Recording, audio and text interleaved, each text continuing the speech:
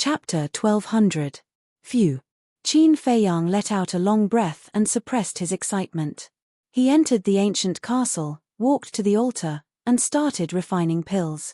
He had refined the 9 reincarnation dragon blood pill many times. Thus, he was able to refine 2 pills with ease. Wolf King opened his eyes and said helplessly, "Little Qin Zi, your cultivation speed is really enviable." Fatso, Viper, 2-winged snow eagle, and the others nodded in agreement. In terms of effort, they worked harder than Qin Feiyang. That was because they cultivated in seclusion in the ancient castle every day. However, the gap between them did not shrink. Instead, it grew bigger and bigger. Viper and Dan Wangcai felt it the most. Back in Qinghai, one of them was an 8-star battle saint while the other was a 9-star battle saint. At that time, Qin Feiyang's cultivation was only a 3-star battle saint. How long had it been? He had already broken through to an 8-star battle saint. After taking the 9 reincarnation dragon blood pill, it would not take long for him to catch up with them. Everyone felt a lot of pressure. Qin Feiyang glanced at them one by one and shook his head with a smile. There is motivation when there is pressure. The pangolin said, "This is not motivation, it's helplessness." Everyone nodded their heads in agreement. When they were with this guy, they had to be prepared to be attacked at any time. Qin Feiyang shook his head and laughed. He sat cross-legged on the ground and focused for a moment before taking a 9 reincarnation dragon blood pill. Fatso said, "Wait, you just left Lu Hong alone outside. Aren't you afraid that Lu Zheng will force himself on her? Do you think he will dare?" Qin Feiyang asked. "Who knows?" Fatso pursed his lips. Qin Feiyang said, "I'll tell you the truth. His liking of Lu Hong is just an excuse. His real goal is to get close to me." "Why would he do that? What's his goal?" Fatso frowned. "Who knows? But as long as it's not Lu Xingchen's people, it's fine." After Qin Feiyang finished speaking, he calmed down and focused on breaking through to the next realm. The energy of the 9 revolutions dragon blood pill was extremely majestic, and it continuously surged into his limbs and bones. He could clearly sense that both his physical body and his essence, qi, and spirit were improving bit by bit. An unknown amount of time passed. Boom! All of a sudden, his aura burst out uncontrollably. Moreover, it was rising at an astonishing speed. Fatso sneakily glanced at Qin Feiyang, then looked at Wolf King, Viper, and the others. With a sinister smile, he said, "How about we make a bet?" "What kind of bet?" Everyone looked at him suspiciously. Fatso said, "Let's bet on whether boss can succeed in one try." "Sure. I bet all my money that he can do it in one go." Without another word, Wolf King took out the Chenkuan bag in his chi-si and threw it on the ground. "I also believe that Qin Feiyang can succeed in one try." "Me too." Winged Snow Eagle, Black Dragon Snake, Ghost Snake Emperor, and Flood Dragon also placed their bets. Finally, they were all betting on Qin Feiyang to succeed in one try. Only Fatso had not placed his bet yet. He hesitated. Originally, he also wanted to bet on Qin Feiyang succeeding in one try, but now that everyone had placed their bets, wouldn't it be meaningless if he also placed his bet? Finally, he gritted his teeth, took out the Chenkuan bag, pressed it on the ground, and said, "Fat Lord bet that he will need to take at least 2 9 revolutions dragon blood pills to succeed." "Brat, just you wait and cry." That's right, with Qin Feiyang's potential, how could he need 2 9 revolutions dragon blood pills? Everyone laughed in Schadenfreude. TSK. Does this 9 revolutions dragon blood pills success in one try have anything to do with his potential? Fatso coldly snorted. He didn't believe it. Everyone was paying close attention to Qin Feiyang. Qin Feiyang's aura was getting stronger and stronger, and he was about to reach the peak of the 8-star battle saint realm. The smile on Viper and the rest's faces became even wider. If nothing went wrong, he would definitely succeed in one try. This was because Viper and Dan Wangcai had both taken the 9 revolutions dragon blood pill before, so they knew how huge the energy of the 9 revolutions dragon blood pill was. Even if it had nothing to do with his potential, Qin Feiyang would definitely be able to break through. Boom! Finally, Qin Feiyang's aura had reached the peak of the 8-star battle saint realm. He was about to break through the shackles and become a 9-star battle saint, but suddenly, his aura began to weaken. What's going on? Wolf King, Viper, and the rest widened their eyes in shock. Haha, needless to say, there must be insufficient energy. Fatso laughed out loud. This was really a glimmer of hope at the end of the tunnel. This shouldn't be. If I can break through in one try, why can't he? Dan Wangxai said with a long face. You have neglected a very serious problem. You have been a 9-star battle saint for a long time, so the probability of success in one try is much higher. Boss has just broken through to the 8-star battle saint realm and hasn't stabilized yet. How can he succeed in one try? Fatty smiled proudly, his face blossoming with joy. Dan Wangxai immediately collapsed to the ground. Just as Fatso was speaking, Qin Feiyang took the second 9 Revolutions Dragon Blood Pill, and majestic energy surged through his limbs and bones again. Boom! He broke through the shackles in one go and became a 9-star battle saint. I lost my entire fortune. Viper cried out in sorrow. As one of the Azure Sea's 10 heroes, he definitely had a lot of wealth, such as medicinal herbs, battle arts, and so on. The reason why he bet everything was because he never thought that he would lose. Wolf King and the rest of the beasts were also dejected.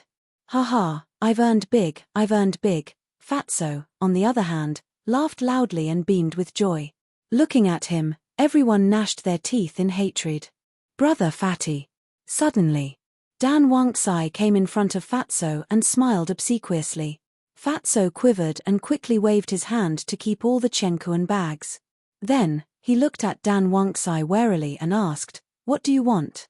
"This, let's discuss it." "There are many important things in my Chenkuan bag," Dan Wangxai said pitifully. Fatso said, "What does it have to do with me? You are the one who wanted to bet." Yes, it's my fault. How about this, you return the Chenkuan bag to me. If you need anything in the future, I will help you unconditionally. Dan Wangxai said. Fatso was stunned and asked, "Really unconditionally?" Dan Wangxai nodded his head like a chicken pecking at rice. Fatso lowered his head and muttered to himself, looking hesitant. Brother Fatty, Dan Wangxai was extremely anxious. As the #1 alchemist in Qinghai, his wealth could be said to be more than the sum of Viper and the others. There were even sacred artifact. Fatso said, "Call me Fat Lord." Okay, Fat Lord. In order to get back the Chenkuan bag, Dan Wangxai was going all out. He would do whatever he was told.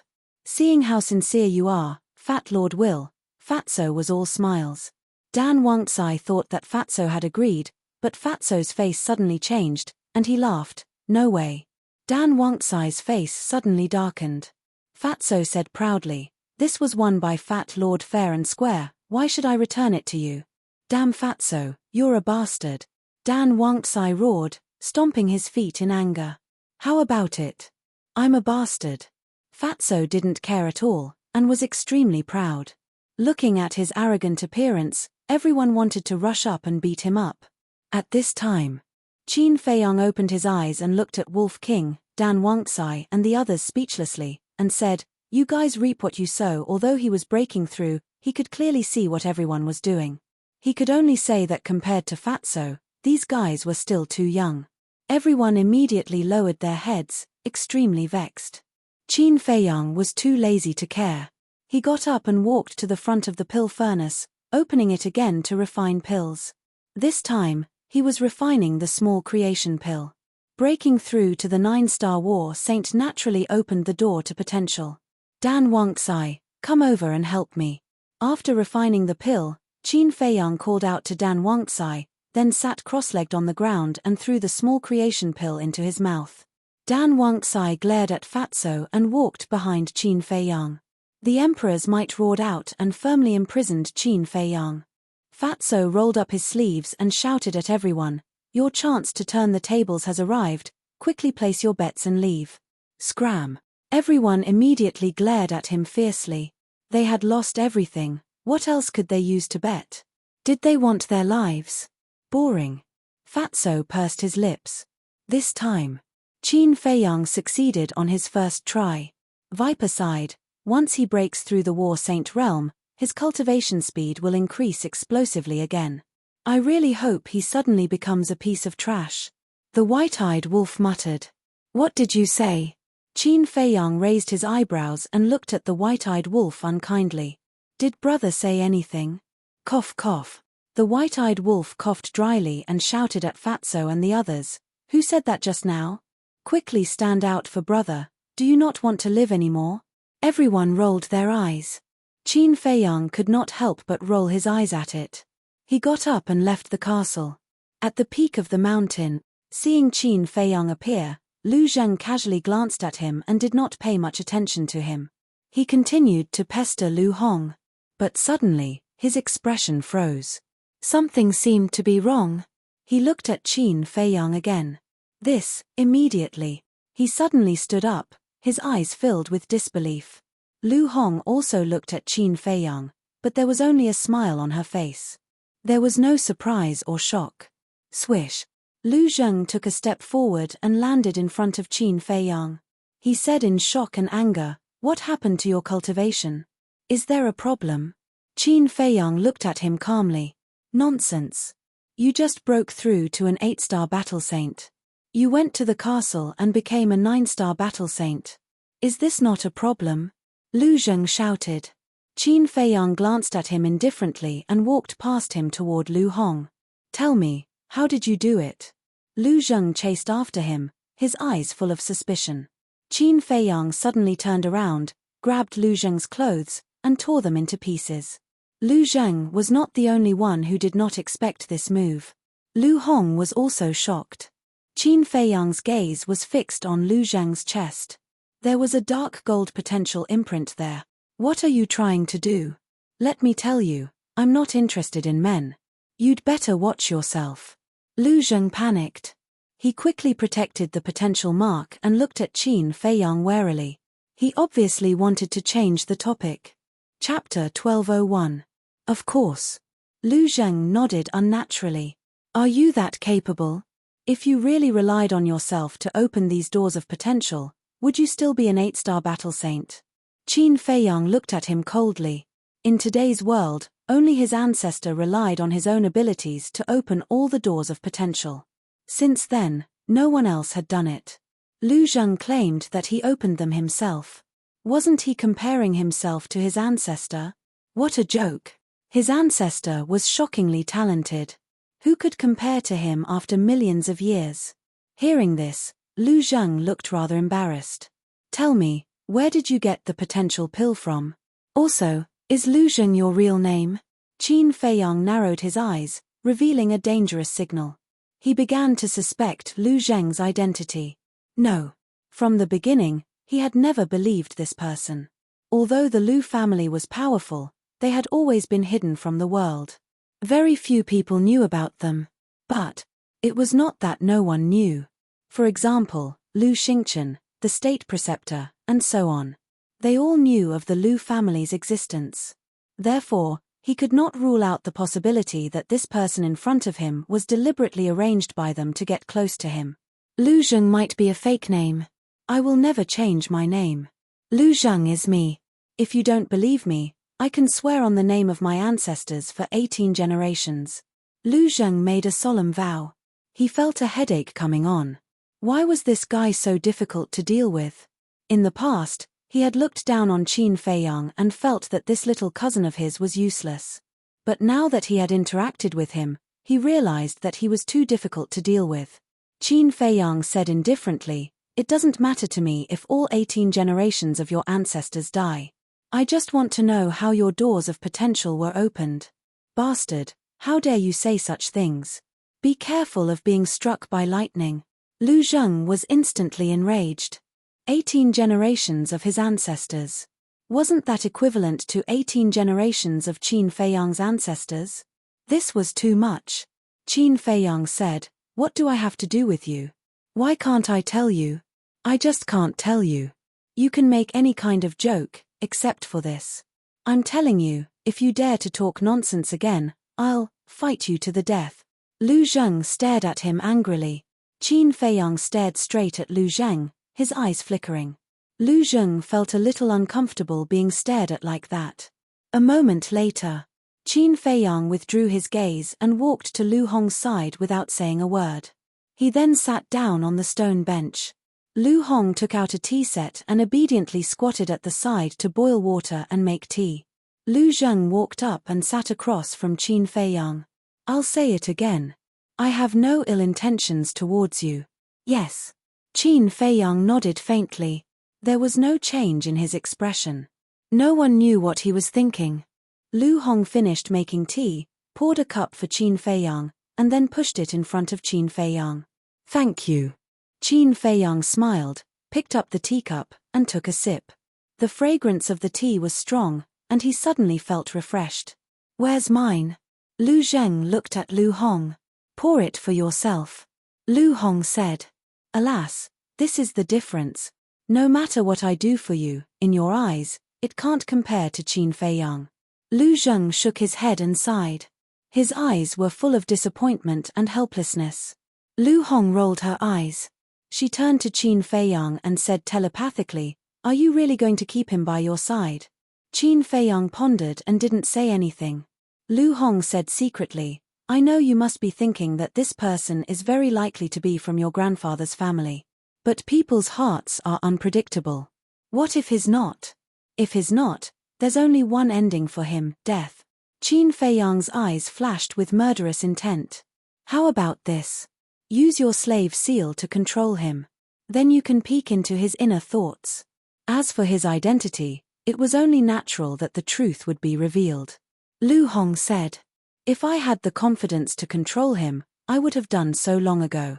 Qin Feiyang said secretly. "What do you mean? Didn't you fight half a month ago? He's no match for you at all." Lu Hong was surprised.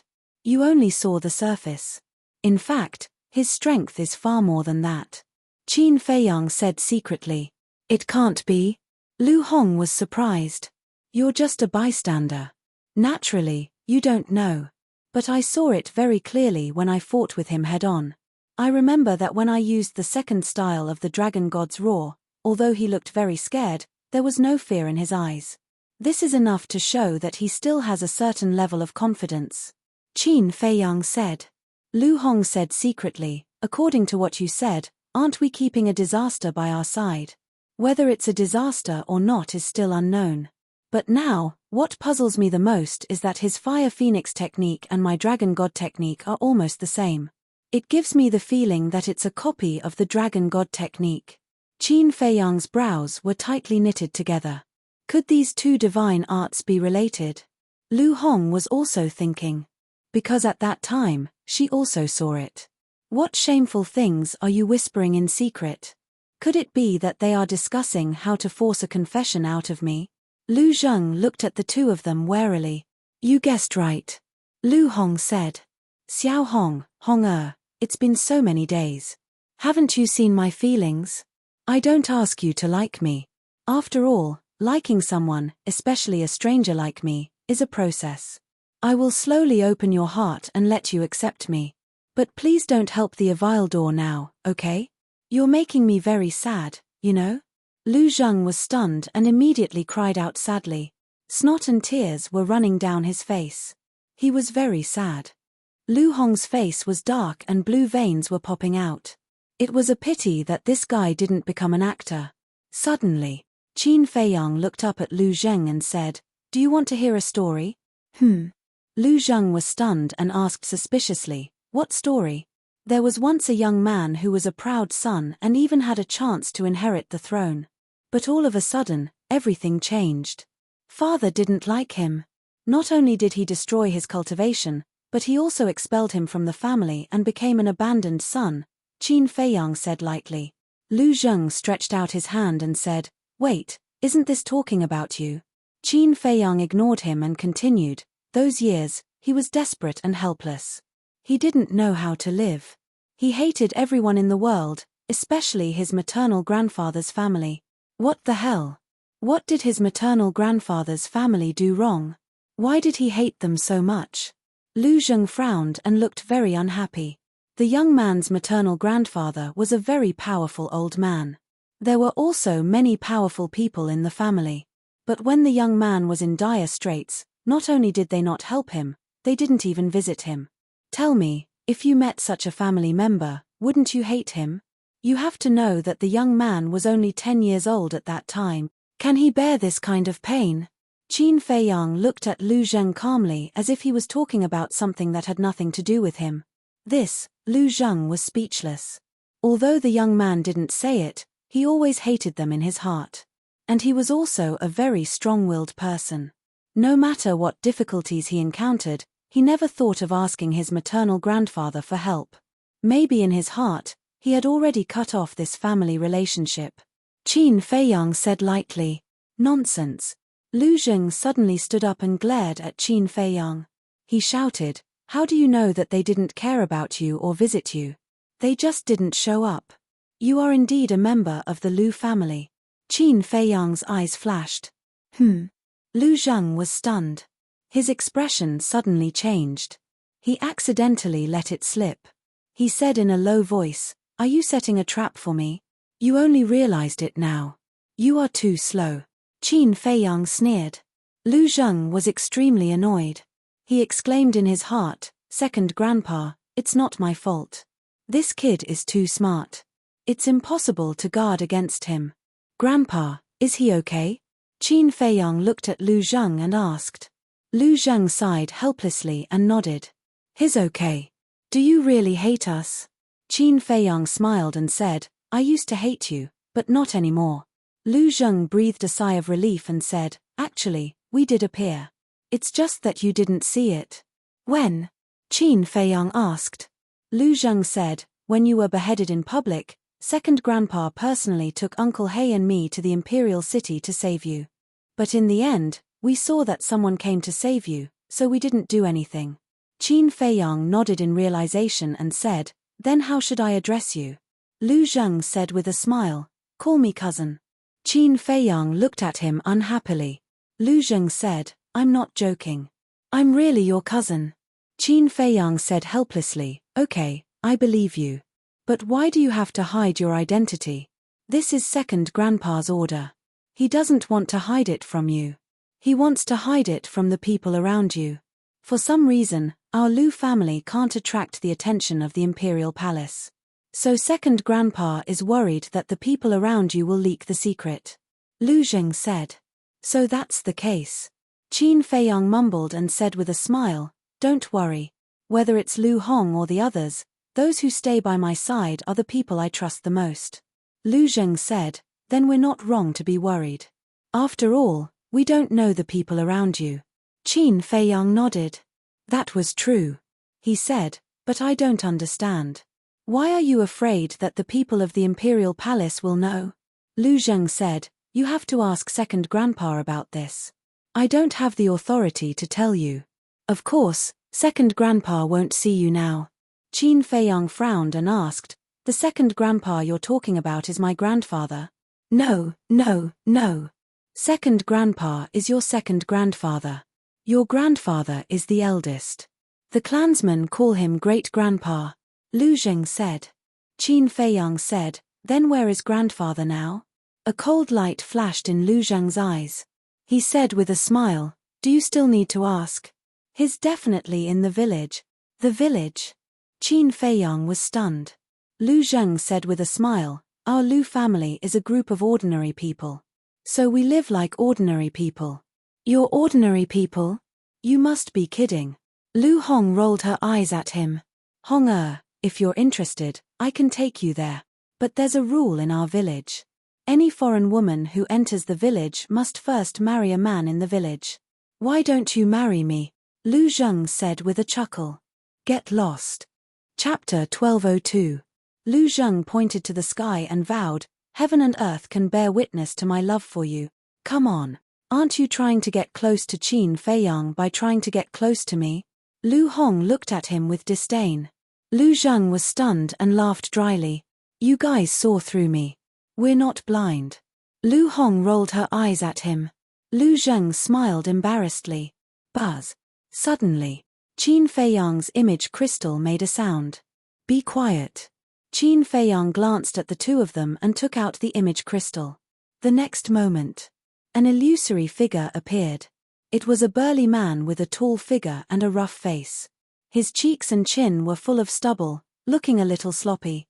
"It's me, Yang Wei," the burly man said. Qin Feiyang asked, "How is it?" "The situation is not optimistic." Yang Wei shook his head. Qin Feiyang's eyes darkened. "What do you mean?" "To get close to the state preceptor, I have to enter the law enforcement hall first, but now I don't even have a way to enter the law enforcement hall. Because the law enforcement hall's recruitment conditions are too harsh, they directly recruit from the War God Temple." Yang Wei said. War God Temple. Qin Feiyang was silent. He naturally knew about this place. Only those with extreme talent and at least a battle sage could enter the War God Temple. The most important thing was that the War God Temple never recruited from the outside. They were selected from the disciples of the temple. And Yang Wei couldn't become a disciple of the temple at all now. The first was cultivation. The second was age. It had already far exceeded the recruitment standards of the temple. "I've already thought of many ways, even finding someone to get in through the back door didn't work, so I can only look for you to see if you have any ideas." Yang Wei was a little anxious. "Don't worry, there will definitely be a way." Qin Feiyang comforted and lowered his head to ponder. "What's going on?" Lu Zheng glanced at Yang Wei and then looked at Lu Hong suspiciously. However, Lu Hong didn't even look at him. She lowered her head and pondered. Suddenly, Qin Feiyang's eyes flashed. He looked up at Yang Wei and said, "Go find the Imperial Advisor and bring him here." "What?" Yang Wei was shocked. Lu Hong and Lu Zheng also looked at Qin Feiyang in surprise. Wasn't bringing the Imperial Tutor here equivalent to digging his own grave? Qin Feiyang said, "Do as I say. It's best if you come back in an hour. I need to make some arrangements first." "All right." Yang Wei nodded, and the shadow disappeared. Lu Hong withdrew her gaze and looked at Qin Feiyang with a frown. "What on earth do you want to do? If we rely on ordinary methods, I don't know how long it will take for Yang Wei to lurk beside the Imperial Advisor. So we have to use some extraordinary means." Qin Feiyang said. Lu Zheng said suspiciously, "You want to use yourself as bait to help Yang Wei?" Qin Feiyang nodded. "Good idea." Lu Zheng gave him a thumbs up. "You call this a good idea?" Lu Hong said angrily. "It is. Think about it. After Yang Wei reports to the Imperial Advisor, the Imperial Advisor will bring people to capture Qin Feiyang. At that time, he will definitely reward Yang Wei. Yang Wei can take advantage of the situation and propose to follow the Imperial Advisor. And when the Imperial Advisor sees that Yang Wei has made a contribution, he may agree at once. It can be said that there is no other way more direct and effective than this." Lu Zheng said. Lu Hong said, "Of course I know what you said, but this is too risky." "I don't agree." Qin Feiyang said with a smile, "Don't worry, I have other arrangements." "Nothing will happen." "What arrangements?" Lu Hong frowned. Qin Feiyang took out the image crystal and poured his battle qi into it. Buzz. After a while, a familiar figure appeared in the void. It was Lu Xingchen. Lu Xingchen asked with a smile, "What can I do for you, Brother Qin?" Qin Feiyang said, "I need your help with something." "Come to the Black Dragon Pool." Lu Xingchen said, "I know you don't come to me for no reason. Do you want to go now?" Qin Feiyang nodded. "Okay. I'll be right there." Lu Xingchen nodded and turned off the image crystal. "Why does your relationship with Lu Xingchen seem a little unusual? Don't tell me you've really joined forces with him. As your cousin, I have to tell you seriously that you must never betray the great Qin Empire." Lu Zheng said solemnly. "No matter how much of a bastard I am, I won't forget my roots.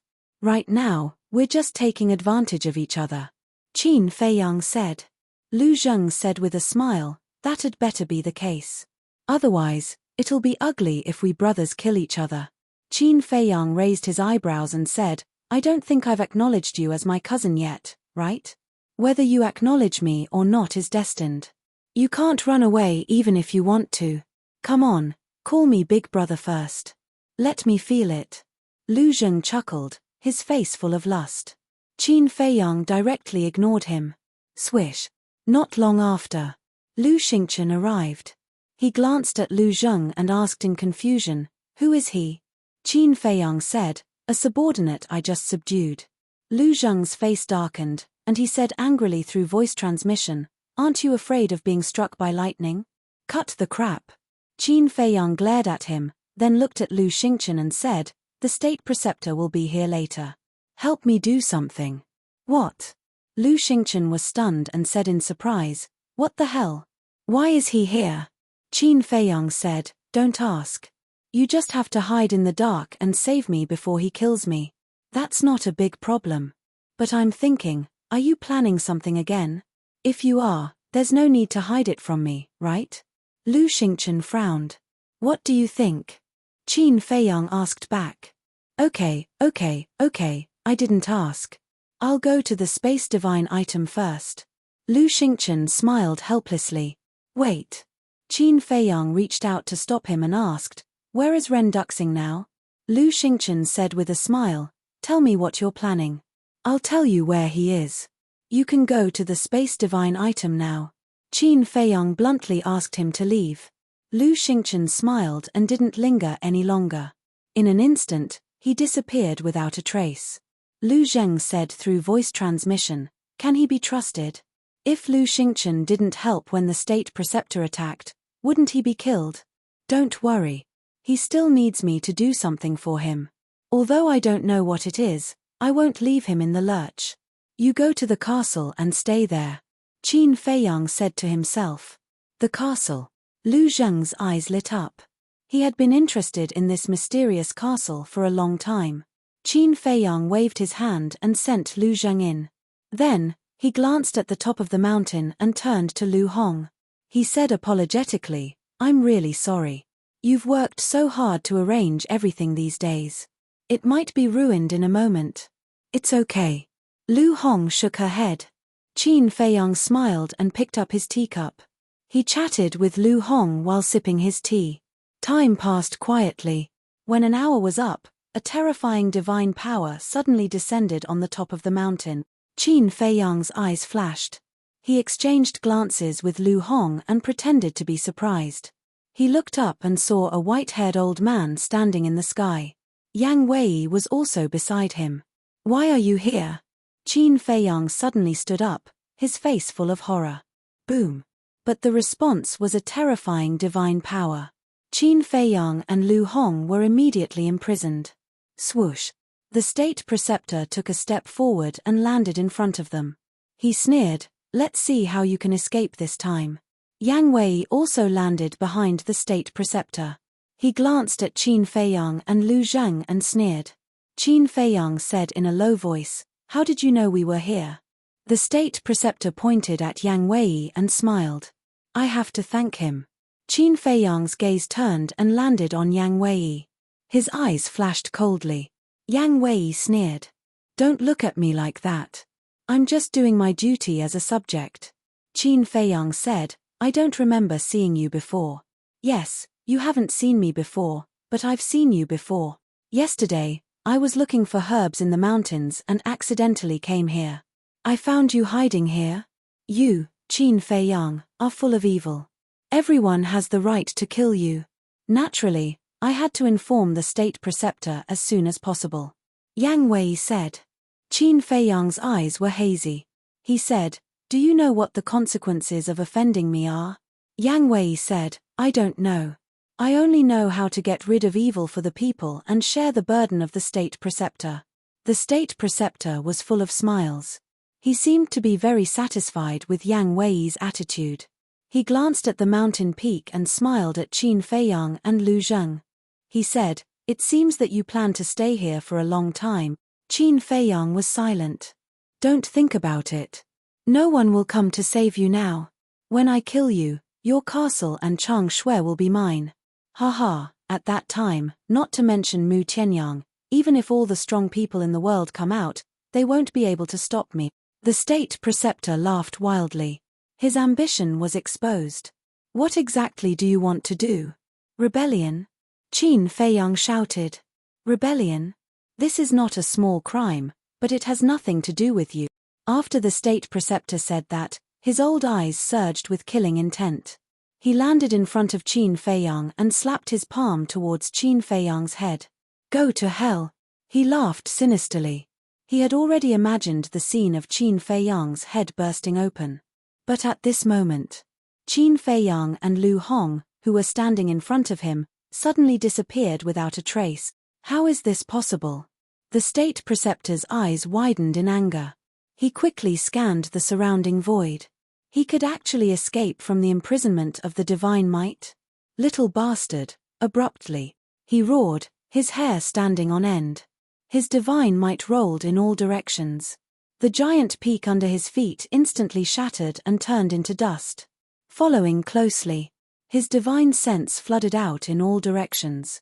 However, wherever his divine sense went, he did not catch Qin Feiyang's aura, nor did he find any traces of the castle. This is impossible. His old face was filled with disbelief. How did this little bastard do it? Yang Wei's eyes flashed slightly, revealing a look of horror, and muttered, I actually let him escape. This time it's over, he definitely won't let me go. What should I do? I don't want to die yet.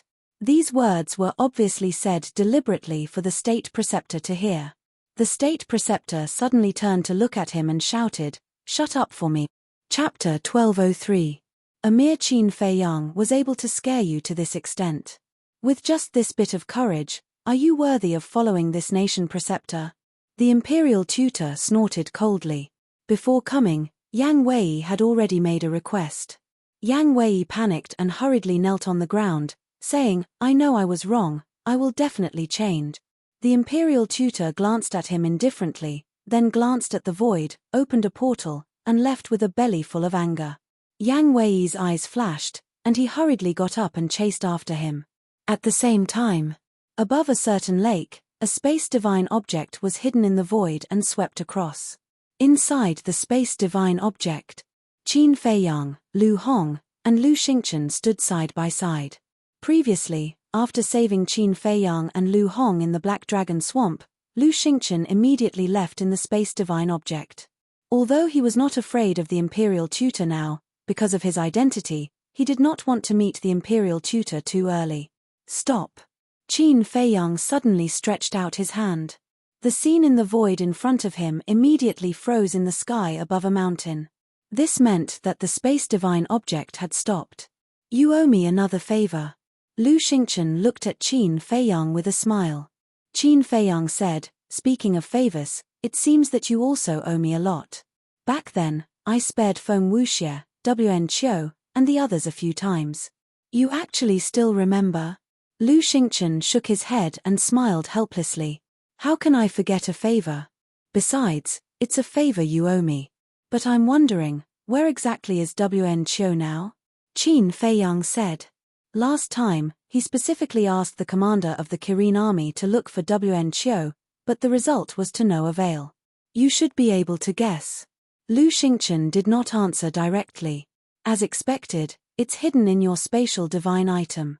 Qin Feiyang smiled coldly, glanced at the secret room in front of him, and said, I remember you said that this secret room is only a part of your spatial divine item? Yes. Lu Xingchen nodded. Qin Feiyang said, Then are you interested in taking me to other places? Lu Xingchen smiled and said, I don't think there's a need for that, because you've seen it before and even entered it. You have. Qin Feiyang frowned. Lu Xingchen said, That's right. Do you remember the valley you found in the Desert of Death? Qin Feiyang suddenly understood. It turned out that the valley was a spatial divine object. Since we're working together now, can you tell me if you've subdued anyone else other than Dong Qing, Zhong Jin, and Wn Qiu? Qin Feiyang said. There is. And they're all people you know. But you can only guess who they are. Don't say that I'm not sincere. After all, I didn't see your sincerity either. Lu Xingchen chuckled. Qin Feiyang's eyes flashed, and he said indifferently, Okay, I didn't ask. Send us out. Okay. But before we leave, I want to tell you something. Have you heard of the Sea of Reincarnation? Lu Xingchen said. The Sea of Reincarnation. Qin Feiyang's eyes trembled, and a trace of fear crawled up his face. It seems that you've heard of it. If you're interested, You can go there. I promise you won't go in vain. After saying that, Lu Xingchen waved his hand and directly sent Qin Feiyang out. Then, he drove the spatial divine item and disappeared at the end of the mountain range without looking back. Lu Hong glanced at the void and said telepathically, "What kind of place is the Sea of Reincarnation?" The Sea of Reincarnation is the most terrifying forbidden area of the Great Qin Empire. It's located in the extreme north of the imperial capital. It's said that even the gods don't dare to set foot there. Qin Feiyang said in a deep voice. When he was young, he had read about the Sea of Reincarnation in an ancient history book. It was a very terrifying place.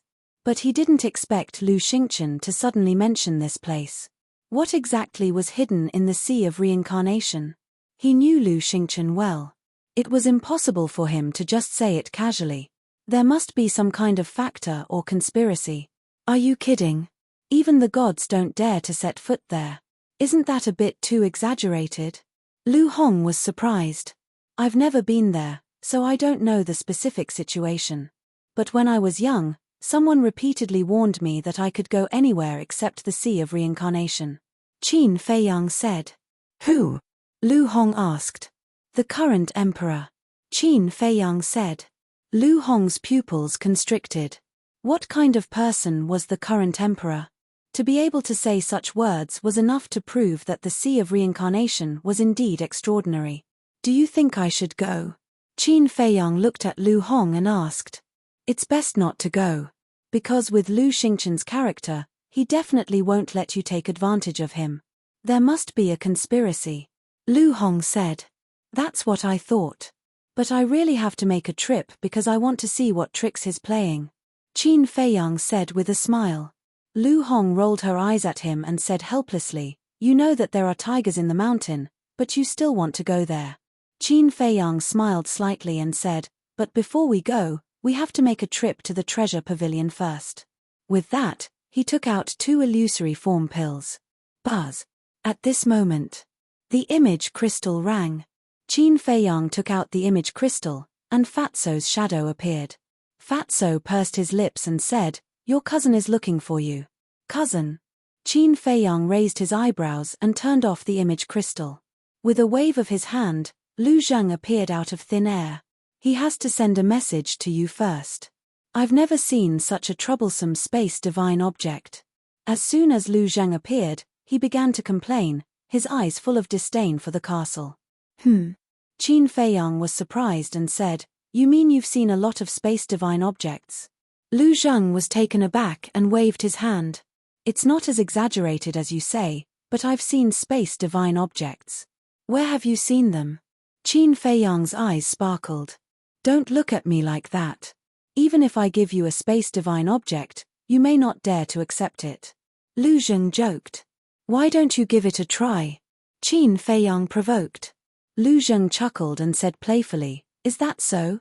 What if I say that the owner of this space divine object is your grandfather? My grandfather also has a space divine object.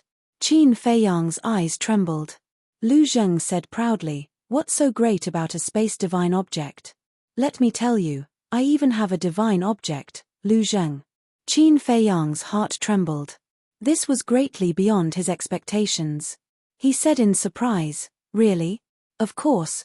Why do you think the emperors of the past were so afraid of the Lu family? I'm not afraid to tell you the truth. If it weren't for the existence of the Lu family, you and your mother, who is my aunt, would have already gone to hell. Lu Zheng smiled coldly and arrogantly. Qin Feiyang sucked in a breath of cold air. He never expected that the foundation of his grandfather's family was so terrifying. But there was another problem. Since the Lu family was so strong, why didn't they dare to enter the imperial city openly? What kind of secret was hidden in this? Lu Zheng glanced at him and said indifferently, Don't think about it. There are some things that you will never think of in your lifetime. Huff. Qin Feiyang took a deep breath and calmed his emotions. He asked, Why are you looking for me? Lu Zheng chuckled and said, Aren't you going to the imperial city? I happen to want to go shopping too. I'm not going to play. Qin Feiyang frowned. You do your thing, and I'll play mine. What's the matter? Lu Zheng asked back. Qin Feiyang shrugged helplessly. He took a phantom pill and gave the other to Lu Hong. Qin Feiyang disguised himself as a thin and sickly young man. Lu Hong only changed her facial features slightly, but she still looked so charming. Lu Zheng touched his chin and looked at Lu Hong with a frivolous look. He said with a smirk, "You're not a particularly charming woman, but why do I like you more and more? Hooligan." Of course, Lu Hong didn't look happy. Qin Feiyang raised his eyebrows and took out a phantom pill. He looked at Lu Zheng and said, "Do you need it?" "Of course. Although I rarely go to the Imperial City, some old monsters in the Imperial City still know me. After all, I'm young, rich, and talented. I can't keep a low profile even if I want to." Lu Zheng snatched the phantom pill and threw it into his mouth. "Idiot, right?" Lu Hong rolled her eyes. Lu Zheng suddenly felt wronged and said, "Am I so unbearable in your heart? I'm so sad. Get lost." Lu Hong's face darkened. Didn't this bastard have a serious moment? Lu Zheng chuckled. The next moment, he turned into a devilish young man, wearing a purple robe. His skin was as white as jade, and his long purple hair was extremely flamboyant. Moreover, he also took out a folding fan from his Chengkuan bag and waved it leisurely. Looking at Qin Feiyang and Lu Zheng, he said with an evil smile, "How about it? Am I handsome now?" Lu Hong looked him up and down and said seriously, "Put on some makeup, wear a dress, and tie a ponytail. You'll definitely be more handsome." The smile on Lu Zheng's face suddenly froze. Wasn't she saying that he was a sissy? "I didn't expect a little girl like you to have such a sharp tongue. But I like it." "Are you ready?" Lu Zheng said. "Ready for what?" Lu Hong didn't understand. Lu Zheng said with an evil smile, "Ready to accept my bombardment of pursuit. Don't be narcissistic. Even if I become a nun, I won't like a man like you." Lu Hong snorted coldly. "It's okay. If you become a nun, I'll become a monk. Then we'll be more compatible."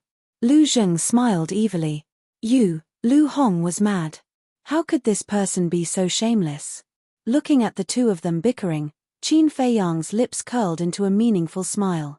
If Lu Zheng really liked Lu Hong, then this could be considered a good thing. After all, Lu Zheng, whether it was his family background or his own conditions, was completely compatible with Lu Hong. However, was Lu Zheng joking, or was he really interested? It still needed to be confirmed. Buzz. He waved his hand and opened the portal. Looking at the two of them, he said with a faint smile, "Let's go." After that, he took the lead and stepped into the portal. "I'm telling you, stop fooling around." Lu Hong glared fiercely at Lu Zheng, then turned and followed him in. She said this because she was worried that Qin Feiyang would misunderstand. Because there was only one person in her heart, and that was Qin Feiyang. "Fooling around?" Lu Zheng gave an enigmatic smile and stepped into the portal as well. Empire City. The first district could be said to be the most prosperous district in Empire City. That was because there were countless wealthy and influential people gathered here. Chapter 1204. Precious Treasure Pavilion was undoubtedly the most bustling place in the first district. 4 black-robed guards stood upright on both sides of the entrance, watching the people entering and exiting with eagle-like eyes that were extremely sharp. They were in charge of maintaining the order of Precious Treasure Pavilion and could not be distracted at any time. In front of the entrance, on the streets, more than 10 young men and women walked side by side. The men had a heroic aura. The women were young and beautiful. They wore bright and beautiful clothes and exuded an extraordinary aura. It was obvious that they were from wealthy families. A black-robed young man smiled. "Brother Haolong, I didn't expect that you would come to Precious Treasure Pavilion as well. I didn't want to come either. Fei Fei was the one who dragged me here." The person called Brother Haolong shook his head helplessly. He was 7 feet tall. He wore a luxurious purple robe. His features were handsome and his black hair was like a waterfall. He was rather handsome, but there was arrogance between his brows. Walking with this person was a young woman in her prime. She was also wearing a luxurious purple dress. She was quite pretty. However, her pretentious appearance made one feel uncomfortable. The two of them held hands intimately and looked like a pair of lovers. Brother Haolong, Sister Feifei, the two of you are truly a match made in heaven. A white-robed young man at the side smiled, and the flattery in his words was clear. Of course. In the entire capital, who else is worthy of Feifei other than me? The purple-robed young man said proudly. That's right, that's right. Brother Haolong is handsome and extremely talented. He's an unparalleled talent of the capital. Most importantly, Brother Haolong has a strong brother who is known as the #1 monster incarnate of the capital. We can never compare to him. The group of young men and women laughed. The purple-robed young man had a proud expression and enjoyed the feeling of superiority. How shameless. However, the group of people did not notice that there were two men and a woman behind them. One of them had a sickly face and was extremely weak. The other was devilish and eye-catching. The remaining woman had a picturesque appearance and her clothes fluttered, making one want to take a few more glances. That was right. They were Qin Feiyang, Lu Zheng, and Lu Hong. After entering the first district, they followed the group of people in front of them and walked towards the treasure pavilion. At first, they didn't care. But when he heard their conversation, it turned out that they were a group of rich playboys. Actually, being a silk pants wasn't a big deal because there was no lack of silk pants in Imperial City. But, as a silk pants, not only did he not know his own limits, he even took pride in it and was immensely complacent. This made people feel disgusted. Therefore, Lu Hong could not help but mutter, her eyes filled with disgust. Just get used to it. Qin Feiyang said with a smile. It's not a matter of habit. It's a matter of principle. Look at them. Each and every one of them is ignorant and incompetent, arrogant and lascivious.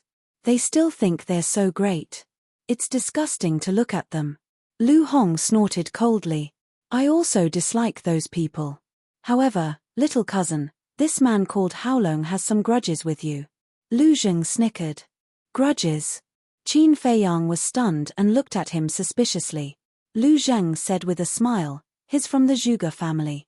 His full name is Zhuge Haolong. He's Zhuge Mingyang's cousin. Qin Feiyang suddenly understood. What do you think? Do you have an urge to beat him up? Lu Zheng smirked. Beat him up? Qin Feiyang shook his head and smiled. He's just a clown. He can't arouse my interest. If it was Zhuge Mingyang, it would be a different story. You're not interested, but I am. Lu Zheng chuckled and shook his head with a sigh. They're all Marquis descendants, but they're all licking their faces to curry favor with others. How pathetic. His voice was not loud, but it could clearly reach the ears of Zhuge Haolong and the others. The group of people was stunned. They turned to look at Lu Zheng and did not pay much attention to him. They thought that Lu Zheng was talking about someone else. Qin Feiyang and Zhuge Haolong were also very dissatisfied with Lu Zheng's actions. Lu Hong furrowed her beautiful brows and said unhappily, You came all the way here just to make trouble for us. This is considered trouble. You think too highly of them, Lu Zheng said disdainfully. You're very arrogant, aren't you? Lu Hong said with a dark face. In this situation, it was naturally best to keep a low profile as much as possible. Because if they caused any big trouble, it would not benefit them at all.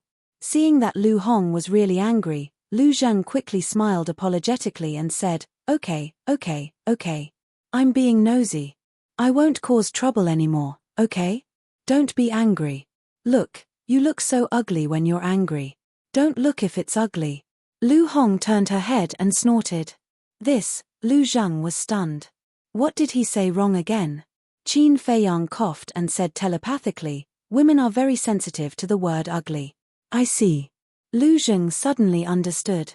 Qin Feiyang said in amusement, Your EQ is not good. You have to learn more from others. Humph. You speak as if you're very good.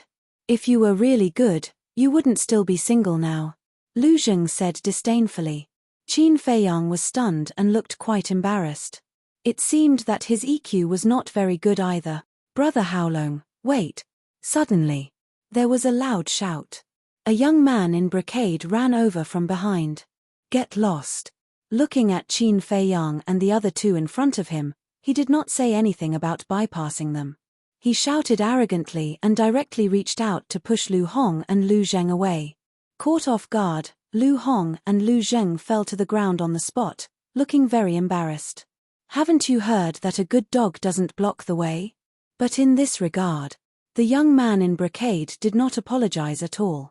Instead, he looked at Lu Hong and Lu Zheng arrogantly and shouted. Then, the young man in brocade swaggered toward Zhuge Haolong and the others without looking back. My bad temper. Lu Zheng was immediately angry. He got up from the ground, rolled up his sleeves, and walked angrily toward the young man in brocade. Lu Hong got up and pulled him. How can you tolerate this? Lu Zheng raised his eyebrows. Lu Hong tidied up her dress and hair, glanced at the young man in brocade, and said lightly, if we bite back after being bitten by a dog, what's the difference between us and a dog? This, Lu Zheng was stunned and laughed. Hong is right. We can't be dogs that bite people. Who are you calling a dog? The young man in brocade suddenly turned around and stared fiercely at Lu Zheng and Lu Hong. Zhuge Haolong and the others had already stopped when they heard the young man in brocade, so they also heard it. They looked at Lu Hong and Lu Zheng with a trace of hostility in their eyes. What's going on?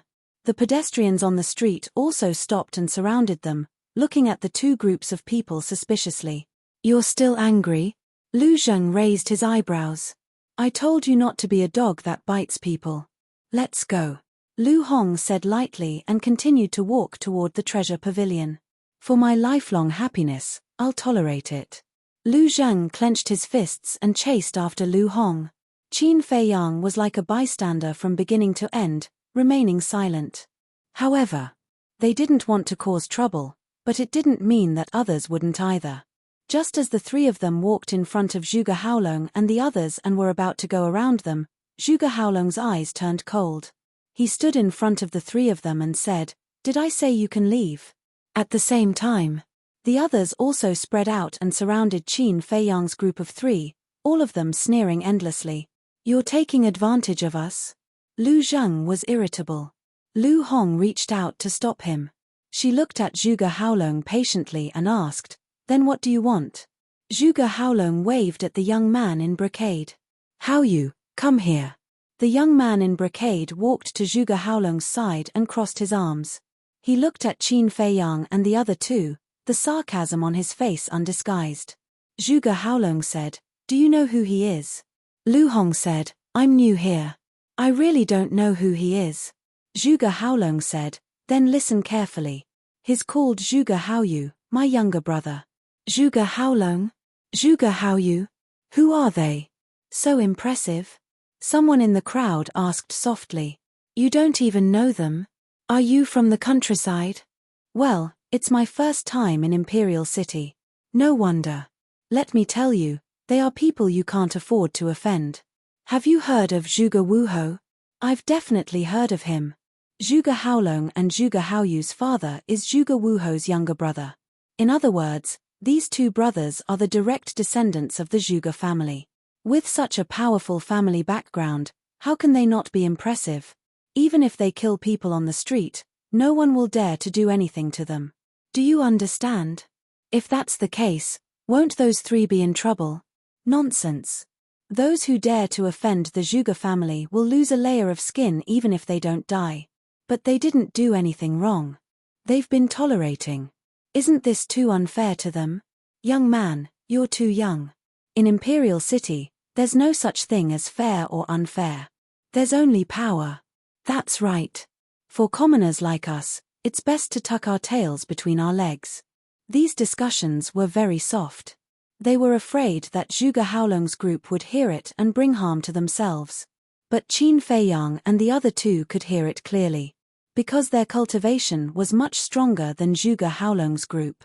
The strongest in Zhuge Haolong's group was only a 1-star combat emperor.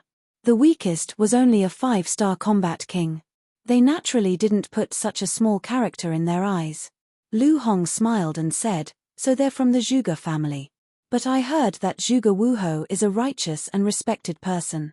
But how can his descendants be a group of dogs that bite people? She's actually humiliating Zhuge Haolong? Is she really not afraid of death? This Zhuge Haolong is relying on the power of the martial Marquis government. He can do anything. Yeah, he used to do evil in Imperial City. He bullied people and women. And I also heard that Zhuge Mingyang took good care of him. Zhuge Mingyang is the #1 monster in the Imperial City.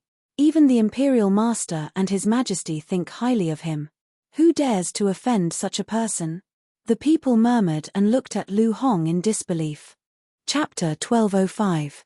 Zhuge Mingyang, Qin Feiyang muttered. Zhuge Mingyang had indeed contributed greatly to the Zhuge family's current status. In the past, Zhuge Wuhou and the other Wuhou had similar statuses. But because of the birth of Zhuge Mingyang, this peerless talent, Zhuge Wuhou's status in the imperial capital slowly surpassed the other Wuhou. As the saying goes, a mother's status depends on her son. And now, this saying was very suitable for Zhuge Wuhou. Say it again if you have the guts. Towards Lu Hong's repeated humiliations, Zhuge Haolong and Zhuge Haoyu's eyes were filled with killing intent. Lu Hong said indifferently, "I'm not in the mood to talk nonsense with dogs, Scram. You're courting death." Zhuge Haolong's gaze turned cold as he slapped towards Lu Hong. Slap. However, Lu Hong was one step ahead of him. She slapped Zhuge Haolong's face solidly. A blood-red palm print immediately appeared on Zhuge Haolong's face. You dare to hit me?" Zhuge Haolong was stunned. He touched his burning face and looked at Lu Hong in disbelief.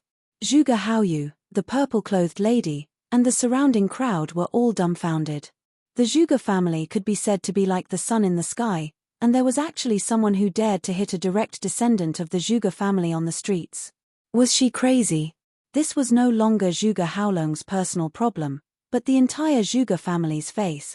Hitting you is considered light. Don't provoke me again. It's not a problem to kill you if you deny it.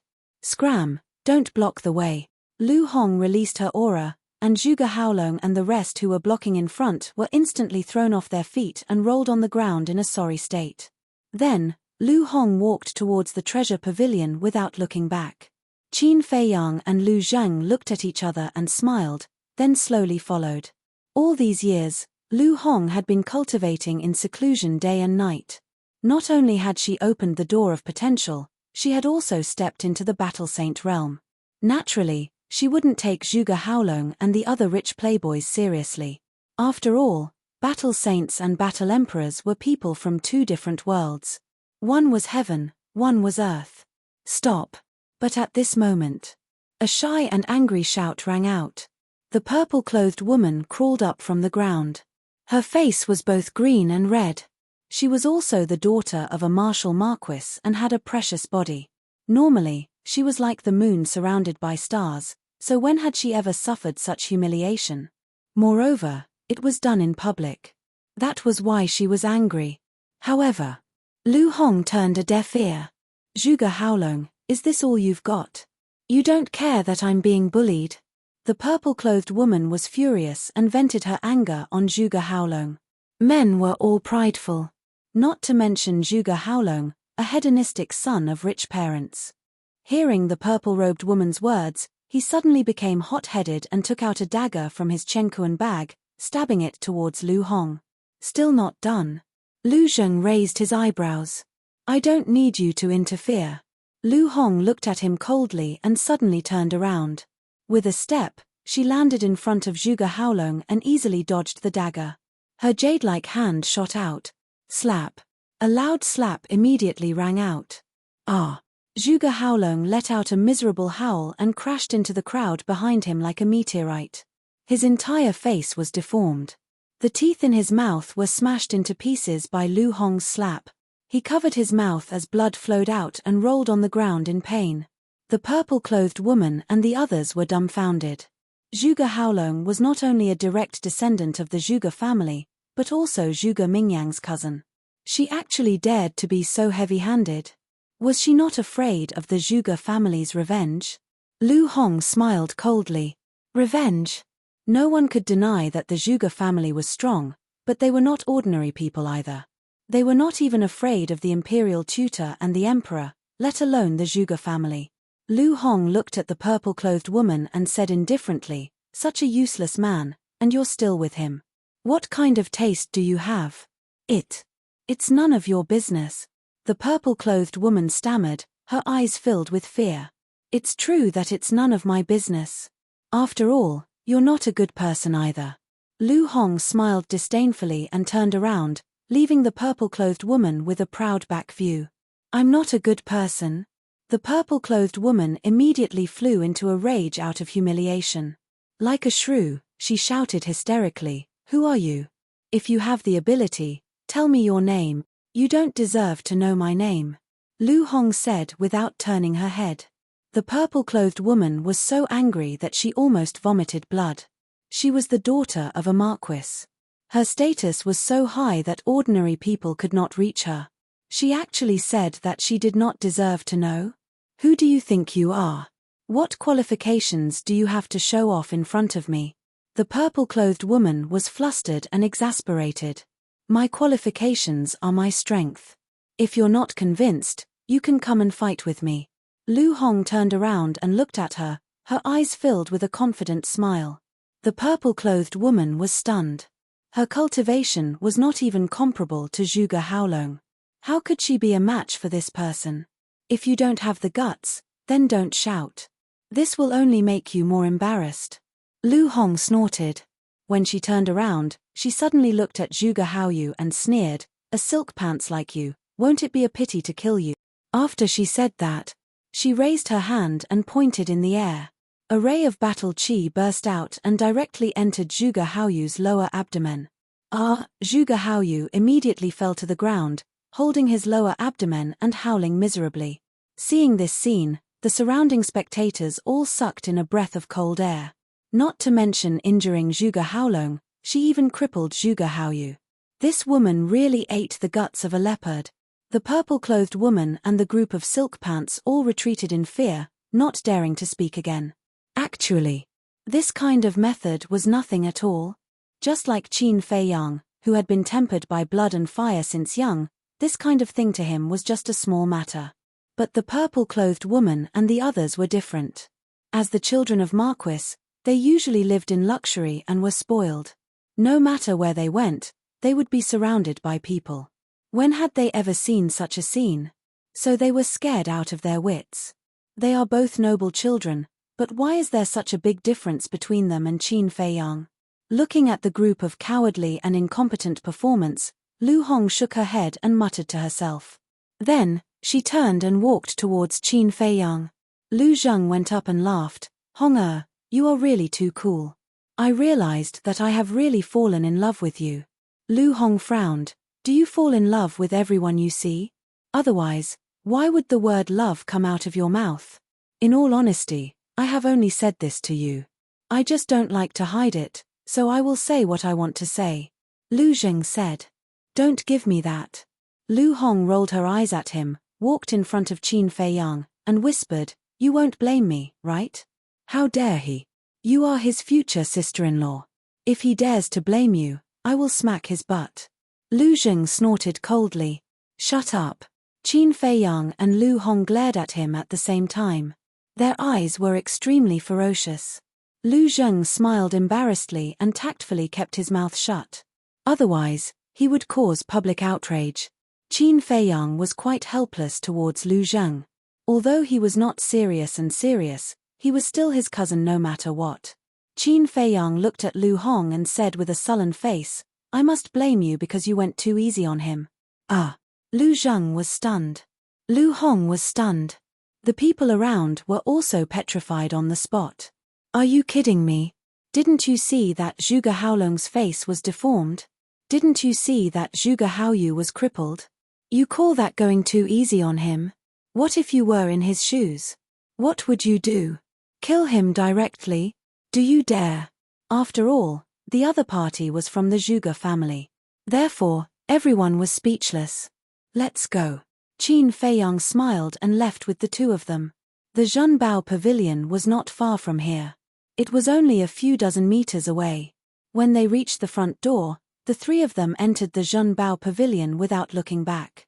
The 4 guards in front of the door looked at the three of them and swallowed their saliva. They even dared to beat up a descendant of the Zhuge family. Either it was their first time in the imperial city and they were like newborn calves who were not afraid of tigers, or their background was not simple. Brother Haolong, Brother Haoyu, are you all right? When Qin Feiyang and the other two entered the Zhenbao pavilion, the group of rich kids immediately rushed forward and helped the two of them up. I'm fine. Zhuge Haolong waved his hand and stared at the door of the Zhenbao pavilion. His eyes flashed with a cold light. The woman in purple snorted coldly and turned to leave. A young man in white hurriedly said, Sister Feifei, where are you going?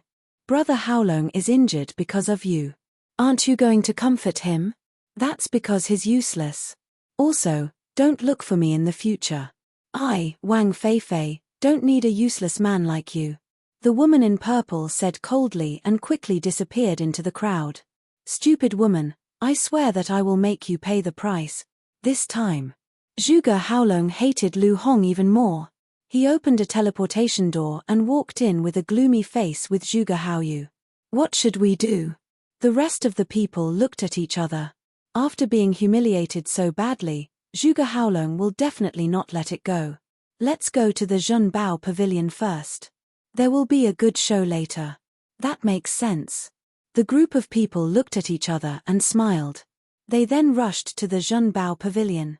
Although they were all complimenting Zhuge Haolong on the surface, they were all hiding something in their hearts. To put it bluntly, they were just pretending to obey. Young masters, young mistress, what do you need? In the Zhenbao pavilion. A woman in red walked in front of Qin Feiyang and the other two and asked politely with a smile. The people in the Zhenbao pavilion also knew about what happened outside. They looked at Qin Feiyang and the other two with curiosity. Qin Feiyang smiled and said, I want to see Sun Dahai. Sun Dahai was the manager here, commonly known as Elder Sunday. The woman in red was stunned. They wanted to see the manager as soon as they entered. Could it be that these three people really had a big background? But she more or less knew a little about the rich and powerful disciples in the imperial city. She didn't seem to know these three people in front of her. Then please wait for a moment.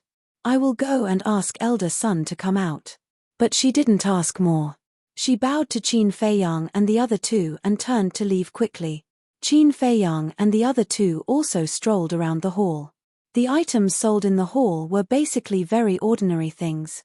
But sometimes, if one was lucky, they would encounter one or two valuable treasures. Come over and take a look. This thing looks very strange.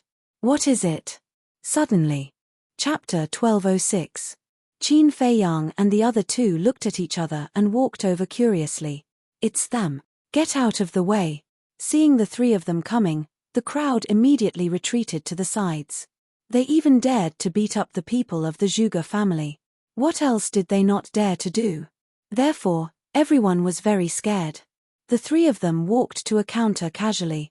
The counter was made of transparent glass. They could clearly see that there was a jade box inside. The jade box was the size of an adult's palm.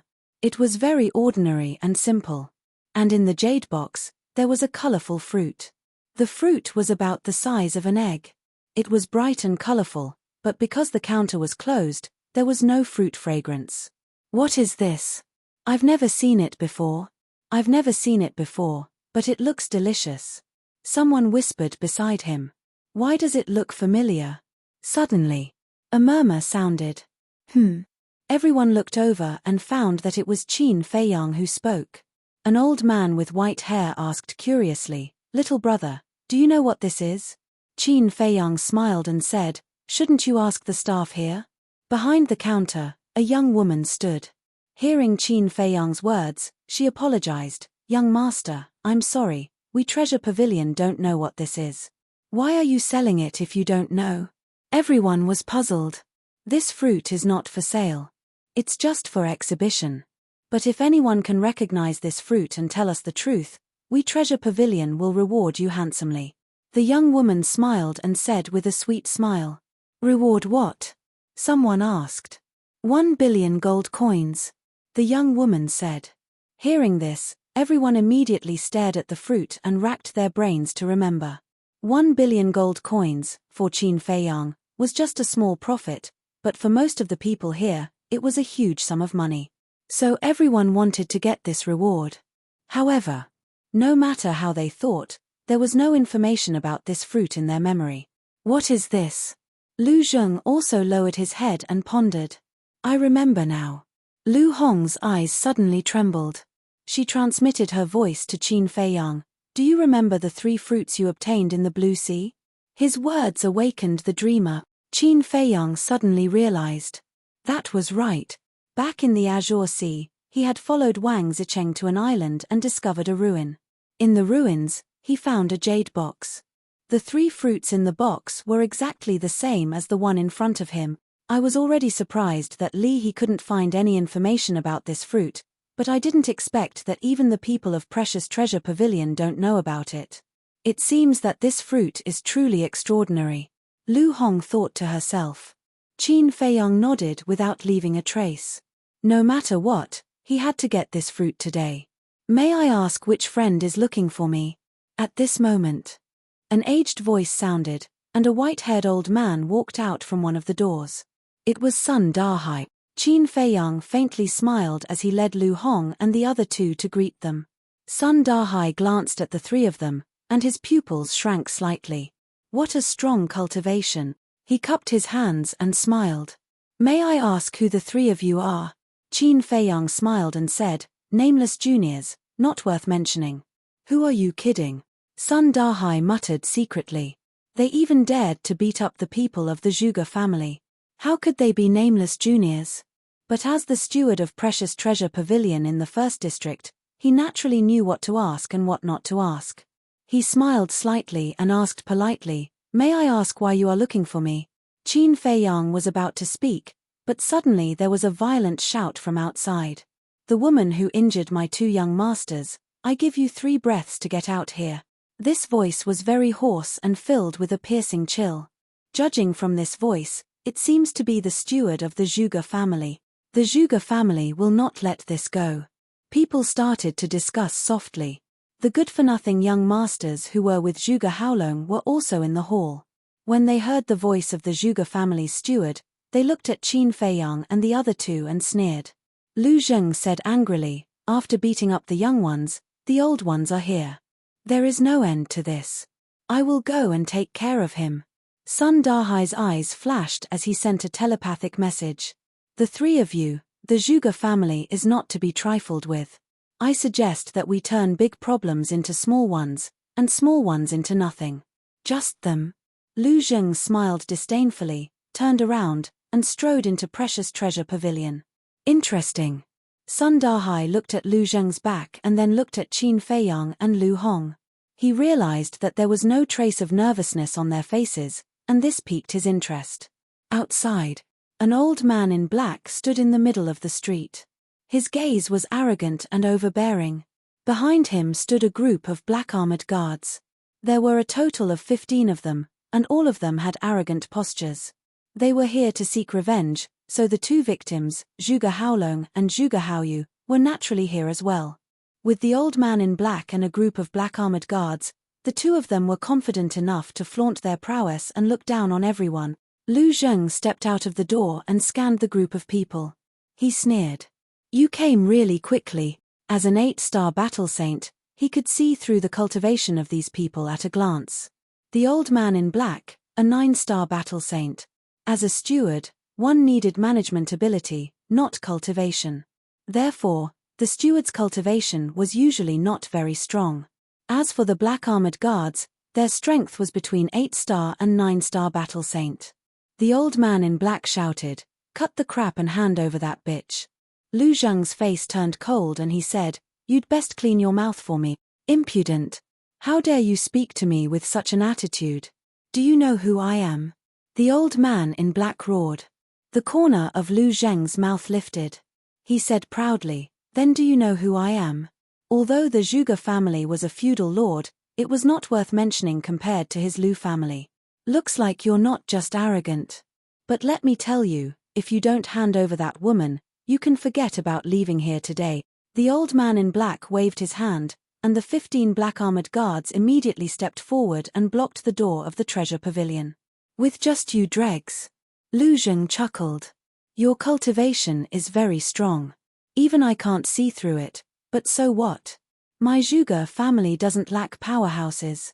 As long as I send a message, a large number of powerhouses will immediately come to support us. At that time, it won't be as simple as just handing over that woman. You and the other person will die. So, you'd better be sensible. The old man in black sneered. The other person was naturally Qin Feiyang. Ha ha, Lu Zheng threw his head back and laughed. The old man in black's eyes flashed with murderous intent. He laughed sinisterly. Looks like you refuse a toast only to be forced to drink a forfeit. Then, he took out an image crystal and prepared to call for reinforcements. Actually, before coming, he had asked Zhuge Haolong and Lu Zheng what their cultivation was.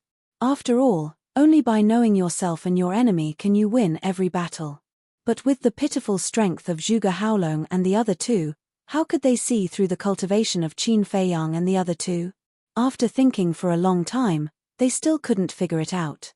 Seeing that they couldn't tell the other's cultivation, the old man in black asked about Qin Feiyang and the other two's ages.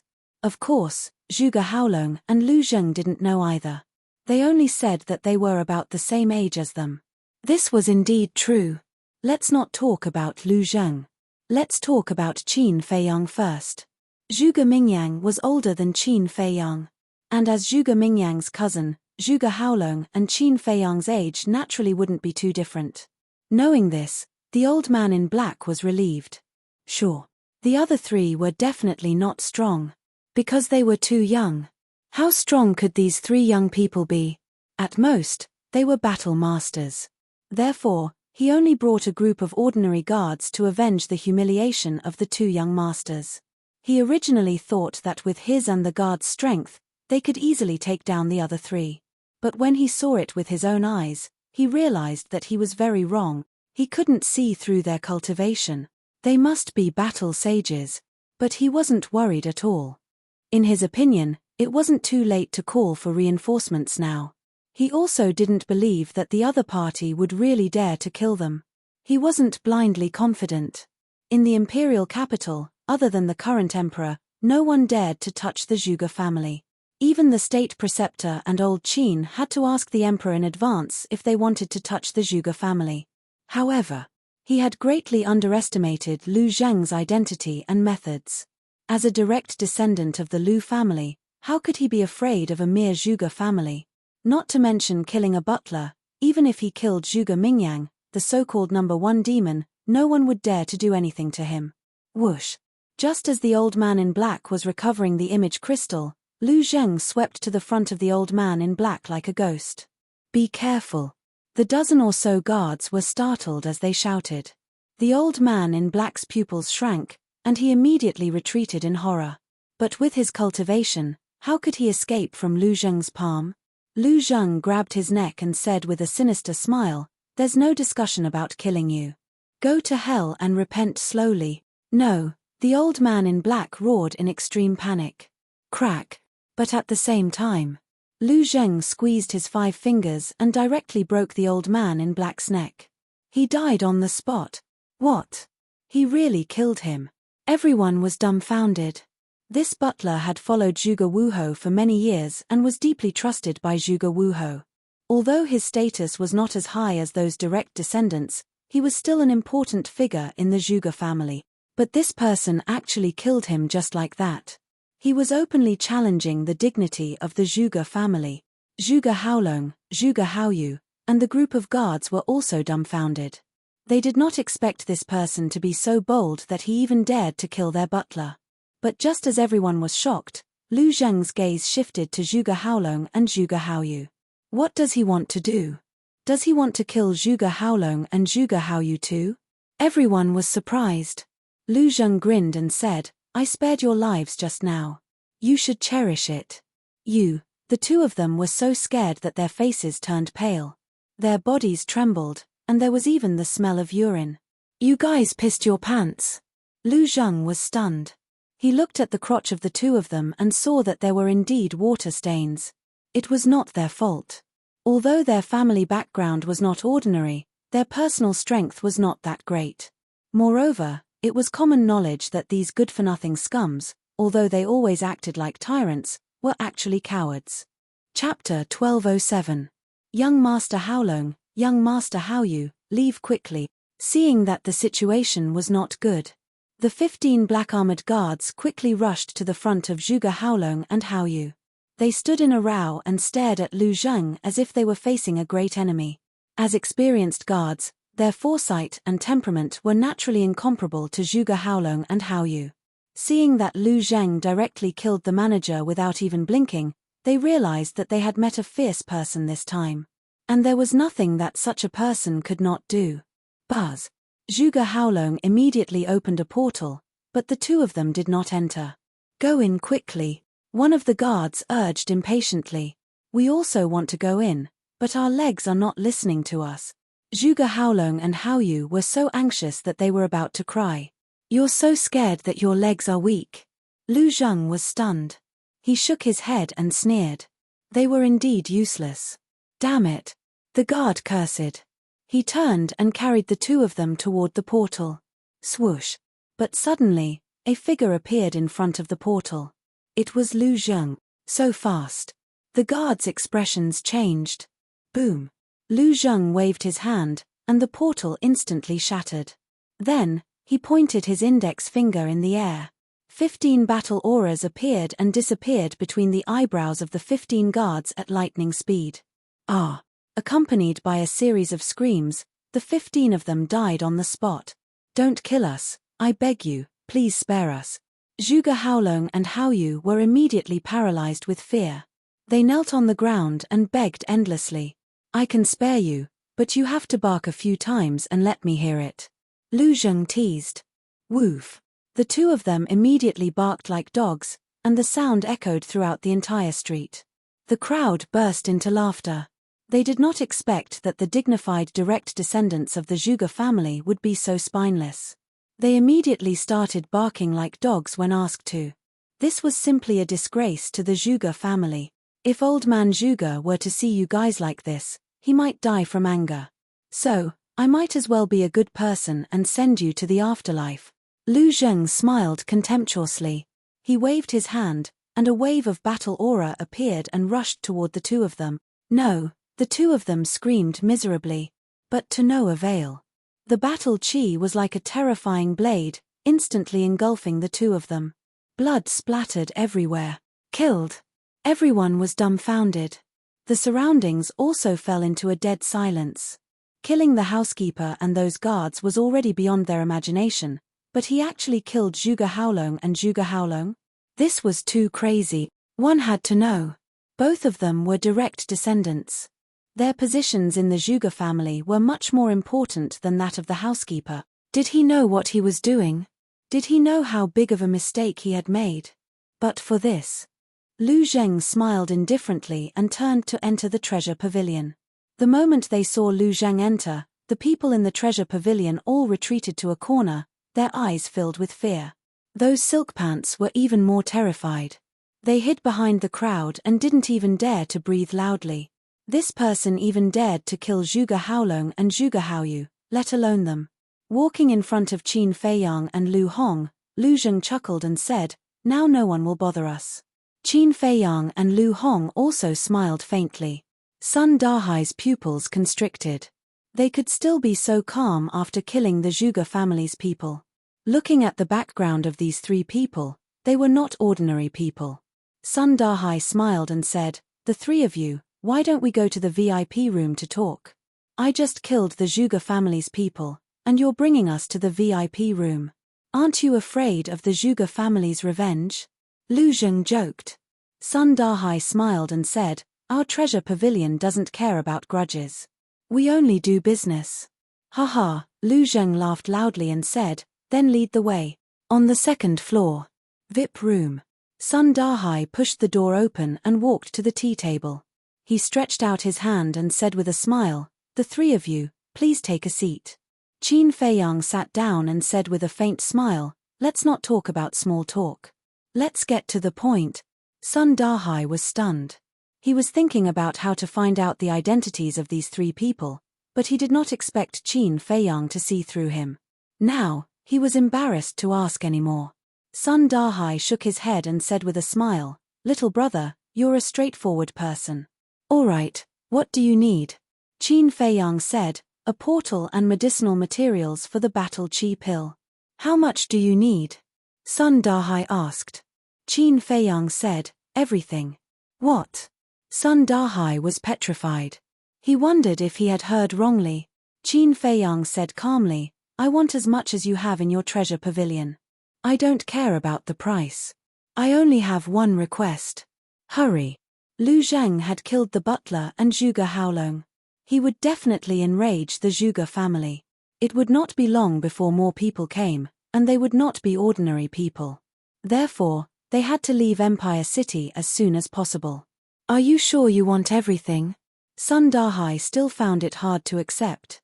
The treasure pavilion in the first district was the headquarters of the Great Qin Empire. Naturally, they had a lot of medicinal materials for portals and battle chi pills. Although the three people in front of him were powerful, it did not mean that they had a lot of money. Frankly speaking, he doubted whether the three of them had that much money. "You're so annoying. Just go and prepare. Why are you asking so many questions? If you can't make the decision, get someone else to talk to us." Lu Zheng said impatiently. Sun Dahai looked at the three of them deeply and nodded. "All right, I'll get someone to prepare it." "Guards." The door opened and a guard walked in. Sun Dahai ordered, "Go and get all the portals and medicinal materials for the battle chi pill." "Yes." The guard replied respectfully. He glanced at Qin Feiyang and the other two, then turned and ran out. "How long will it take?" Lu Hong asked. Sun Dahai smiled and said, "It won't take long because the medicinal materials in the treasure pavilion have been categorized in advance. Each type is stored in a separate Qiankuan bag. They can go and get it." Lu Hong nodded and said, "In addition, we also want the fruit on display in the hall." Sun Dahai was surprised and said, "Do the three of you know what fruit it is?" Lu Zheng glanced at Sun Dahai and also looked at Qin Feiyang and Lu Hong suspiciously. "I don't know." Lu Hong shook her head. "If you don't know, what are you going to do?" Sun Dahai was suspicious. Lu Hong said calmly, "I just think it's very interesting and want to study it." "Study it?" Sun Dahai looked at Lu Hong and suddenly smiled. He said apologetically, "I'm sorry, we really don't intend to sell that fruit." "You can name any price." Lu Hong said. Sun Dahai's eyes flashed. "Name any price?"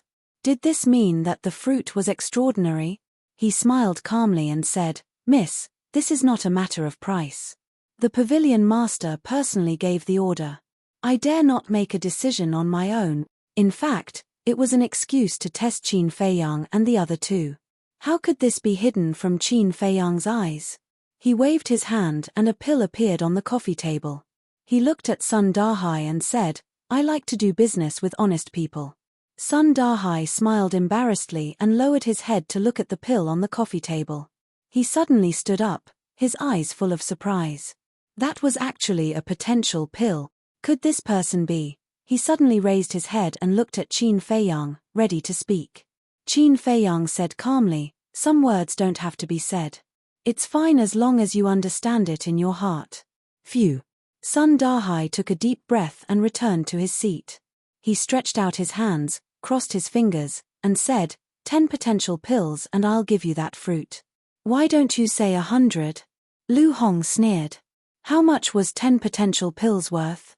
To think that this old man dared to say that. Sun Dahai smiled and said, "Miss, you have to understand that something that even the treasure pavilion doesn't know about is definitely not ordinary. That's why it's worth this price. Perhaps I've even underestimated its value." Lu Hong said, "Then you have to understand that we can openly snatch it away without paying a single cent." Sun Dahai frowned. "That's reasonable. We're not even afraid of the state preceptor and the current emperor. Why would we be afraid of a mere treasure pavilion? Just you wait. I'll go and snatch it now." Lu Zheng chuckled, then stood up and walked outside. "Wait." Sun Dahai's expression changed. He hurriedly stood up and grabbed Lu Zheng. He looked at Qin Feiyang and smiled apologetically. "Brother Qin, we've known each other for so long. Can you give me some face? Don't cause trouble here. Only now did he remember that this guy in front of him was a lawless person. Qin Feiyang smiled and said, then tell me, how many potential pills do you want? Sun Dahai was hesitant. He really couldn't estimate the value of the fruit. Qin Feiyang smiled faintly and said, how about this, I'll give you 20 potential pills. Take it as the payment for the teleportation gate, herbs, and fruits. What do you think? 20 pills. Sun Dahai's eyes lit up. Lu Zheng frowned and said, hurry up and state your position. There's a limit to my patience. Sun Dahai pondered for a while and let go of Lu Zheng. He turned to look at Qin Feiyang and nodded. Deal. Qin Feiyang immediately went to the ancient castle. Lu Hong smiled and said, elder son, I think it's a little inappropriate for you to ask for potential pills now. What do you mean? Sun Dahai was puzzled. Everyone knows that only we can refine potential pills.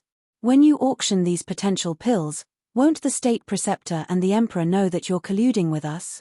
Lu Hong said. Oh, I see. Sun Dahai smiled and waved his hand. This isn't a big problem. When they ask, I'll say that they're leftovers from the past. After all, before your identities were exposed, I've had many transactions with you. They won't be able to find out at all. Smart. Lu Hong gave him a thumbs up and said meaningfully, but you're committing the crime of deceiving the emperor. If it's leaked, I'm afraid you'll lose your life. If you don't say it, and I don't say it, who will know? Moreover, it's precisely because you've fallen out with His Majesty that there's a shortage of potential pills. That's why I can take the opportunity to auction them for a good price. Sun Dahai chuckled and didn't care at all. Indeed, all businessmen are evil. Lu Hong secretly despised him. Chapter 1208. Swish. At this time, Qin Feiyang appeared from the ancient castle, holding a Qiankuan bag in his hand. Looking at the Qiankuan bag, Sun Dahai's eyes lit up. Qin Feiyang shook his head with a smile and directly threw it to Sun Dahai. Sun Dahai hurriedly checked it. However, his eyebrows instantly furrowed. Are you not satisfied? Qin Feiyang asked with a smile.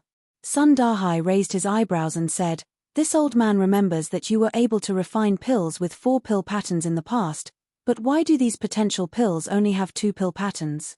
Not to mention 4 pill veins, I can even refine a pill with 7 pill veins. However, the imperial preceptor and the emperor are not fools. If there are too many pill patterns, it will definitely arouse their suspicions. So, it's better to keep a low profile. Moreover, for the people in the imperial capital, it doesn't matter how many pill patterns there are. What's important is that there are potential pills to auction. Qin Feiyang said with a faint smile. 7 pill patterns. Sun Dahai's eyes trembled. After being in charge of the treasure pavilion for so many years, he had never seen a pill with 7 pill patterns.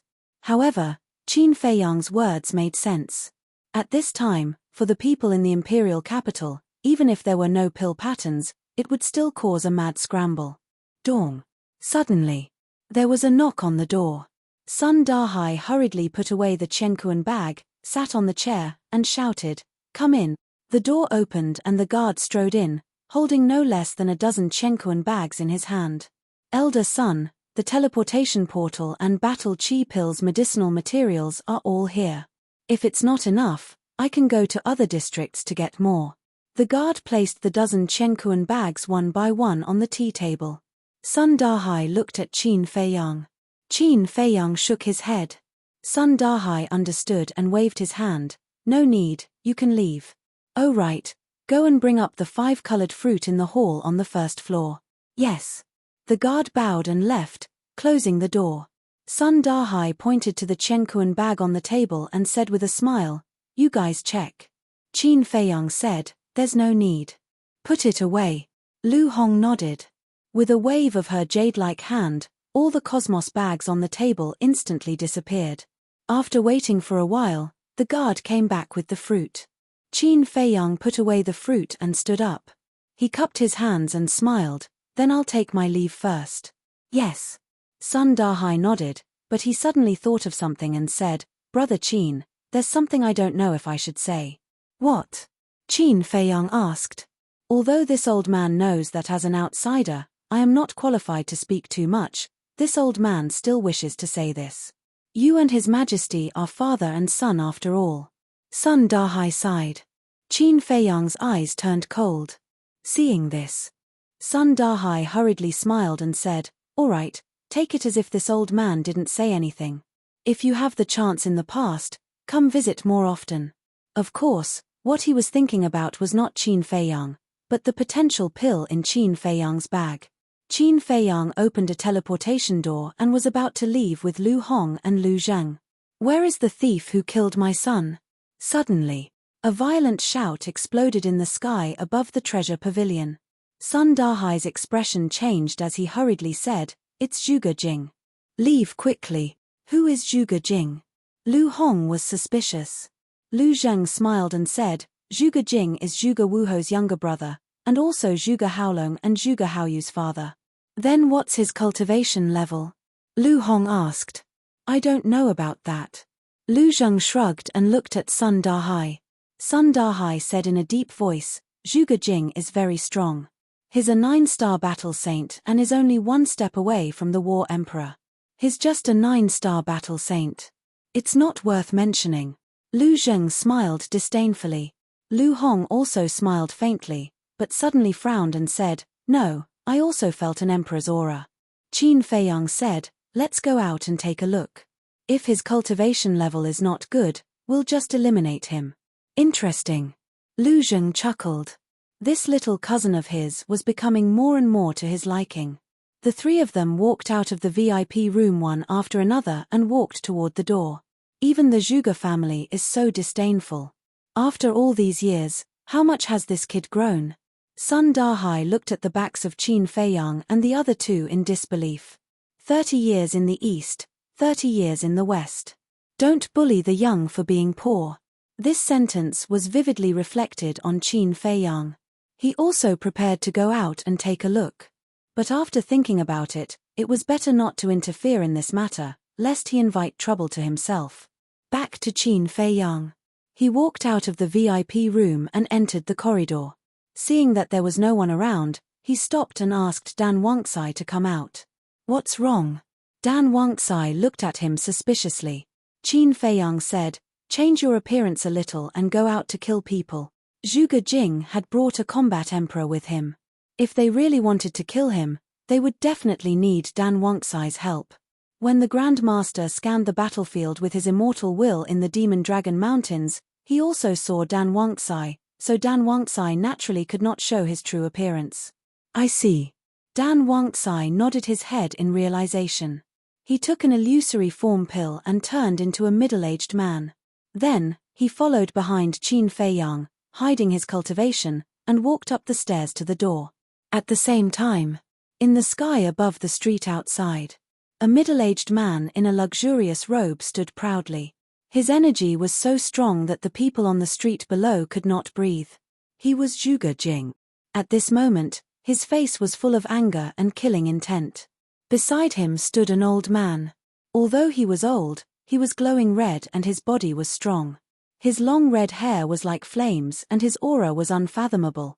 At the same time, his eyes were also filled with a strong killing intent. Behind the two of them stood a group of guards.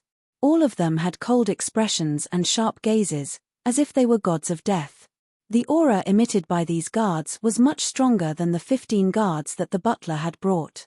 Their cultivation level was basically between 1-star and 3-star battle saints.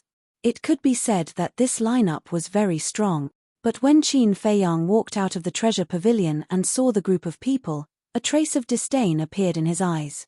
"So it's him." Lu Zheng slowly waved his fan, looked at the red-haired old man, and muttered with a smile. "Who is he?" Lu Hong asked secretly. The Zhuge family has 10 elders, all of whom have the cultivation level of a combat emperor. And this one is ranked 10th. Judging from his aura, he should have just broken through to 1-star combat emperor not long ago. Lu Zheng smiled faintly. 1-star combat emperor, I can crush him with one finger. Dan Wangxai smiled coldly. Lu Zheng glanced at him and said faintly, "Don't boast. You're only 1 level higher than him." Whether I'm boasting or not, you'll know later. Dan Wangzai sneered. Lu Zheng was stunned, then shook his head and smiled. His eyes were filled with anticipation. Which one of you killed my 2 sons? Zhuge Jing looked down and scanned Qin Feiyang and the other 3. The killing intent in his eyes was undisguised. Him. Lu Zheng pointed at Qin Feiyang without changing his expression. The surrounding crowd, as well as the 4 guards in front of the treasure pavilion, had their faces twitching. How could there be such a shameless person who blamed others without blushing and his heart skipping a beat?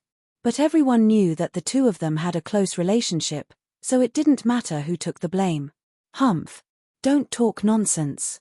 Although we weren't there before, we've already heard that you're the one who killed Haolong and Haoyu.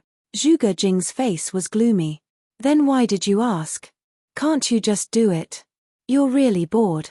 Lu Zheng rolled his eyes. How dare you? Do you know who you're talking to now? Zhuge Jing shouted angrily.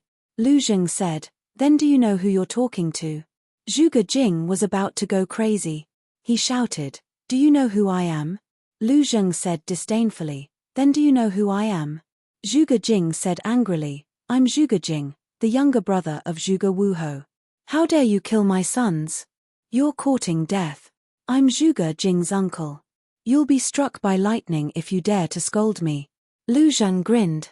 The surrounding people's faces turned red. This kid was really not afraid of death. If he said that he was Zhuge Jing's uncle, wouldn't that mean that he was scolding Zhuge Wuhou as well? Bastard. Take them down, Zhuge Jing shouted. Wait. The red-haired old man suddenly reached out and stopped the murderous guards. He looked at Qin Feiyang and the other 3 and said in a deep voice, how should I address the 4 of you? They dared to kill the people of the Zhuge family on the street and tease Zhuge Jing in public. They must have a powerful background. Therefore, in order to avoid provoking people that they should not provoke, it was better to ask first. Lu Zheng rolled his eyes and grinned. My surname is Yu and my name is Dad. You can figure it out yourself. Your surname is Dad. The red-haired old man frowned. The others were also thinking. But soon, someone could not help but laugh.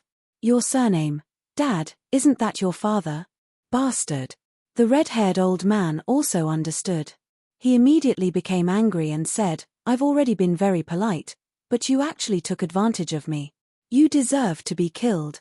As soon as he finished speaking, the rolling emperor's aura poured down like a waterfall and imprisoned Qin Feiyang and the other 2. The Zhuge family is the one who deserves to be killed. Qin Feiyang's eyes were filled with murderous intent. He shouted, don't leave a single one alive. Kill them all. Yes, sir. Dan Wangzai responded respectfully. A cold light flashed in his eyes, and he rushed toward Zhuge Jing and the others like a bolt of lightning. Zhuge Jing and the others immediately looked at Dan Wangzai. A mere Zhuge family dares to provoke my young master. You really don't know what's good for you. Dan Wangzai smiled coldly. His emperor's aura exploded and rushed toward the group of people like a raging wave. Combat Emperor. And he's stronger than me. The red-haired old man's eyes widened. Boom. But then, an even more shocking scene appeared.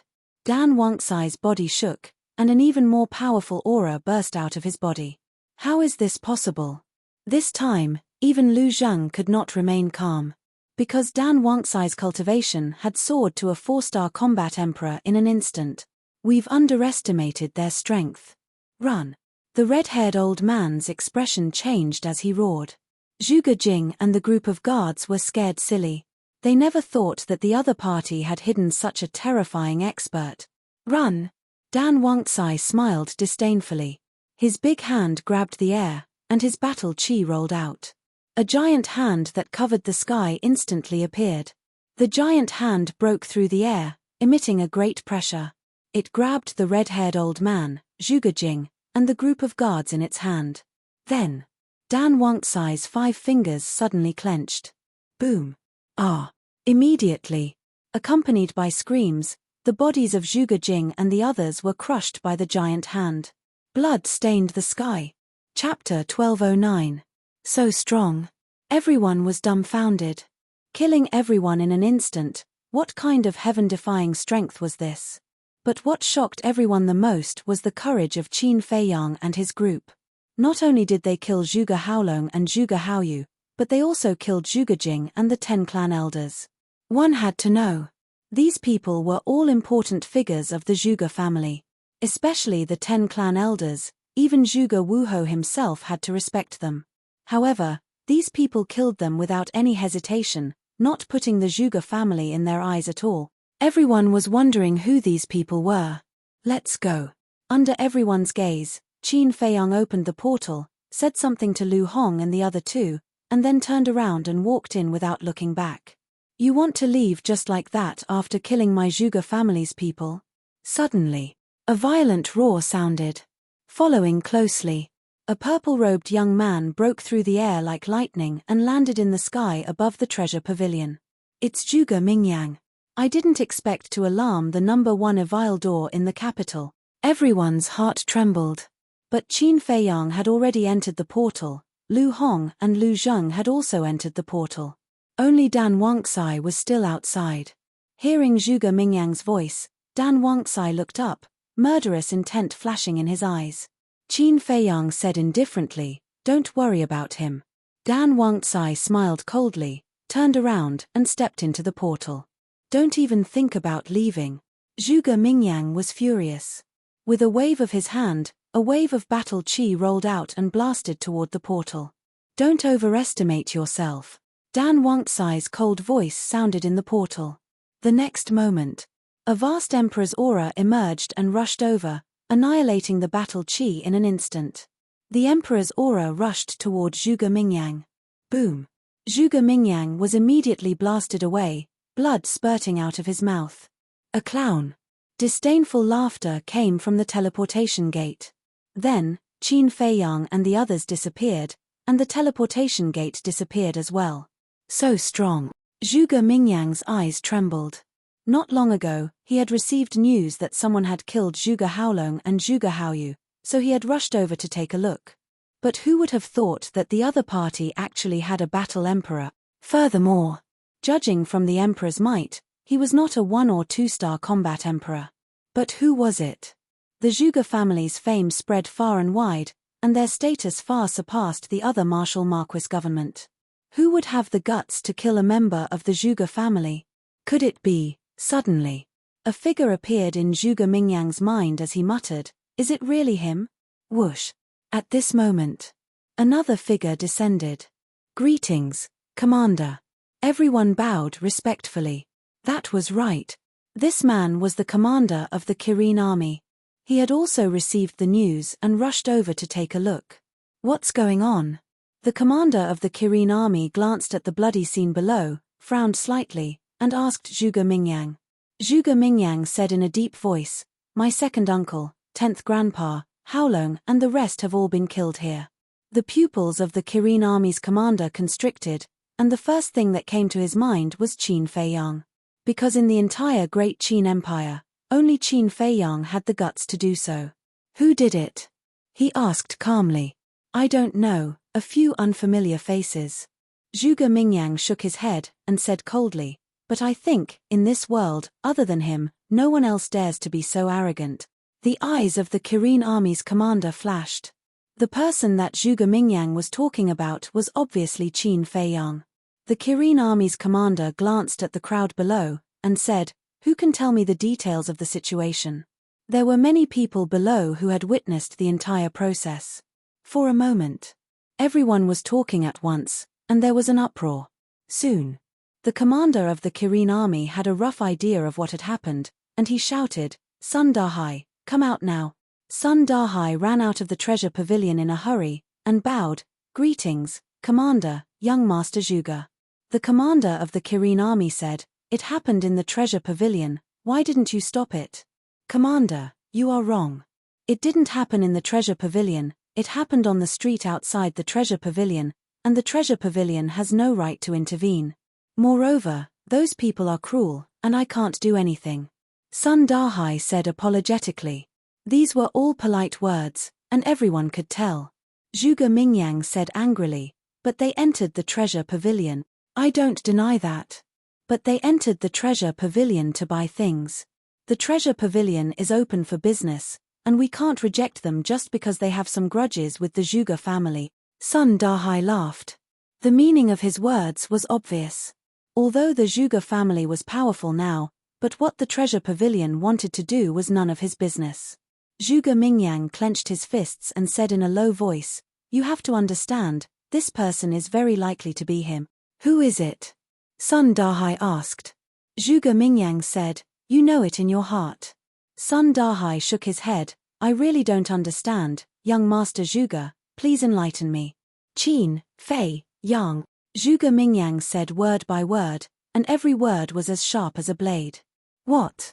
Everyone's eyes trembled. Sun Dahai also raised his eyebrows and smiled. Young Master Zhuge's imagination is really admirable. "I'm not joking with you," Zhuge Mingyang said in a low voice. "I'm not joking either. I personally received them just now, and I didn't find anyone similar to Qin Feiyang," Sun Dahai said. Zhuge Mingyang said angrily, "Don't you know that there's something called the Phantom Elixir in this world? Young Master Zhuge, I respect you, but please don't insult my intelligence. I've been in charge of the treasure pavilion for so many years, how could I not know about the Phantom Elixir? However, my treasure pavilion has thousands of customers every day. I can't use the Heaven's Eye Stone to test their identities one by one, can I? You have to know that this is a great disrespect to the customers," Sun Dahai said lightly. Zhuge Mingyang's face was as dark as water. Sun Dahai glanced at Zhuge Mingyang and the commander of the Kirin army and smiled. "There are still many things waiting for me to deal with in the treasure pavilion. If there's nothing else, I'll go do it." "Go." The commander of the Kirin army waved his hand. Sun Dahai smiled and turned around to enter the treasure pavilion. His eyes flashed with a bright light. Originally, he wanted to auction off the potential elixir immediately. But now, it seemed that he had to wait for the news to die down. Otherwise, it would definitely arouse Zhuge Mingyang's suspicion. Outside the city, in the sky above a dense forest, Lu Hong looked at Qin Feiyang and asked, "Will Sun Dahai betray us?" Qin Feiyang smiled, "Don't worry, if he betrays us, he won't let us leave the treasure pavilion." At the same time, Lu Zheng looked at Dan Wangxai and asked in surprise, "What happened to your cultivation?" A 2-star combat emperor instantly rose to a 4-star combat emperor, an increase of 2 small realms. From what he knew, there was no such heaven-defying battle art in this world. Dan Wangxai turned a deaf ear and stood silently beside Qin Feiyang. He deactivated the forbidden technique and his cultivation returned to a 2-star combat emperor. This made Lu Zheng even more surprised. He smiled and said, "You're not an outsider, what's there to hide? Tell me. Aren't you annoying?" Dan Wangxai looked at him impatiently. "You have character." Lu Zheng chuckled and said, "Actually, even if you don't say it, I can guess that you must have mastered some kind of forbidden technique." Dan Wangxai raised his eyebrows. "Don't forget, I'm a member of the Lu family." Lu Zheng smiled proudly. Dan Wangxai snorted, "Don't forget, even if you're a member of the Lu family, I can kill you with one hand." The smile on Lu Zheng's face froze. This guy really doesn't give me any face. At this moment, Qin Feiyang took out the 5-colored fruit and looked at it carefully. The fruit was like a colorful diamond, bright and dazzling. The rich smell of the fruit assaulted their noses, making them salivate. Dan Wangxai looked at Lu Zheng and said indifferently, "You always say that the Lu family is amazing and awesome, so you should be omnipotent and omniscient, right? Then do you know what this is?" Lu Zheng's face twitched. If he knew, he wouldn't have kept quiet. "Tell me." The Elixir King questioned with an aggressive look in his eyes. Lu Zheng coughed and said, "Although I don't know what it is, I'm sure it's definitely not an ordinary thing." "Do I need you to tell me that?" Dan Wangxai rolled his eyes and said, "Since you don't know, then keep a low profile in the future. Don't always act like you're amazing. I say, do you think I'm easy to bully?" Lu Zheng raised his eyebrows, his expression full of displeasure. Dan Wangxai said expressionlessly, "I just can't stand your domineering behavior." "Then don't look at me." Lu Zheng waved his hand impatiently. "That's enough. How old are you? Why are you still quarreling?" Qin Feiyang rolled his eyes at them and put away the colorful fruit. Lu Hong suddenly asked, "By the way, why didn't you just kill Zhuge Mingyang?" Qin Feiyang's eyes flashed, and he said, "Now is not the time to kill him. Besides, now he is deeply favored by the emperor and the state preceptor, so he must have some trump cards." "For example?" Lu Hong asked. "The state preceptor's killing intent. Back then, old Qin gave me a wisp of killing intent to protect myself, so the state preceptor can naturally give Zhuge Mingyang a wisp of killing intent to protect himself," Qin Feiyang said. Lu Hong nodded in understanding. Buzz. At this moment, Qin Feiyang's image crystal rang. After he took it out, the shadow of the commander of the Kirin army emerged. Looking at the appearance of Qin Feiyang and the others, the commander of the Kirin army immediately frowned and said, "Sure enough, it was you who killed Qin Feiyang and the others." Because Qin Feiyang and the others had not recovered their true appearances yet. "Yes, it was us," Qin Feiyang said lightly. The commander of the Kirin army asked, "Why? Is it because Zhuge Mingyang offended you before?" "I don't take Zhuge Mingyang seriously. I killed them because they deserved to die," Qin Feiyang said. "What did they do to you? Why do you hate them so much?" The commander of the Kirin army was puzzled. They wanted to shake the great Qin dynasty. Killing intent surged in Qin Feiyang's eyes. The eldest prince was the son of Zhuge Wuhou and the current empress. If he had not killed the eldest prince back then, the great Qin dynasty would have become the Zhuge family's empire after the eldest prince inherited the throne. Chapter 12:10. Shake the Great Qin Empire. The commander of the Kirin army trembled and asked in disbelief, "Are you joking with me?" Qin Feiyang said, "Do I look like I'm joking? How is that possible? I've had many interactions with the Zhuge family and have always followed the rules. Why would I do such a thing?" The commander of the Kirin army said. This was something that he found hard to accept. "Follow the rules? Humph, there are some things that you don't know. Just you wait. Sooner or later, I'll expose their wild ambitions to the world. By then, you'll know whether what I did today was right or wrong." After Qin Feiyang finished speaking, he directly turned off the image crystal. This person was too loyal to the emperor. Even with the slave seal, he could not control him. If he knew the true identity of the first prince, he would definitely tell the emperor immediately. Therefore, he could not tell him now. Buzz. But in less than 3 breaths, the image crystal vibrated again. Qin Feiyang raised his eyebrows and infused his battle qi into it. A figure appeared. He thought it was the commander of the Kirin army again and said angrily without looking, "Are you done? What's going on?" A suspicious voice sounded. Qin Feiyang was stunned. He looked up and saw Yang Wei. Qin Feiyang said with a smile, "Sorry, I thought it was the commander of the Kirin army. How are things on your side?"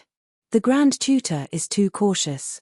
Yang Wei sighed deeply and said with a smile, "But now, I've successfully entered the law enforcement hall."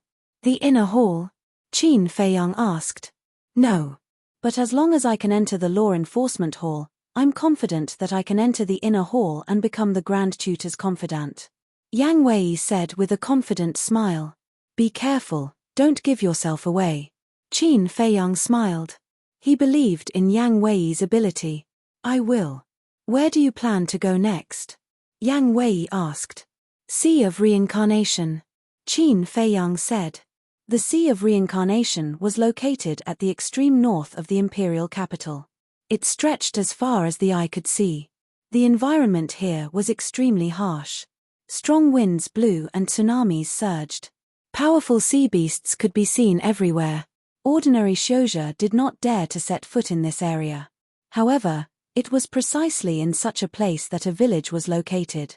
The village was only a little over 100 miles away from the Reincarnation Ocean.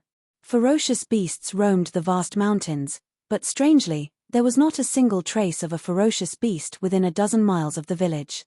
The village wasn't small, but compared to a bustling place like Emperor City, it wasn't that big.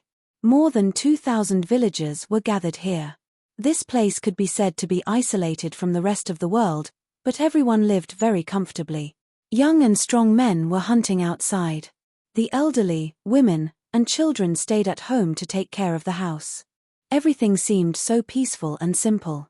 But at this moment, a middle-aged woman stood at the entrance of the village, gazing into the distant mountains. Her face was filled with worry. The woman was only 35 or 36 years old, but her face was pale, her eyes were empty, and her face was full of wrinkles. She looked like a person in her 50s. Time passed, and the sky gradually darkened. The woman was still standing at the entrance of the village, as if waiting for someone to return. Night finally fell and the mountain was plunged into darkness. Every household in the village lit up their lanterns. Thud. Suddenly, a series of steady and powerful footsteps sounded from afar. Hearing the footsteps, the woman's empty eyes finally glowed with a touch of light. In the darkness, a middle-aged strong man dressed as a hunter gradually entered the woman's sight. The strong man was burly, at least 1.9 meters tall, carrying a 2-meter-long bull. His footsteps were steady and powerful. However, he had no cultivation base. That barbarian bull was just an ordinary wild beast. Seeing the strong man, the light in the woman's eyes dissipated and was replaced by a trace of disappointment. When the strong man saw the woman, he was slightly stunned and asked suspiciously, "Jera's mother, why are you still standing here?" "I'm waiting for Jera." The woman smiled, but her smile was stiff. The strong man was stunned and asked in surprise, "Jera hasn't returned yet?" The woman nodded. The strong man said angrily, "What's that kid doing? He's not young anymore and he's still so immature." The woman shook her head. "It's not Jera's fault. He went out to look for his sister. His sister has been missing for so many days. She must have died under the claws of a ferocious beast. How can he find her?" The strong man sighed. Instantly, the woman was enraged and shouted, "Nonsense. Jinna can't be dead. She must still be alive." Her expression was filled with pain. The strong man could not bear it and persuaded, "Don't be silly. If she's really not dead, how can she not return after half a month? Get lost right now." The woman shouted, "You don't know what's good for you." The brawny man coldly snorted and carried the bull into the village without looking back. "Jinna will be fine. Jera will definitely find her," the woman muttered to herself and looked at the deep mountains in the night. 2 drops of tears flowed from the corners of her eyes. Roar. In the deathly silent depths of the mountains, the occasional loud roar of a beast could be heard. At a certain mountain stream, a 12 or 13-year-old boy was walking alone. "After father passed away, I only have my sister and mother left. No matter what, I must find my sister." The young boy clenched his hands together and his pitch-black eyes were like black gemstones that shone with a resolute light. 12 or 13 years old was still a child. However, there was a maturity and steadiness on this young boy's face that was different from his peers. Soon, the young boy came to a short mountain and looked up at the peak before climbing up with all his might. Along the way, the thorns cut his skin and blood flowed. However, he did not care at all and there was a hint of stubbornness in his eyes. Finally, panting heavily, he climbed to the peak of the mountain and stood at the edge of the cliff. Looking at the night sky in the distance, he murmured, "Sister, where did you go? Do you know that mother and I missed you so much and were worried about you?" All of a sudden, a hissing sound came from behind him. There was also a stench that assailed his nostrils. The young man quivered and turned his head abruptly. He saw a pair of green eyes staring coldly at him from a dozen meters away. It was a poisonous python that was 10 meters long and as thick as a water bucket. Its entire body was covered with black scales. "This is bad. Unknowingly, I actually left the forbidden area." The young boy panicked but pretended to be calm. He waved his small fist and shouted, "My fist is very hard. You better not come over." The poisonous python spat out its tongue and stared at the young boy for a moment. Its long and narrow snake eyes flashed with a hint of disdain and then it swam towards the young boy. "I'm telling you, if you come over again, I won't be polite to you." The young boy kept retreating. On the surface, he looked very fierce but in fact, he was extremely terrified. Whoosh! Suddenly, that poisonous python increased its speed, opened its bloody mouth and revealed its sharp fangs as it pounced towards the young boy. It was the young boy's first time seeing such a huge poisonous python. He had no doubt that it could swallow him alive. But at this moment, he had already retreated to the edge of the cliff and had nowhere to go. "I'll fight it out with you." He gritted his teeth and took out a dagger from his arms. It was just an ordinary dagger and flew towards the poisonous python. The poisonous python was stunned. It obviously did not expect that the young boy would dare to resist. But then, its eyes shone with a fierce light as it spat out venom. The young boy was shocked. His body technique was very agile. Like an ape, he narrowly dodged and then stabbed the poisonous python's 7 inches. He succeeded. But the scales on the poisonous python's body were harder than he imagined. Accompanied by a clanging sound, sparks flew. The dagger only left a mark on the scales. And this move had also completely angered the poisonous python. The long snake tongue spat out, wrapped around the young boy's ankle and dragged him towards the bloody mouth. "No, I can't die. If I die, no one will take care of my mother," the young boy roared. The strong desire to survive overcame the fear in his heart. He firmly grasped the dagger and stabbed it into the poisonous python's tongue. Blood instantly splashed. The poisonous python hissed in pain and released its tongue. The young boy finally escaped and was about to flee. But the furious poisonous python raised its enormous tail and slapped the young boy's back. "Ah!" A blood-curdling scream resounded through the sky. The young boy was like a meteor that flew out from the edge of the cliff and fell downwards. This short mountain was only a few dozen jong high. For Xiuzhe, it was nothing. But for normal people, falling down was fatal. "Mother, sister, I don't want to," the young boy roared in despair. But he did not notice. The poisonous python also did not notice. At this time, in the void above, 2 streaks of light broke through the air. It was a male and a female. The male was about 23 or 24 years old. His figure was tall. His clothes were as white as snow. His facial features were sharp and clear. His long hair fluttered in the wind, giving off an otherworldly aura. The female had an exquisite figure. Her hair was like a waterfall. Her facial features were extremely beautiful. She was also wearing a snow-white long dress. She was like a fairy from the heavens, graceful and graceful. The two were Qin Feiyang and Lu Hong. "En, who's calling?" Suddenly, Lu Hong was stunned. She stopped and looked down. She immediately saw the young boy in despair. There was someone in the wilderness. And it was a child. Whoosh. The next moment, Lu Hong turned into a stream of light and rushed towards the young boy. The young boy was also in complete despair. He closed his eyes and quietly waited for death. But just as he was about to fall to the ground, he suddenly felt someone grab his arm. His body suddenly became light. The next moment, he was suspended in the void. "En." The young boy was stunned. He turned his head and saw a beautiful sister in white standing beside him. He instinctively asked, "Are you an angel?" "Angel?" Lu Hong was slightly stunned. She shook her head and smiled. She landed on the ground with the young boy. Qin Feiyang also swooped down and landed beside the two. "You can actually fly." Seeing this scene, the young boy's eyes almost popped out. He stuttered and asked, "Are you an immortal?" "Immortal?" This time, Qin Feiyang was also stunned. Chapter 12:11. Hiss. At this moment, the poisonous python chased after them. When it saw Qin Feiyang and Lu Hong, its eyes suddenly flashed with a shocking cold light. There was a hint of threat in its eyes. Lu Hong looked at the poisonous python and couldn't help but be stunned. She laughed and said, "You've just been enlightened. How dare you threaten us?" The poisonous python only had the cultivation of a martial master. A martial master level beast was very strong for a teenager without cultivation. It was like a god. But in the eyes of the two battle saints, Qin Feiyang and Lu Hong, it was naturally vulnerable. The poisonous python looked at the two of them and flicked its tongue. "Why aren't you leaving?"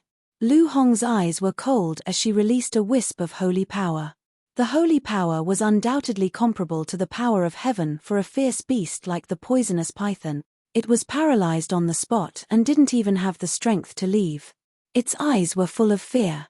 Lu Hong shook her head with a smile and retracted her holy power. Only then did the poisonous python breathe a sigh of relief.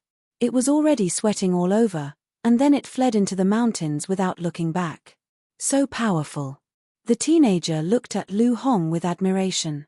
If he had such an ability, he wouldn't have almost lost his life. Lu Hong asked with a smile, "Tell me, what are you doing here alone?" Hearing this, the teenager's face suddenly fell. He said, "I'm looking for my sister." "What's the matter?" Lu Hong asked. The teenager lowered his head and said, "Half a month ago, my sister suddenly disappeared and hasn't returned home yet. I was really worried, so I went into the mountains to look for her." Lu Hong asked, "Do you have any clues now?"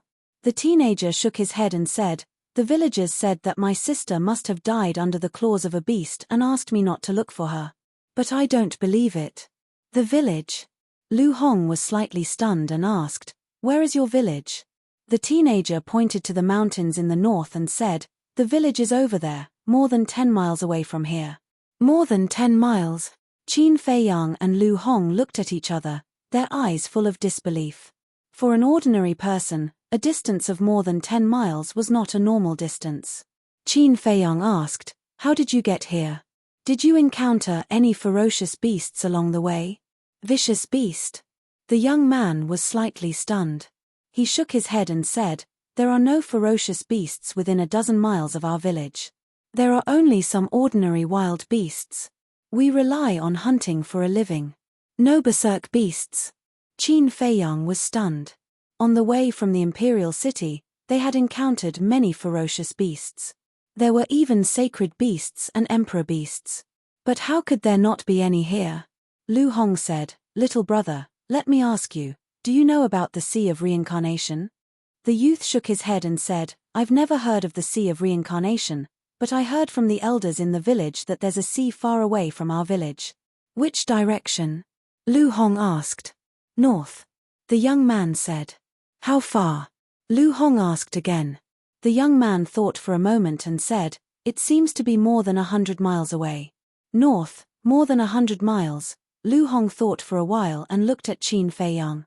She transmitted her voice, "I think the sea he mentioned might be the Sea of Reincarnation. Why don't we send him back first and continue our journey?" Qin Feiyang nodded. The young man's village was also in the north. It was on the way. Lu Hong looked at the young man and said with a smile, "Little brother, it's already dark. Why don't we send you back first and you can continue to search tomorrow?" "No. I won't go back until I find my sister," the young man said stubbornly. Qin Feiyang frowned. If what the young man said was true and his sister had been missing for half a month, then she must have met with a mishap. But the young man was still young, so it was not appropriate to say these words directly. Putong. Suddenly, the young man knelt on the ground and looked at the two of them and pleaded, "Sister Angel, brother immortal, can you help me find my sister? I beg you." This, Lu Hong couldn't make up her mind and looked at Qin Feiyang. Qin Feiyang frowned. To be honest, he really didn't want to meddle in other people's business. "I'll kowtow to you. As long as I can find my sister, I'm willing to do anything." The young man begged again and again, his face full of anxiety and worry. Qin Feiyang said, "Then tell me first, how did your sister go missing?" The young man said, "Half a month ago, my sister went out to hunt as usual, but she never came home." "Hunting? Why is it your sister hunting? Where are your parents?" Qin Feiyang frowned. The young man said, "My father passed away a long time ago. My mother has been sick all year round and is weak. She doesn't have the ability to hunt, so all these years, my sister has been taking care of me and my mother." So pitiful. Lu Hong sighed and asked with a smile, "How old is your sister? Is she a warrior?" The young man said, "Sister is 18 years old, not a warrior." 18 years old, not a warrior, but supporting a family. Amazing. Lu Hong was full of hope. She looked at Qin Feiyang and said, "Why don't we help him find her? Maybe his sister just met with an accident and didn't die." "Yes, that must be the case. Brother Immortal, please, help me, okay? If you can help me find my sister, I will treat you to a drink," the young man said. "Drink?" Qin Feiyang shook his head and laughed. Did he look like someone who lacked alcohol? But judging from the young man's family background, that was probably all he could afford. After pondering for a while, Qin Feiyang nodded and said with a smile, "Okay, for the sake of the wine, I'll help you find her." "Thank you, brother immortal." The young man was overjoyed and grateful. Qin Feiyang shook his head and laughed, saying, "Okay, get up. A man has gold under his knees. Don't kneel when you see someone, and don't call me brother immortal. I'm not an immortal." "Then who are you?" The young man got up and looked at him suspiciously. "Who am I?" Qin Feiyang was stunned. He didn't expect the young man to ask such a question. After thinking for a while, he said with a smile, "I'm just an ordinary warrior. Ordinary martial artists can fly. But why did I hear that only immortals can fly in the sky?" The young man was puzzled. "Who told you that?" Qin Feiyang frowned. The person who said this was simply pretending to be mysterious and misleading the young man. The young man said, "Immortal Shen said so." "Who is Immortal Shen?" Lu Hong was suspicious. The young man said, "Every 2 years, an old man comes to our village on a crane. People in our village call him Immortal Shen." Lu Hong asked, "What does he do in your village?" The young man was about to speak. Qin Feiyang said, "You talk. I'll go around and look for him. By the way, what does your sister look like?" "My sister looks like..." The young man thought for a while, took out a piece of yellowed paper from his arms, and then opened it. There were 4 people drawn on the paper. A middle-aged man, a middle-aged woman, and a young woman. The rest was the young man himself. The young man pointed to the young woman and said, "She is my sister, Wang Jin." Obviously. The middle-aged man was the young man's father who had passed away. The middle-aged woman must be the young man's mother. Qin Feiyang looked down at the woman's portrait, and there was a trace of surprise in his eyes. Whether it was the woman's outline or charm, they were all very well drawn. Although she was only wearing a shabby linen dress, she looked beautiful and refined. "You stay here with him." After remembering the woman's appearance, Qin Feiyang secretly told Lu Hong. Then he rushed into the sky and quickly disappeared in the night sky. "Aren't we going to help?" Seeing Qin Feiyang leave, the young man quickly looked at Lu Hong and asked, "Your immortal brother is very powerful. He doesn't need our help. Come on, tell me, did you draw these portraits?"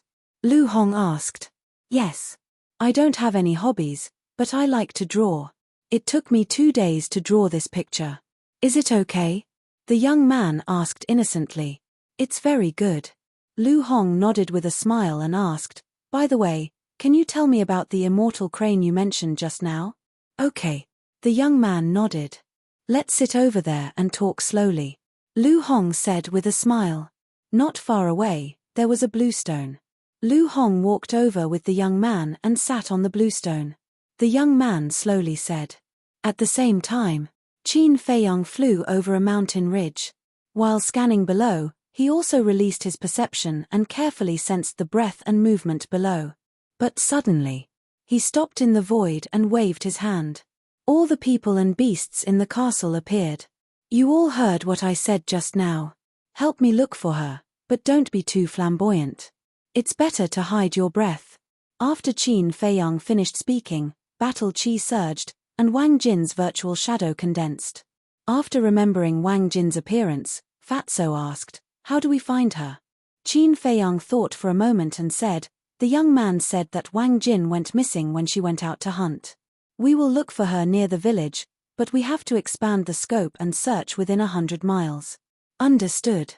Everyone nodded and immediately turned into streaks of flowing light, dispersing in all directions and disappearing. But Lu Zheng didn't leave. She looked down at the mountains below, and her eyes flickered. Qin Feiyang said suspiciously, "Why are you still standing here? Don't you think it's strange?" Lu Zheng didn't answer but asked, "What's strange?" Qin Feiyang asked. "This place is close to the Sea of Reincarnation, but why is there a village here, and why is there no beast within a dozen miles of the village?" Lu Zheng said. "What do you mean?" Qin Feiyang frowned. Lu Zheng's eyes flashed and said, "The young man's village isn't simple. Let's go and take a look." Qin Feiyang nodded. Whoosh. The two of them cut through the sky and headed north, not forgetting to look for Wang Jin along the way. A dozen miles of distance was too easy for the two of them. In less than 100 breaths, a village came into their sight. The two of them hid their breath and stood in the sky, scanning the village. There were more than 2,000 families in the village, occupying half a mile of land. Every house looked old. Although it wasn't late at night, it was hard to see anyone in the village. It was quiet. How is this possible? Lu Zheng scanned the village, disbelief written all over his face. This huge village was full of ordinary people. It's indeed strange. Qin Feiyang muttered. This place was only 100 miles away from the Sea of Reincarnation. It could be said that this place was extremely dangerous, but there was a group of ordinary people living here. Chapter 12:12. I really don't believe that this is an ordinary village. I'll go down and take a look, Lu Zheng said. Don't act recklessly, Qin Feiyang reminded him. Got it. Lu Zheng waved his hand impatiently. He sneaked into the village without anyone noticing and began to wander around. With his cultivation, no one would be able to discover him. Qin Feiyang stood silently in the sky, his eyes flickering.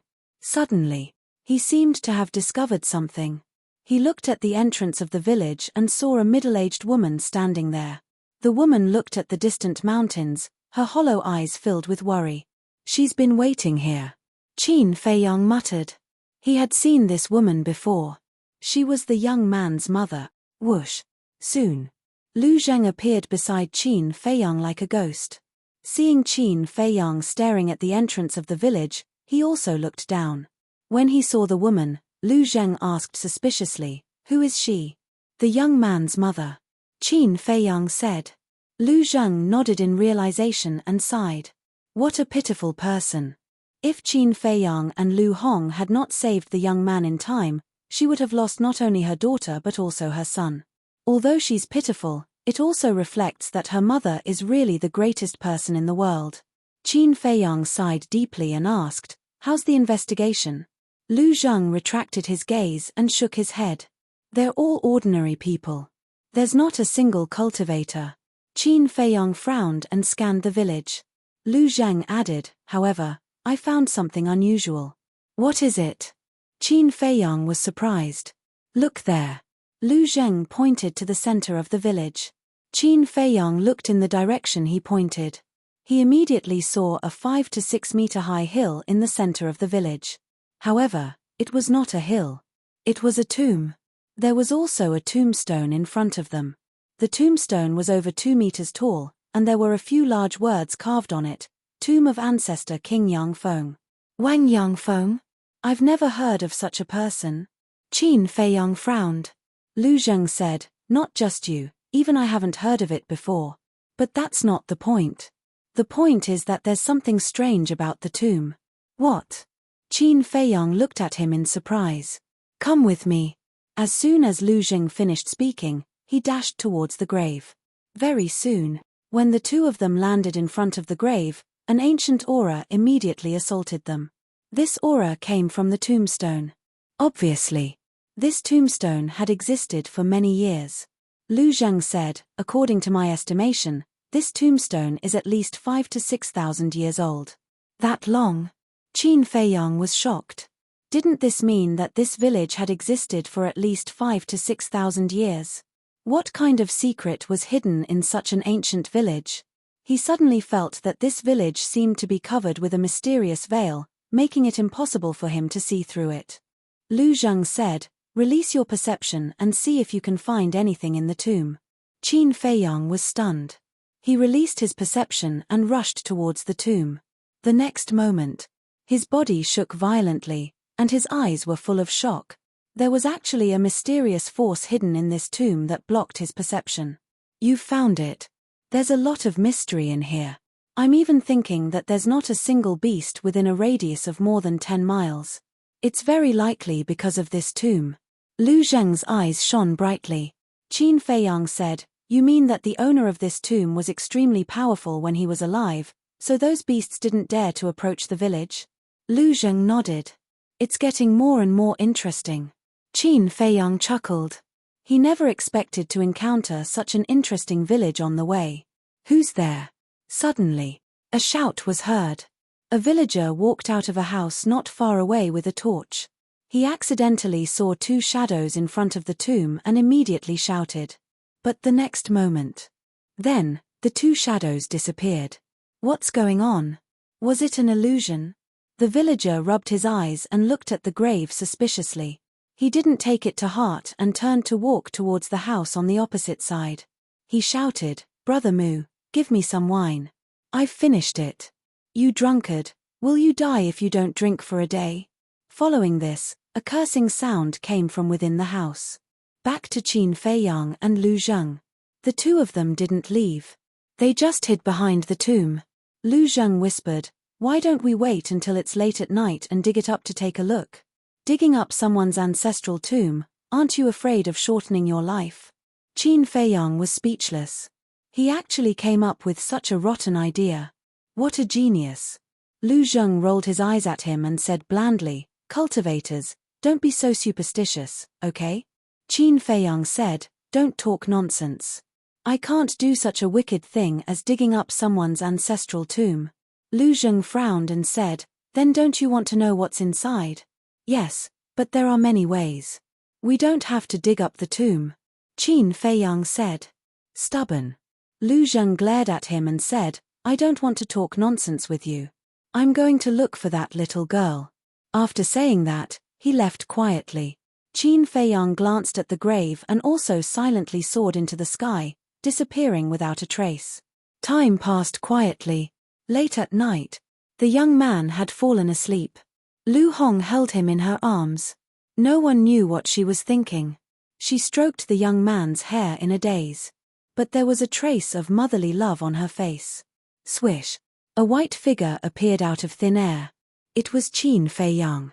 And Lu Hong didn't notice Qin Feiyang's appearance. Qin Feiyang was stunned.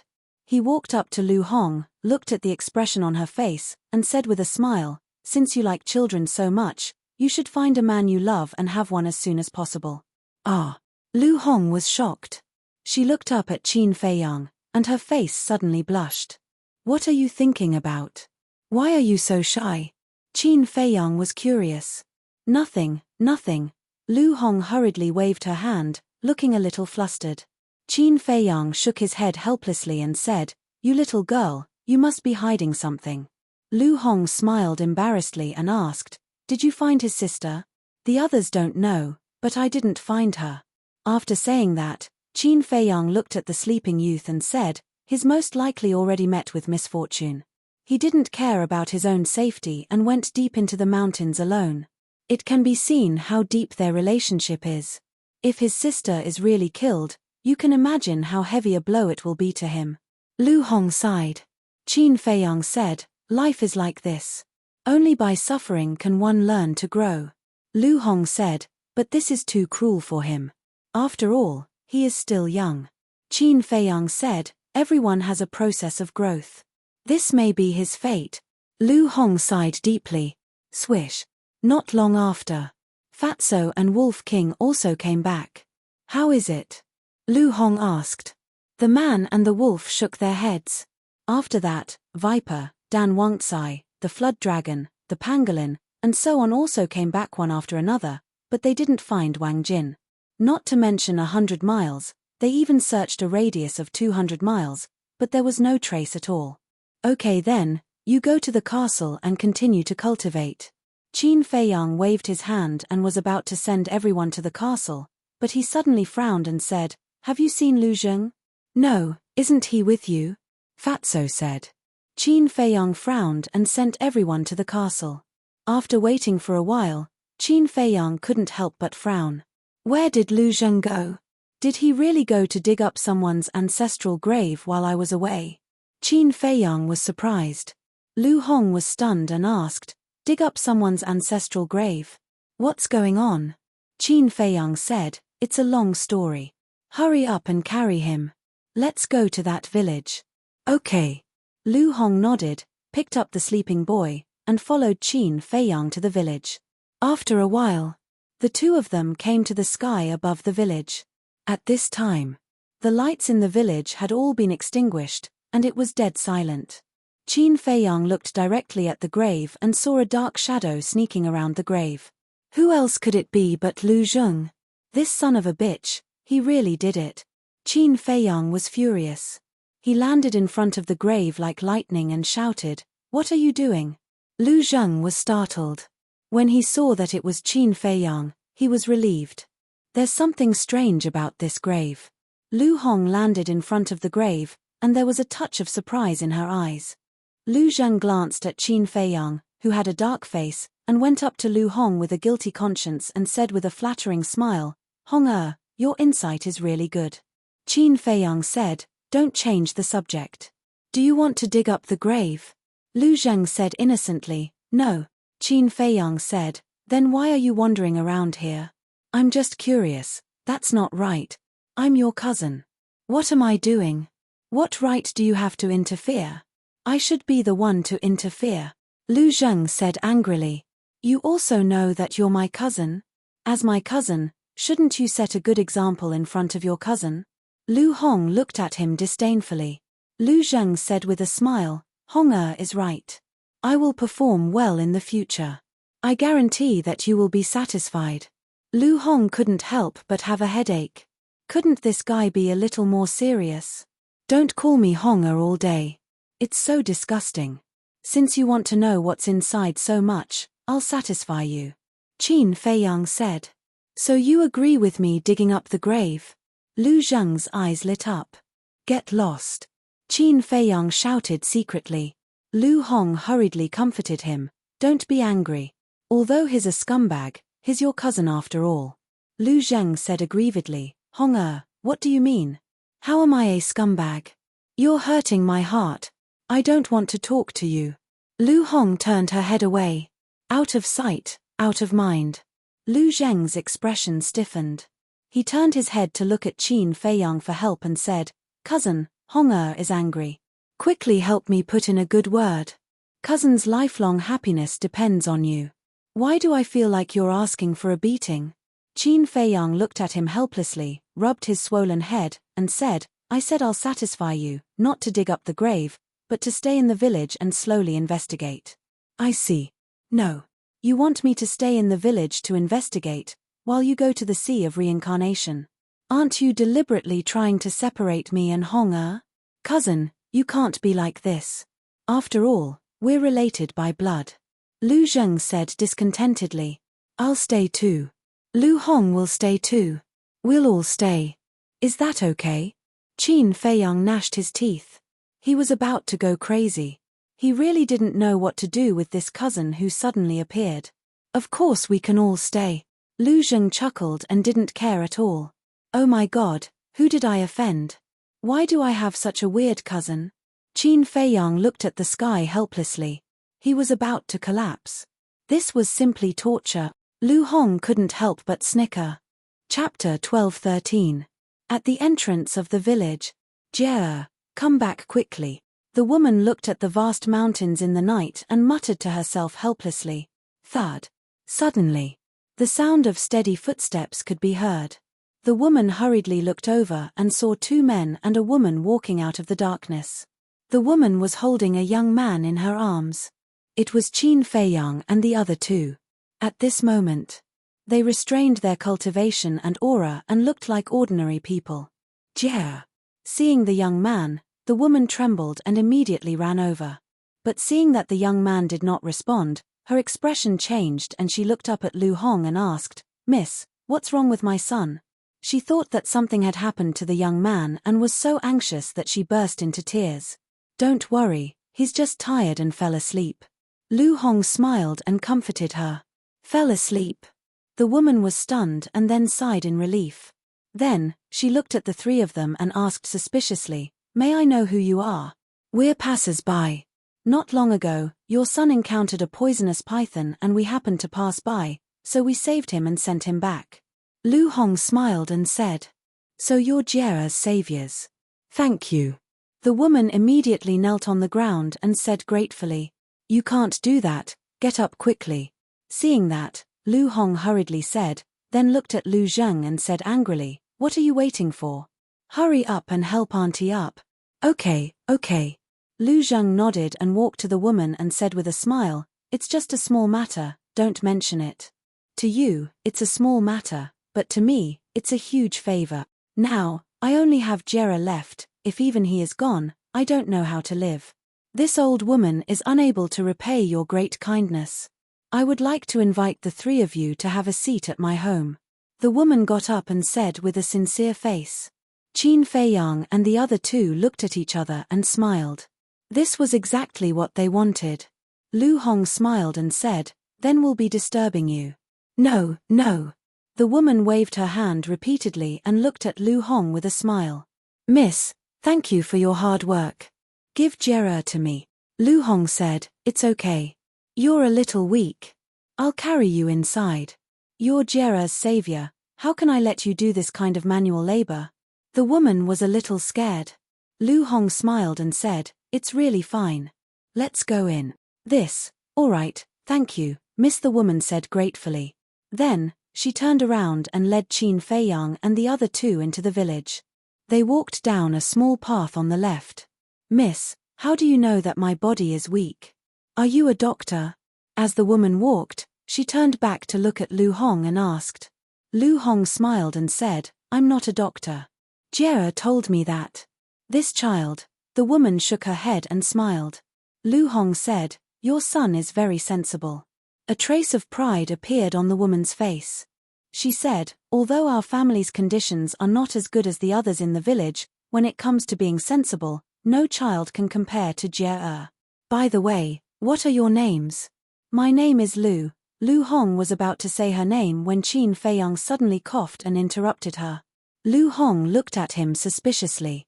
Qin Feiyang said telepathically, although this is a little remote, it's still in the capital. It's better to be careful.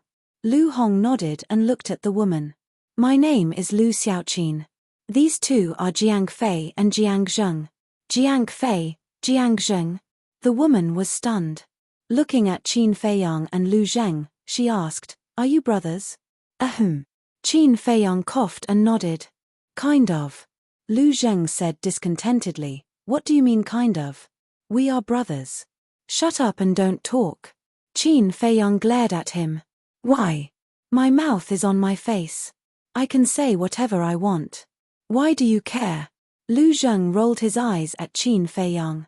If you talk nonsense again, don't follow me. Qin Feiyang said with a dark face. Don't be mistaken. I'm not following you. I'm following Hong Er.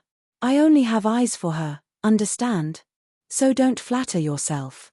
Lu Zheng smiled disdainfully. I'm flattering myself. Qin Feiyang pointed at his nose and looked at Lu Zheng angrily. Nonsense. If you're not flattering yourself, am I? Also, the eldest brother is the father, and the eldest sister-in-law is the mother. Although I'm not the boss at home, I'm still your brother. Show me some respect. In addition, be more polite to your sister-in-law Hong Er in the future. Lu Zheng said. Sister-in-law Hong Er? Lu Hong froze. Immediately after, her face was filled with anger. This bastard, the more he spoke, the more ridiculous he became. Qin Feiyang was also gnashing his teeth. Why are you gnashing your teeth? Let me tell you, don't think about bullying your brother. Be careful of being struck by lightning. Lu Zheng snorted coldly. I'll endure it. Qin Feiyang took a deep breath and tried to control his mind that was about to explode. The woman looked at Qin Feiyang and Lu Zheng and said with a smile, you two brothers are really interesting. Really? Lu Zheng asked. There's a popular saying in our village. Fighting is love, and scolding is love. The more you do this, the more it shows that you care about each other. Jia and Jin are used to be the same. When they were together, they often bickered. When they were not together, they often missed each other. The woman sighed, looking a little disappointed. Really? Lu Zheng was stunned. He glanced at Qin Feiyang and said playfully, I didn't know that you cared about me so much. Qin Feiyang's mood was simply about to go crazy. Stop it, okay? Lu Hong glared at Lu Zheng angrily. Didn't he see that the woman was about to cry? Lu Zheng smiled embarrassedly and shut his mouth. Lu Hong turned to look at the woman and said with a smile, Heaven helps the worthy. Your daughter will be fine. Thank you. The woman smiled gratefully and pointed to the front. That's my home. The three of them raised their heads and looked over. Immediately, their hearts felt as if a bottle of mixed feelings had been knocked over. It was extremely uncomfortable. The home the woman pointed to was just a shabby wooden house. Soon, the three of them followed the woman and came to the front of the wooden house. A damp, rotten smell immediately came to their faces. The wooden house only covered an area of dozens of meters and was surrounded by a simple fence. A lot of firewood was piled up in a corner. The woman apologized. I've been waiting for Jia at the entrance of the village these days. I didn't take care of the yard. It's a little messy. Please don't mind. It's okay. Lu Hong said with a smile. The woman smiled, walked to the door, and pushed it open. The moment the door was pushed open, the three of them really saw what it meant to have 4 bare walls. There was nothing in the hall of the house except a table and 4 stools. Even the table and stools were very shabby. But there were many paintings on the old walls. There were landscape paintings, figure paintings, bird paintings, and beast paintings. They were very lifelike and full of charm. And there were 4 rooms inside. 3 bedrooms and a kitchen. There was only 1 bed in each bedroom. The kitchen was not big, just enough for 1 person to go in and out. However, although the house was relatively simple, it was very neat and clean. Lu Hong asked, "Which room is Jia's?" "Here." The woman lit the candle and led Lu Hong into one of the bedrooms. Qin Feiyang and Lu Zheng stood in the hall, looking at the paintings on the wall. There were more than a dozen paintings on the wall of the hall, but Qin Feiyang noticed that the painting in the center was not a family picture, but an old man riding a crane. The old man was dressed in a snow-white robe, riding a white crane in the sky, holding a horsetail whisk in his hand, and his white hair was fluttering. He had quite a sage-like charm. Lu Hong walked to Qin Feiyang, looked at the old man riding a crane in the painting, and whispered, "He is the immortal crane that Jia mentioned." "What is his background?" Qin Feiyang asked secretly. "I asked Jia. He told me that this immortal crane came and went without a trace. No one in the village knew where he lived, and no one knew his name. They only knew that he came from a mysterious immortal sect." Lu Hong said. "Immortal sect?" Lu Zheng was stunned and said angrily, "How can there be immortals in this world? It's obvious that he is a swindler." Qin Feiyang also felt the same. He looked at Lu Hong and asked, "What does he do in this village every 2 years?" Lu Hong said, "It is said that he is recruiting disciples." Qin Feiyang and Lu Zheng looked at each other. Immortal sect? Recruiting disciples? Wasn't this a little too exaggerated? Lu Hong said, "Jera said that any child who is chosen by Immortal Crane will be taken away immediately, and the people in the village are eager to be taken away by him, because once they are chosen by Immortal Crane, they have the qualifications to become immortals." Nonsense. I can't stand this kind of swindler who pretends to be mysterious. I must find out about this so-called immortal sect and expose their true colors. Lu Zheng snorted coldly. Immortals were just legends. They did not exist at all. This immortal crane was clearly bewitching the villagers here. Qin Feiyang glanced at him, then raised his head again and looked at the portrait of immortal crane. This village was isolated from the world, and the people in the village still maintained primitive thinking. It was reasonable to believe that there were immortals in this world. Just like when he was a child, he also believed that there were immortals in this world. But when he went out and began to understand this world a little bit, he realized that these so-called immortals were just some people who were more powerful than ordinary people. Immortals did not exist in this world at all. At this time, the woman came out, holding a pot of tea, and said with a smile, "3 benefactors, the house is a little simple and crude. Please don't mind and sit down." "It's okay." Lu Hong waved her hand and said with a smile. The woman put the teapot on the table, turned to look at the portrait of Immortal Crane, and said, "I heard you were talking about Immortal Crane just now?" Lu Hong nodded. The woman's face became serious, and she said, "You can talk about it at home. Don't talk nonsense outside." "Why?" Lu Hong was puzzled. The woman said, "Because the people in the village all respect Immortal Crane very much. If they hear you talking about him, they will make trouble for you. Her words were full of respect for Immortal Crane. Qin Feiyang and the other two looked at each other. It seemed that the people in this village had been completely educated by Immortal Crane. They believed that there were immortals in this world. Lu Hong asked, "Do you know about this Immortal Crane?" The woman said in awe, "He is an immortal, and I am just an ordinary woman. What qualifications do I have to know about him?" Lu Hong said, "In these years, besides this Immortal Crane, are there any other immortals who came to this village?" The woman shook her head and said, "Let's not talk about it. You probably haven't had dinner yet. I will prepare some food. You can talk."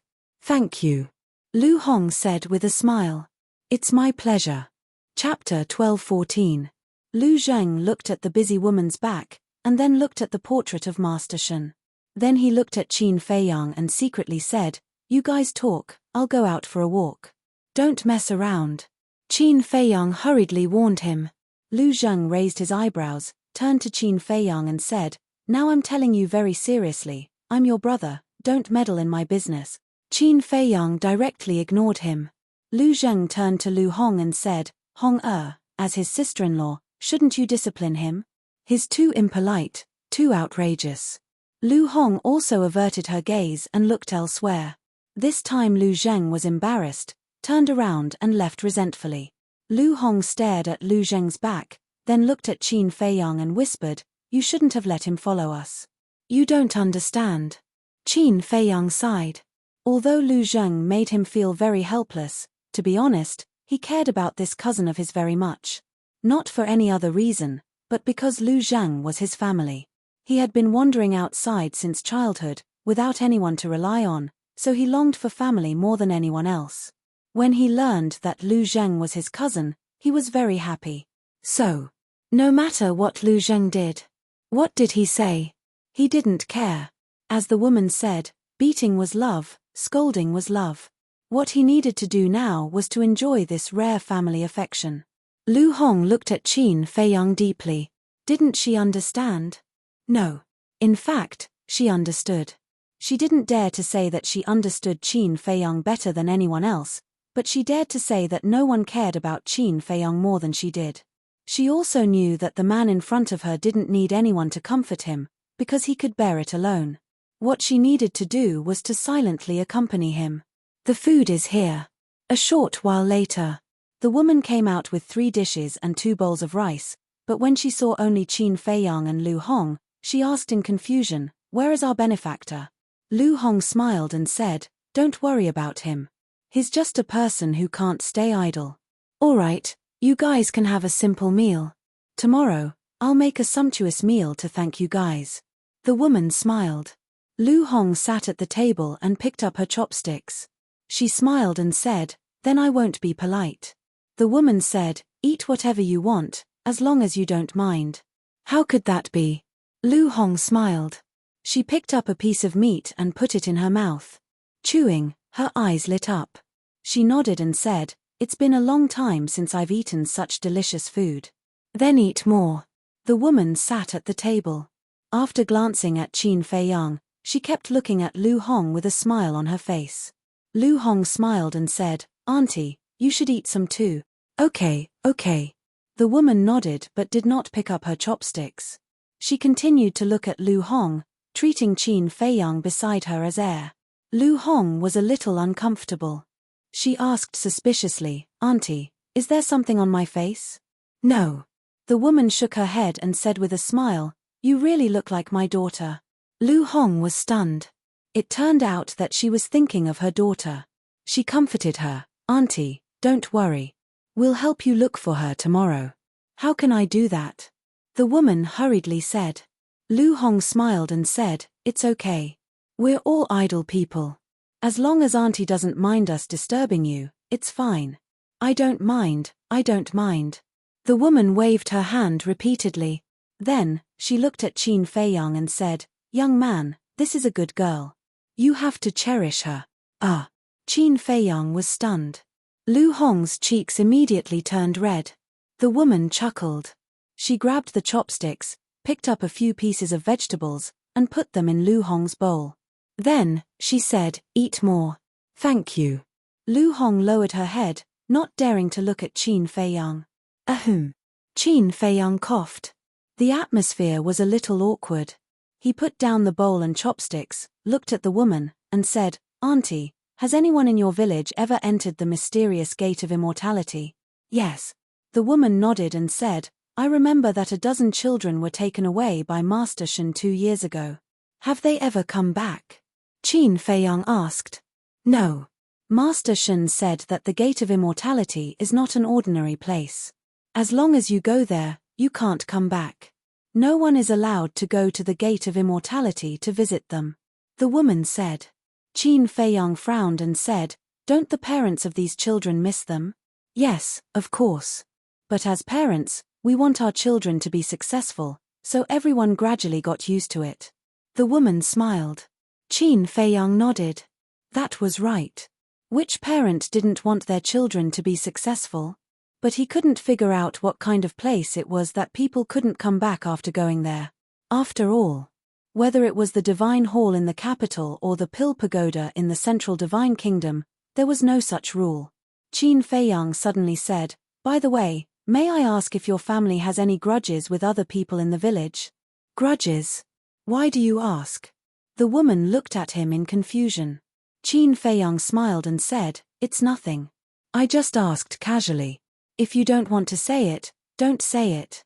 The woman thought for a while in a low voice and said with a smile, "People in our village are relatively harmonious and get along well. They won't have conflicts over small things." "What if it's a big deal?" Qin Feiyang asked. The woman said, "If there is a big deal, our village chief will come out to mediate." Qin Feiyang nodded. Lu Hong glanced at Qin Feiyang and said telepathically, "Did you think of something?" Qin Feiyang said to himself, "I've been thinking about why Wang Jin went missing." "What do you mean?" Lu Hong was suspicious. "Wang Jin is from this village. She grew up here, and since her father passed away, she often hunted outside. She must be very familiar with the situation around the village. For example, where is the danger? Where is it safer? And as a person with a little sense, it is impossible for her to go to those dangerous places. But why did she go missing? So I'm thinking, is there something strange about Wang Jin's disappearance?" Qin Feiyang said telepathically. Lu Hong said to herself, "That's why you asked if this family has any grudges with others. Are you suspecting that someone might have secretly harmed Wang Jin?" "Yes." Qin Feiyang replied secretly. After all, he was used to seeing scheming and scheming. He thought more than the woman. And although this village looked very ordinary and simple, it did not rule out that there were a few scumbags. Lu Hong said to herself, but she also said that she has no grudges with others. Qin Feiyang said telepathically, "We have lived together for so many years, and there is no friction at all. Do you think it is possible?" Lu Hong shook her head. No matter how harmonious they were, there would definitely be some disputes. There is definitely a grudge, but because she is very simple, she usually doesn't take it to heart. But just because she doesn't take it to heart doesn't mean that the other party doesn't take it to heart. Maybe the other party has already held a grudge. "We have been traveling outside all year round. Because of a small matter, someone will die in the end.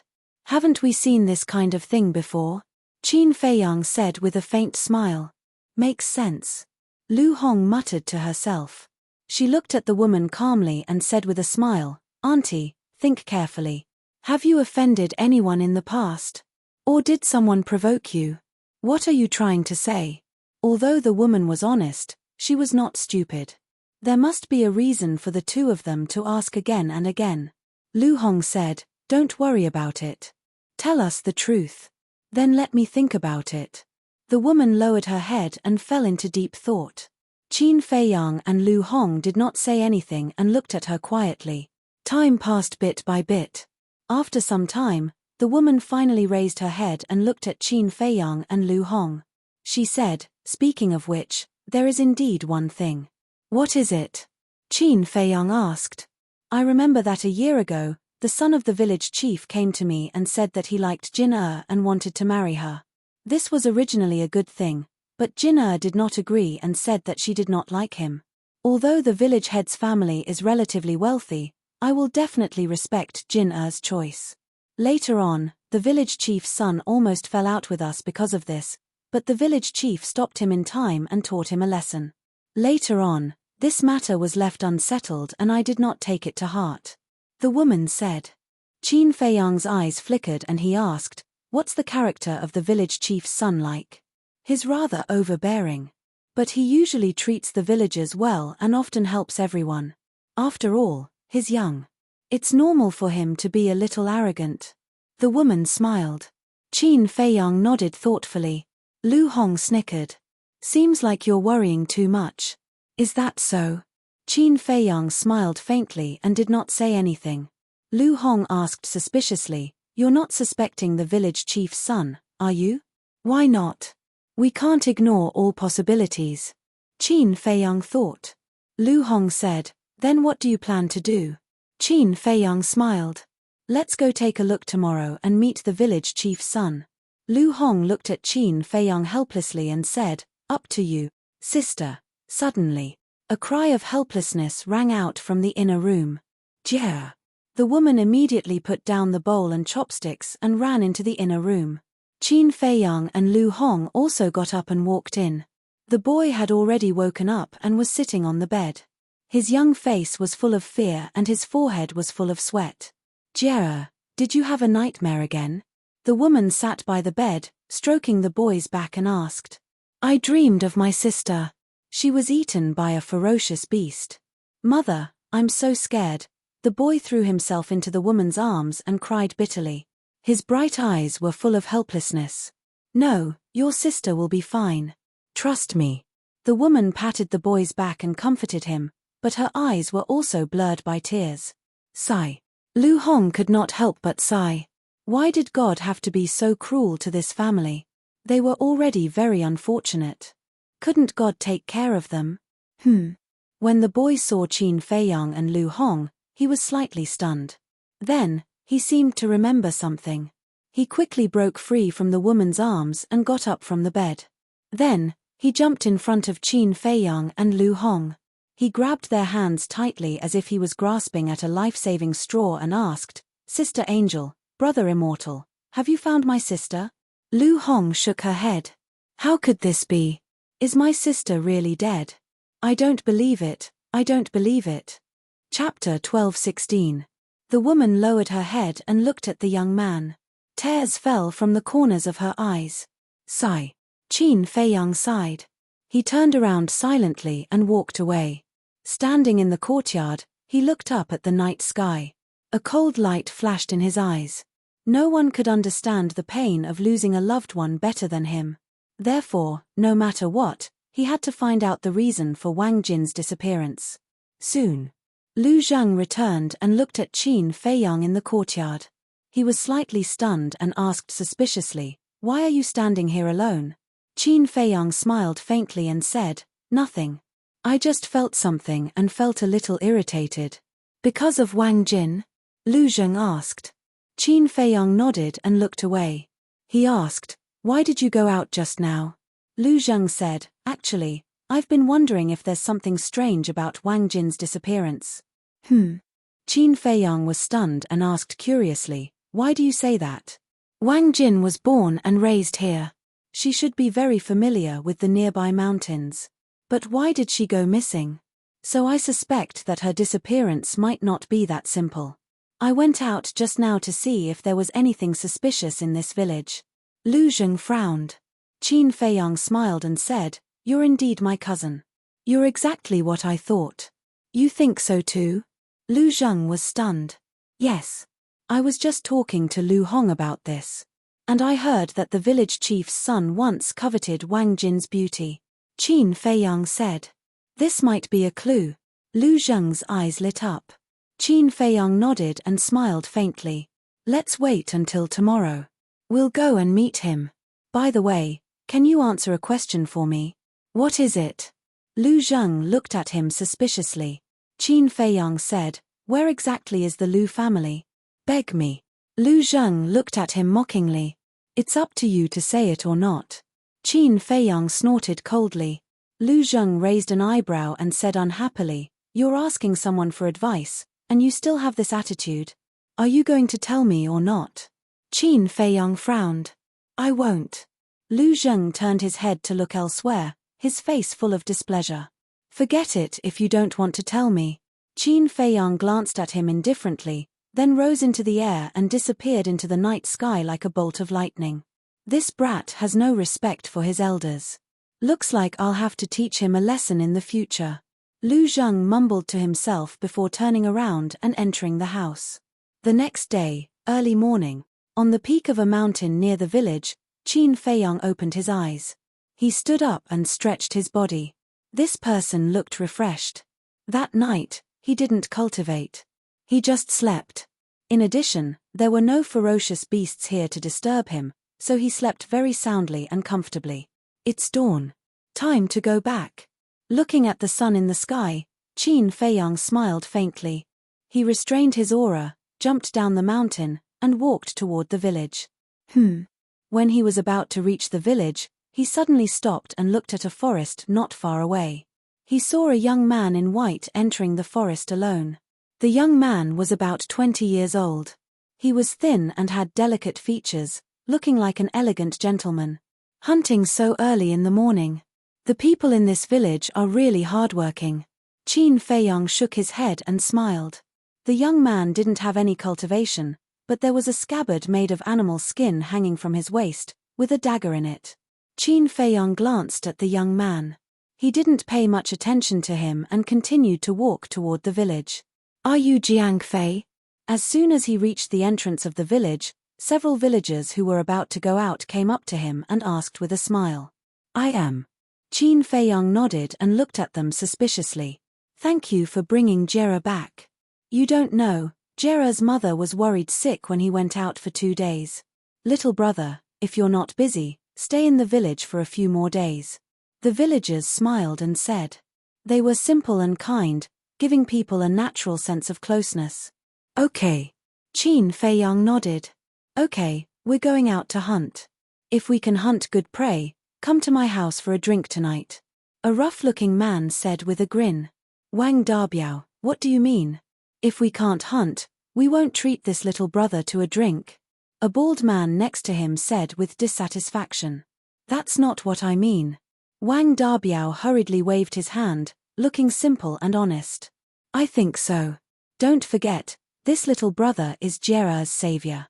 So, whether or not we can hunt good prey today, tonight you have to take out the few jars of wine you've been saving for several years to thank him." The bald man said. "Yes, yes, yes." Wang Dabiao nodded repeatedly, but suddenly he looked at the bald man and said, "No, it's you who wants to drink my jars of wine, isn't it? What are you thinking about? I just want to bask in this little brother's glory and have a few drinks tonight." The bald man smiled awkwardly. "Hypocrite." Wang Dabiao rolled his eyes at him. The other few people also looked at the bald man with disdain, but they were all smiling. Wang Dabiao turned to look at Qin Feiyang and said with a smile, "Little brother, we'll go first. See you tonight." "Okay." Qin Feiyang nodded. At that moment, they took all kinds of weapons and walked into the mountains. Qin Feiyang shook his head and smiled. The people here were not only kind, but also very forthright. He liked this place. There was no scheming or scheming. Everything seemed ordinary and peaceful. "I really hope that one day, I can live like them." Qin Feiyang muttered and turned to enter the village. "Good morning, little brother Jiang Fei. I went to Jera's house just now and was wondering why I didn't see you. So you're here. Little brother, thank you for saving Jera. Come to my house when you're free." Along the way, the villagers that Qin Feiyang met all greeted him warmly. "How do you know all of this?" Qin Feiyang felt a little helpless. Isn't this news spreading too fast? When he returned to the young man's house and saw the situation in front of the yard, he was even more speechless. There was a sea of people in front of the yard.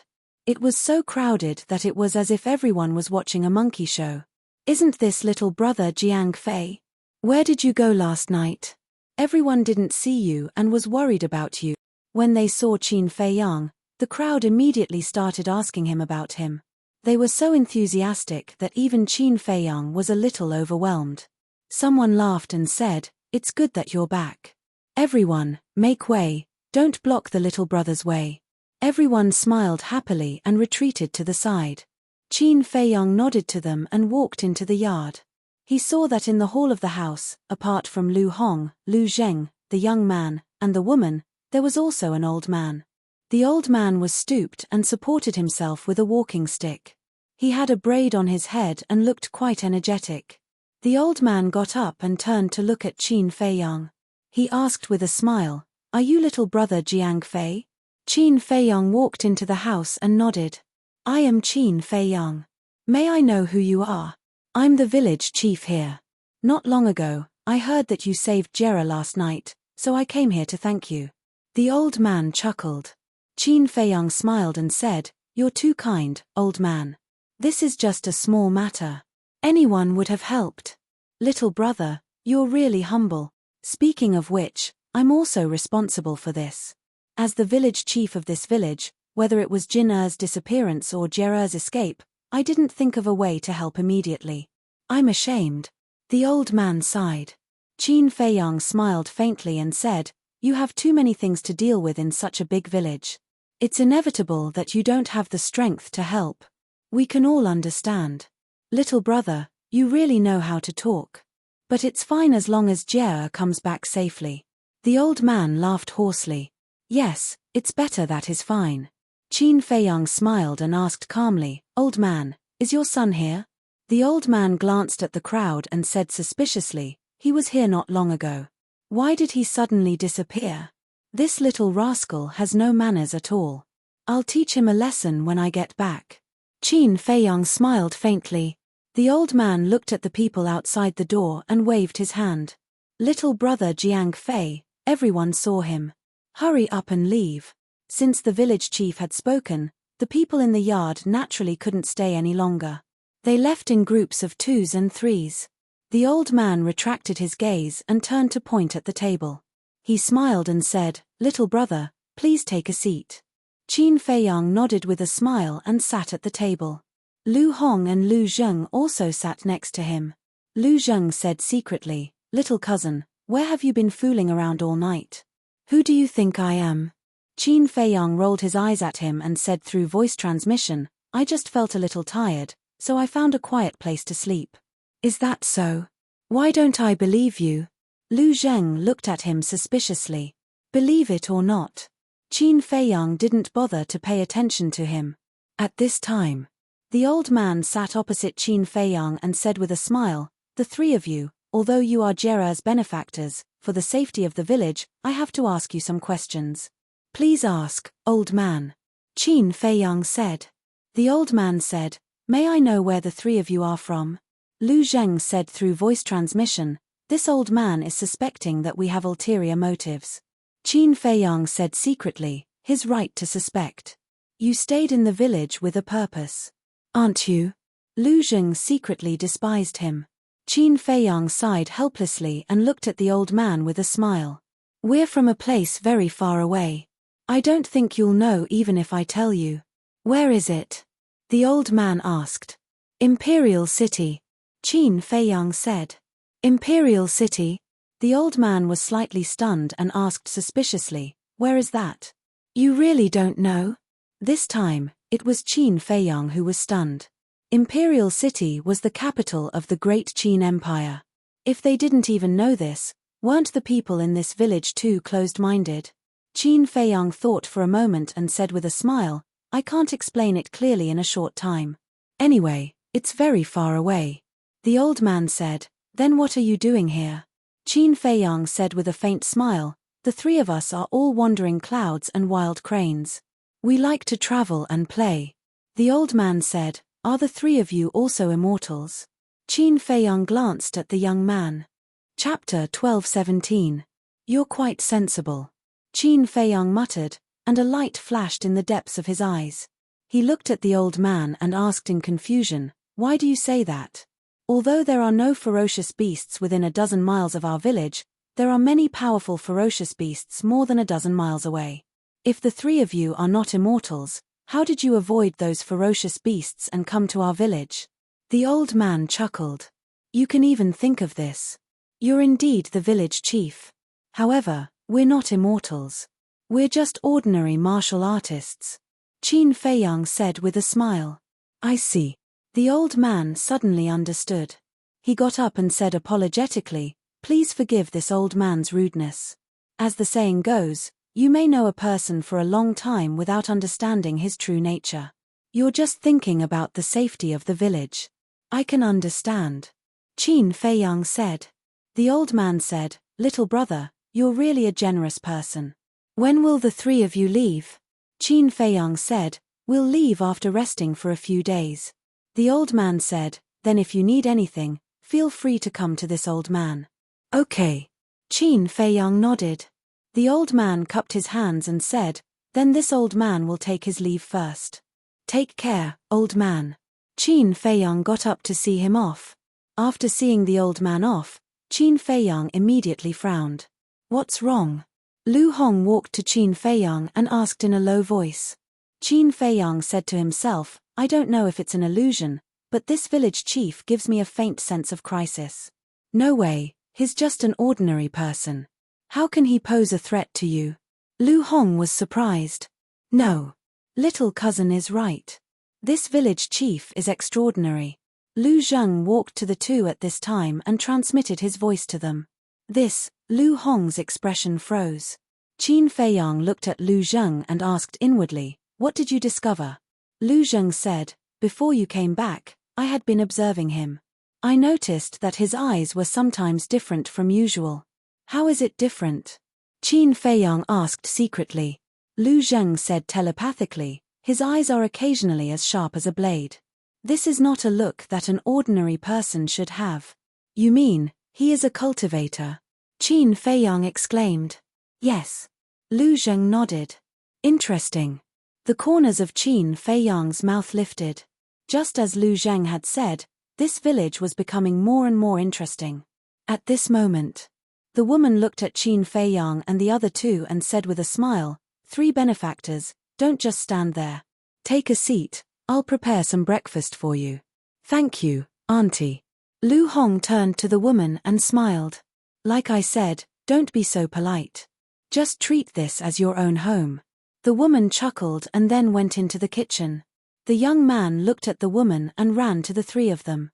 He knelt on the ground and begged, Sister Angel, Brother Immortal, please help me find my sister. Qin Feiyang frowned and said, a man shouldn't kneel to others so easily. Get up. The young man was a little panicked and hurriedly got up. Qin Feiyang shook his head and said with a smile, I still don't know your name. What's your name? My name is Wang Xiajie. The young man said truthfully. Qin Feiyang said, then let me ask you, how does your village chief usually treat everyone? The village chief is a good man. He treats the people in the village like his own family. I remember that when my father passed away, he was the one who helped us take care of the afterlife. So I've always been grateful to him. Wang Xiaojie said. Qin Feiyang nodded, then looked at Lu Zheng and Lu Hong and asked, have you seen the son of the village chief? Yes, the father and son came together at that time. Lu Hong nodded and waved her jade-like hand. Battle chi surged, and the shadow of a young man in white appeared. She said, he is the village chief's son. Qin Feiyang was stunned. What's wrong? Lu Hong was puzzled. I've seen him before. Qin Feiyang said. Lu Hong and Lu Zheng looked at each other. Lu Hong asked, when did you see him? Qin Feiyang said, when I came back not long ago, I saw him enter a forest alone outside the village. He should be hunting. Wang Xiajie said, brother Yu never hunts. Brother Yu? The 3 of them were stunned. Wang Xiajie said, brother Yu is the village chief's son. His full name is Wang Yu. The 3 of them nodded in realization. Suddenly, Qin Feiyang raised his eyebrows and looked down at the young man. He asked, what did you just say? Wang Yu never hunts. Wang Xiajie nodded and said, yes, he is the village chief's son. How could he do such manual labor? Then why did he go out so early in the morning? Qin Feiyang was suspicious. I don't know. But during this period, he did go out often. I saw him a few mornings. He is quite mysterious. Wang Xiaojie's face was full of suspicion. What about before? Qin Feiyang asked. Wang Xiaojie said, he used to go out occasionally, but not so frequently. Qin Feiyang's eyes flickered. He looked at Lu Hong and said, I'm going out for a while. You guys be careful of the village chief. You're really suspicious of him? Lu Hong said. There must be something wrong. Whether Wang Jin's disappearance has anything to do with him or not, it's necessary to investigate. After Qin Feiyang finished speaking, he opened a teleportation gate and walked in. I'm going too. Lu Zheng's eyes flashed and he followed in. Wang Xiaojie looked at the portal in a daze and asked, Sister Angel, what is this? Where did the two immortal brothers go? This is called a portal. It can directly teleport people from the village to the outside. As for your two immortal brothers, where did they go? We have to keep this a secret for the time being. Lu Hong rubbed Wang Xiaojie's head lovingly and smiled. There's such a magical thing. Looking at the portal, Wang Xiaojie's face was full of curiosity. Lu Hong smiled and said, this world is very big. What you see now is just the tip of the iceberg. Really? Wang Xiaojie had a confused look on his face. Lu Hong nodded and didn't say anything else. Because there were some things that Wang Xiaojie might not understand even if she said it. Outside the village, outside the forest, Qin Feiyang and Lu Zheng appeared out of thin air. Qin Feiyang immediately looked at Lu Zheng and frowned. Why did you follow us? How can I miss out on such an interesting thing? Lu Zheng said with a grin. Forget it, we're already here. Qin Feiyang sighed helplessly and looked up at the forest.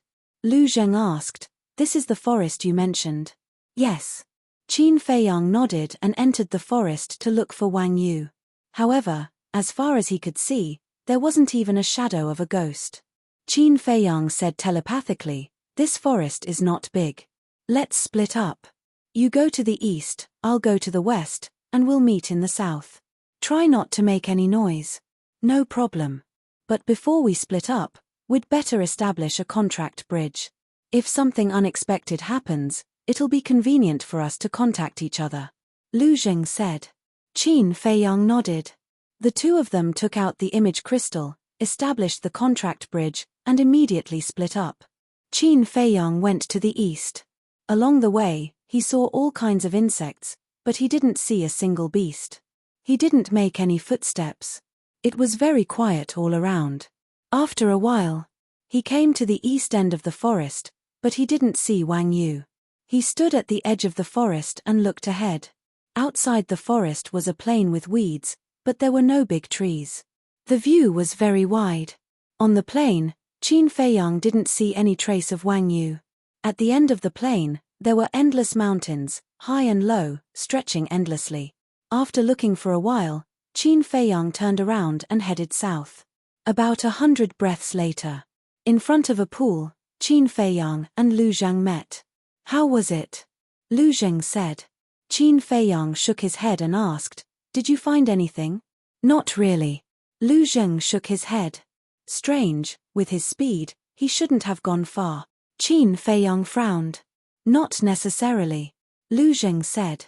What do you mean? Qin Feiyang looked at him suspiciously. Lu Zheng said, if the village chief is as we guessed, a cultivator who hides his cultivation, then his son must also have cultivation. Makes sense. Qin Feiyang nodded. The two of them turned and rushed out of the forest like lightning, looking at the mountains outside the plain, their eyes flickering. Lu Zheng suddenly frowned. Fatso and the others searched those places last night. If there was really something, they should have found something. But we didn't think that there was something strange about Wang Jin's disappearance. We only thought that she might have been attacked by a beast, or trapped somewhere because of some special situation. So Fatso and the others definitely wouldn't have searched so carefully. Qin Feiyang said. Then this is indeed a problem. Because we don't know which direction this Wang Yu went. And outside the plain are mountains and there is no sign of human habitation. To find a person is like looking for a needle in a haystack. Lu Zheng frowned. It's all my fault for being too careless. I should have followed him. Qin Feiyang was very upset. Do you really think you're a god who can predict the future? You didn't even know who he was at that time. Why did you follow him? Lu Zheng rolled his eyes. After a while, he said, we can't keep looking like this. Let's just wait. Hasn't he been coming out often recently? Then we'll wait outside the village. That's the only way. Qin Feiyang nodded. The two of them looked around the forest again, then returned to the place where they first entered the forest.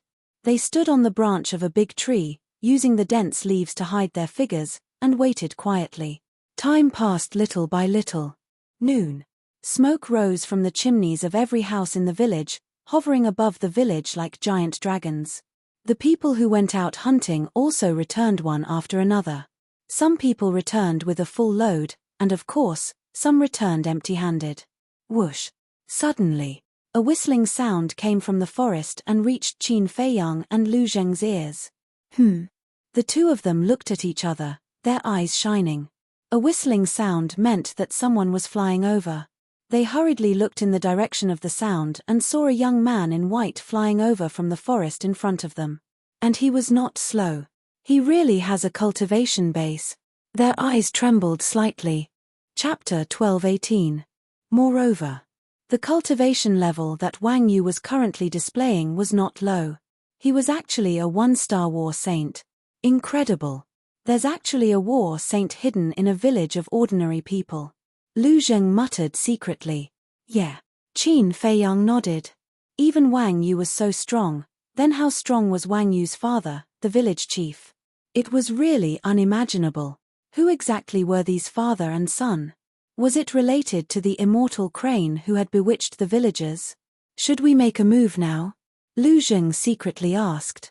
Qin Feiyang secretly said, I am more and more suspicious that Wang Jin's disappearance is related to this Wang Yu, so there's no need to rush, so as to not alert the enemy.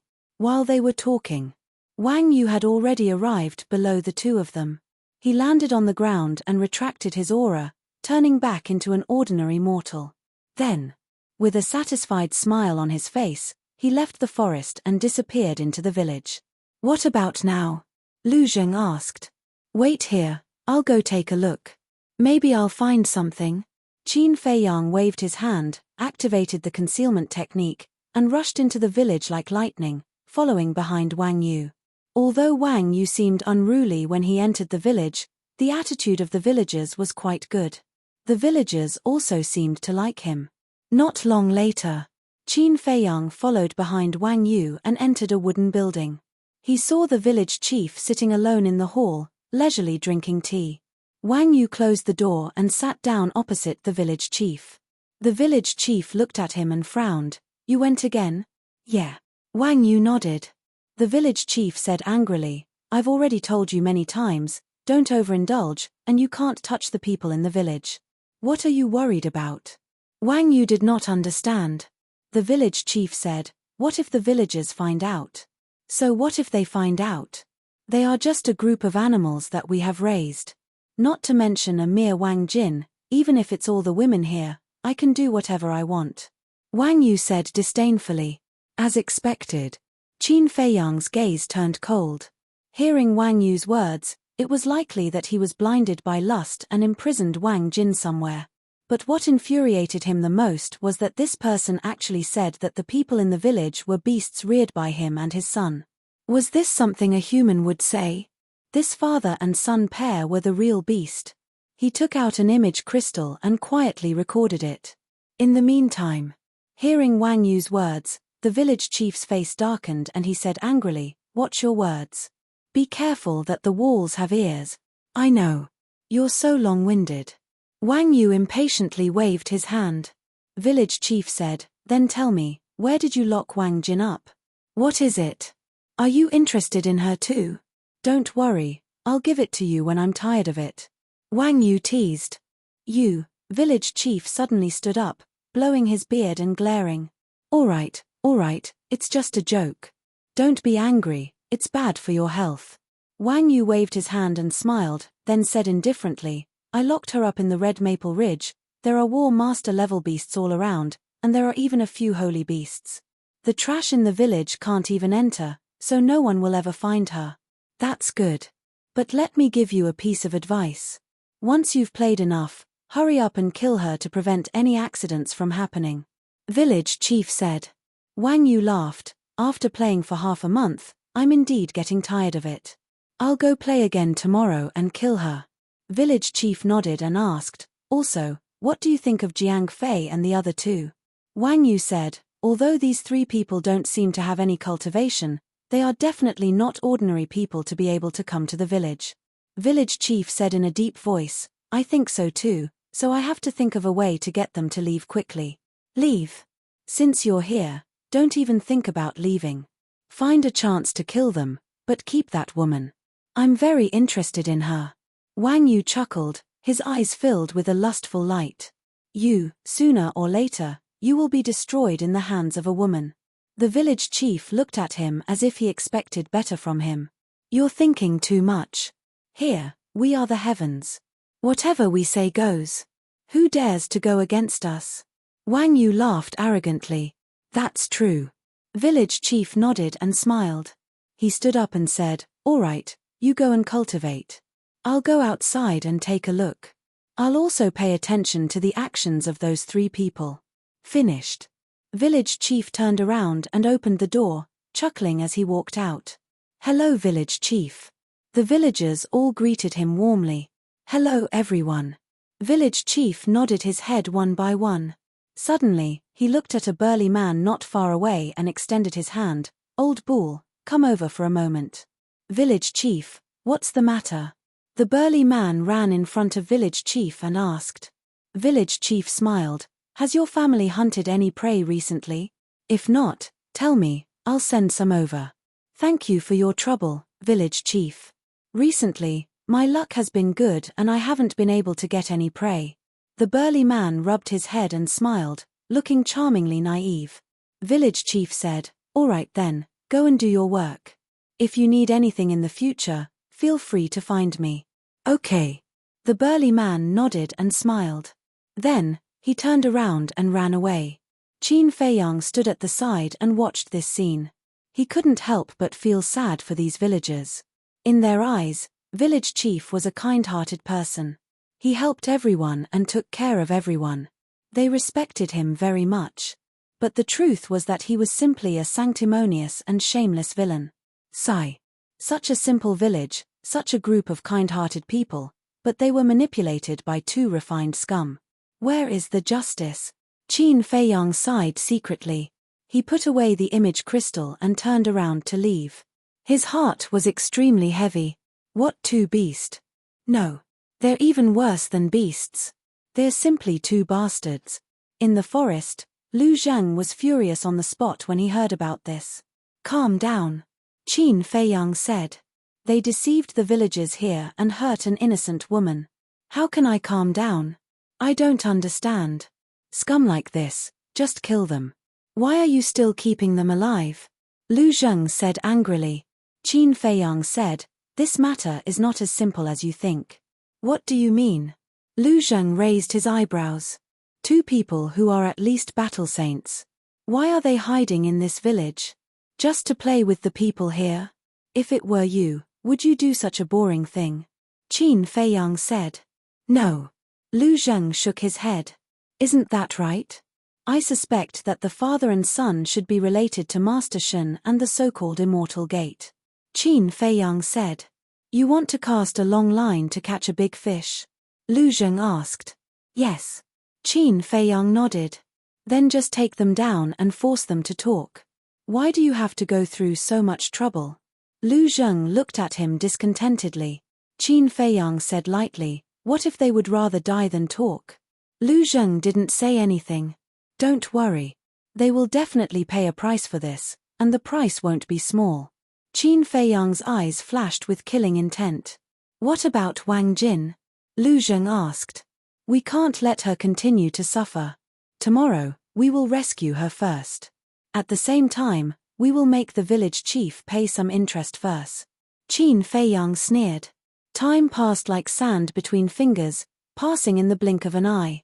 Night fell. Miss Xiaoqin, where did Jiang Fei and Jiang Zheng go? Why haven't I seen them all day? In the wooden house. The woman looked at Lu Hong and asked. Lu Hong said with a smile, "They never tell me what they do, so I don't know. Do you want to prepare their dinner?" The woman asked. Lu Hong said, "Don't worry about them. They have hands and feet. They won't starve to death." "Well, I will make some for them when they come back." The woman smiled and went into the kitchen to get busy. Wang Xiajie stood at the side, looked at the woman's back, and asked in a low voice, "Sister Angel, are the two immortal brothers helping to find my sister?" "That's right." Lu Hong nodded. Wang Xiajie said worriedly, "They haven't come back so late. Are they in danger?" "Danger?" Lu Hong shook her head and smiled. She rubbed Wang Xiajie's little head and said with a smile, "Don't worry about that. In this world, no one can hurt them." "Are they very powerful?" Wang Xiajie asked naively. "Of course they are. Let me give you an example. They can destroy your village with just a wave of their hand." Lu Hong said. Wang Xiajie was dumbfounded. His little face was full of yearning as he muttered, "If I can be as powerful as the two immortal brothers, then I will protect my sister and mother." The next day, early morning, the horizon gradually turned white, and the sun slowly rose. The villagers walked out of the village one after another and entered the mountains to hunt. Going out to hunt every day had become a habit in their lives. Of course, this was also their only way to survive. Soon, Wang Yu also walked out of the village and entered the forest alone. Seeing that there was no one around, he turned into a stream of light and flew away. Whoosh! Just as Wang Yu left, Qin Feiyang and Lu Zhang appeared. They had been waiting here for the whole night. Looking at each other, Qin Feiyang activated the concealment technique and chased after Wang Yu with Lu Zhang. Soon, the three of them rushed out of the forest one after another and flew in the southwest direction. Qin Feiyang and Lu Zhang followed beside Wang Yu, but Wang Yu did not notice at all. His face was full of lewd smiles. Obviously, he was fantasizing about some improper things. "Laugh, laugh all you want." Lu Zhang sneered again and again. About half an hour passed. The two of them followed Wang Yu deep into the mountain range for hundreds of miles. A majestic mountain ridge finally entered their sight. This was the Red Maple Ridge. The Red Maple Ridge stretched up and down like a huge dragon lying on the ground. It was full of red trees. This tree was called the Red Maple Tree. Every leaf was as beautiful as fire. From afar, the whole mountain ridge was like a sea of fire. The origin of the name Red Maple Ridge was precisely because of these red maple trees. Chapter 12:19. Whoosh! Wang Yu directly entered Red Maple Ridge and stopped halfway up the mountain. There was a cave here. It was pitch black inside the cave. "Little bitch, I'm here again." Wang Yu let out a hearty laugh and stepped into the cave. "Bastard, don't come near me. Get lost." The next moment, a roar filled with fear came from within the cave. Whoosh! Qin Feiyang and Lu Zhang looked at each other. Murderous intent flashed in their eyes and they also rushed into the cave. Immediately, an unsightly scene entered their line of sight. The size of the cave was only 100 feet. And in the middle of the cave, there was a thick layer of red maple leaves. A woman was lying on top of it. The woman was about 1.75 meters tall. She was very beautiful and had a good figure. But at this moment, her face was full of fear. Not only that, she was also firmly tied by a thumpthick iron chain and could not move.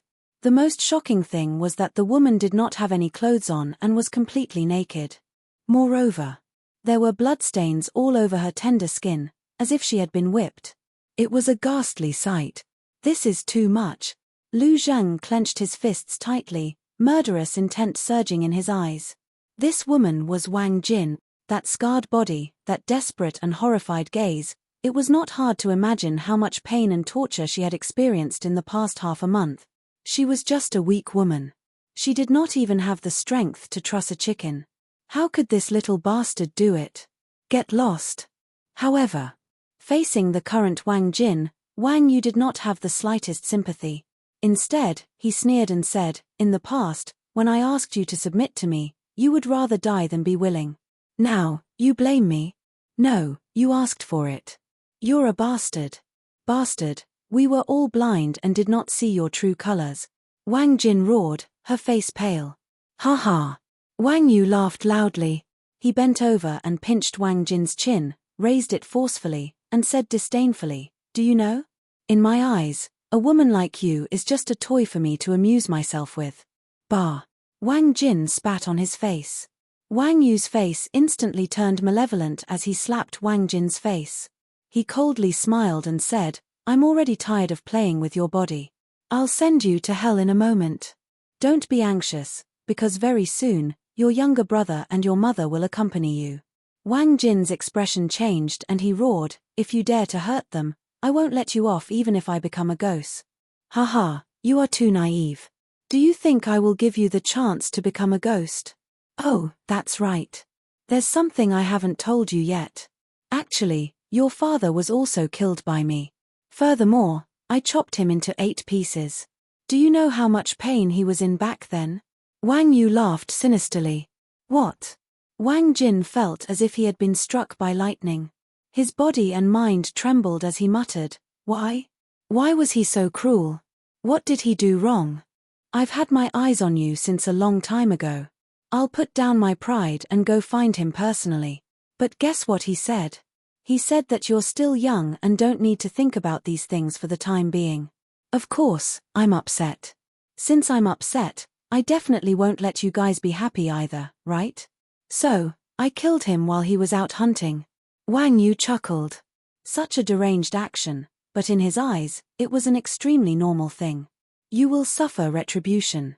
Wang Jin was no longer afraid. His eyes were dead silent. Retribution? Looks like you haven't figured out the situation. I'm an immortal in your eyes. Retribution doesn't exist to me.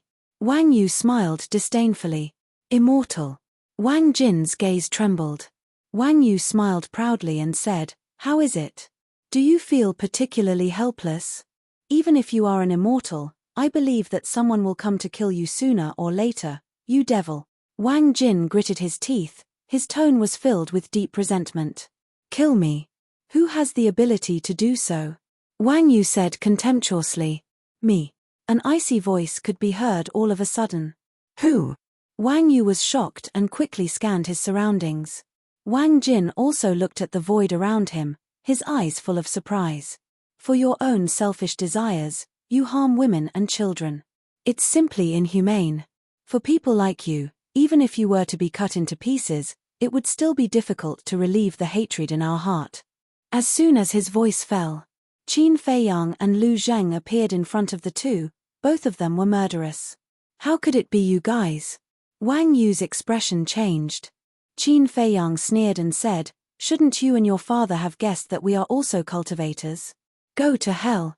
Wang Yu's eyes flashed with killing intent, and he slapped at Qin Feiyang. "With just you?" Qin Feiyang smiled contemptuously. He slightly released his aura, and Wang Yu was blasted away, crashing into the stone wall behind him. Blood gushed out on the spot. So strong. Wang Yu's pupils shrank, and he hurriedly used a mysterious footwork to escape from the cave.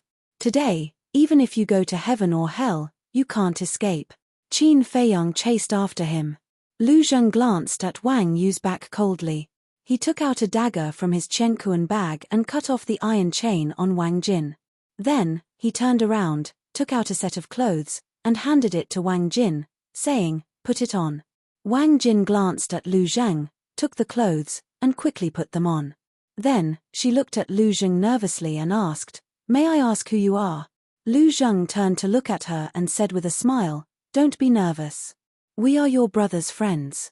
He asked us to come here specially to find you." Xiao Jie's friends. Wang Jin was in a daze.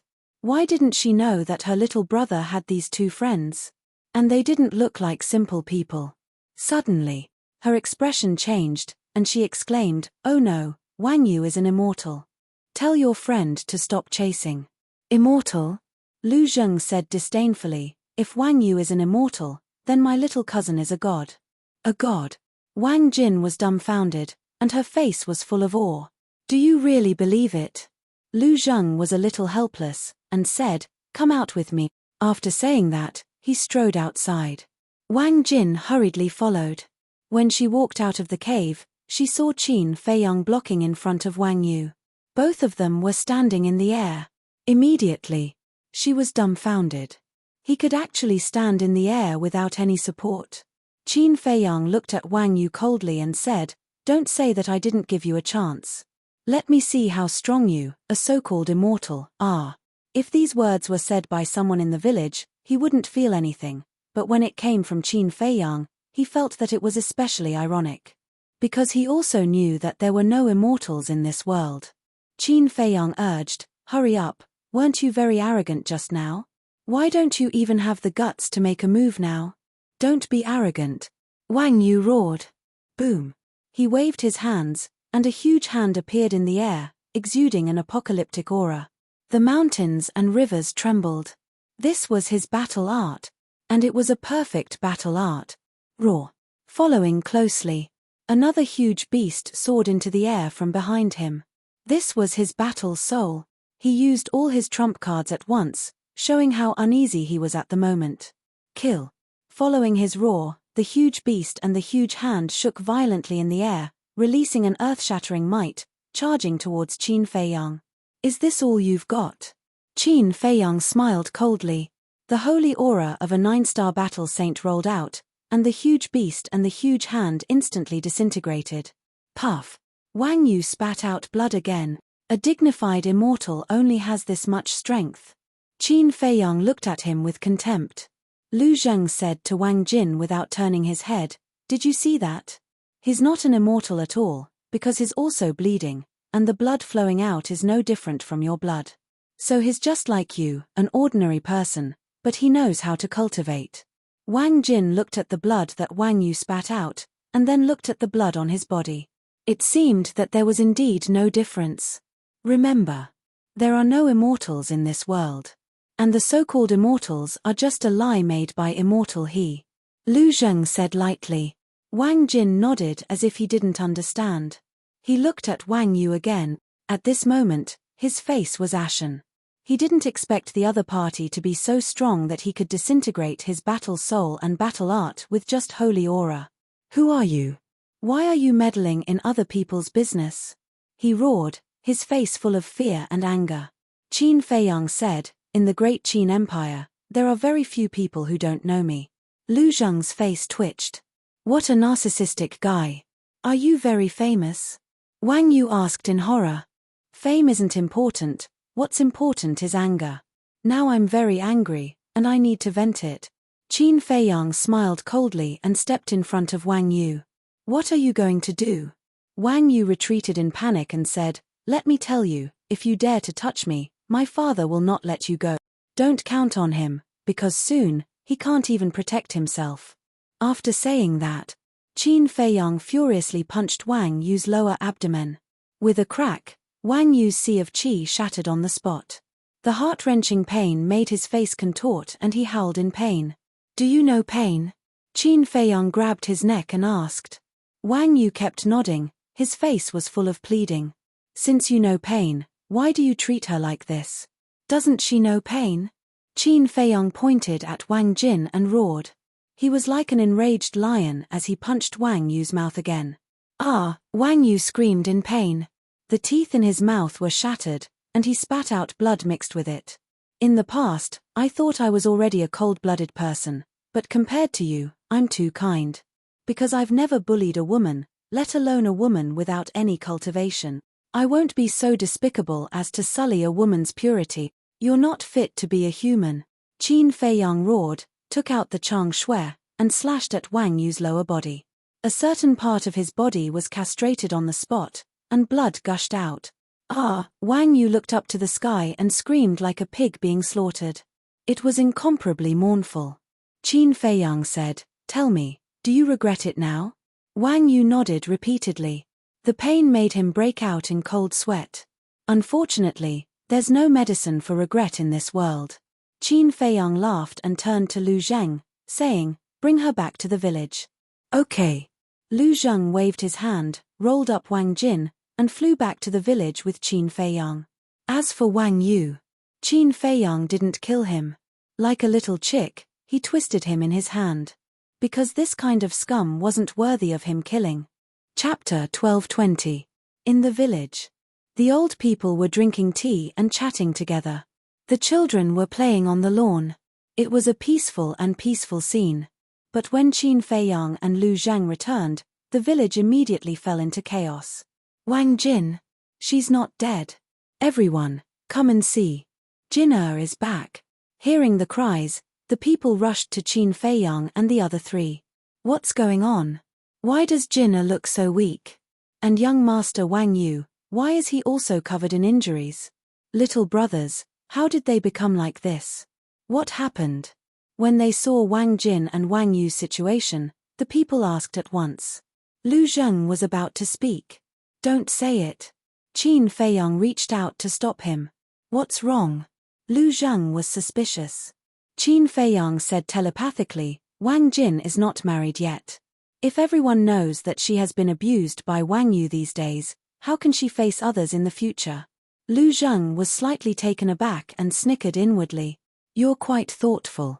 Qin Feiyang smiled faintly and said, let's go directly to the village chief's house. Immediately. The two of them led Wang Jin and Wang Yu to the village chief's house. Little brothers, what's going on? Can you tell us?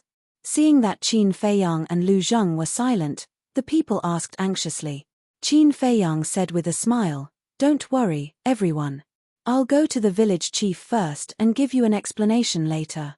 At the same time, facing the familiar faces around, Wang Jin hid behind Lu Zheng and lowered her head, not daring to look up at everyone. Don't be afraid. They won't know about you. Lu Zheng comforted her with a smile. You know what I'm thinking? Wang Jin whispered. Of course. Lu Zheng nodded. Which woman in the world didn't care about her reputation? Wang Jin was worried that the villagers would look down on her in the future, so she felt pressured. At the same time, Jie's mother, come out quickly. Several villagers ran to Wang Xiajie's house and shouted. What happened? The woman came out of the inner room. Your daughter is back. It's Jiang Fei and Jiang Zheng. They brought her back. The villagers laughed. What? The woman's body trembled. Where is my sister? Xiajie Wang ran out of the house and asked excitedly.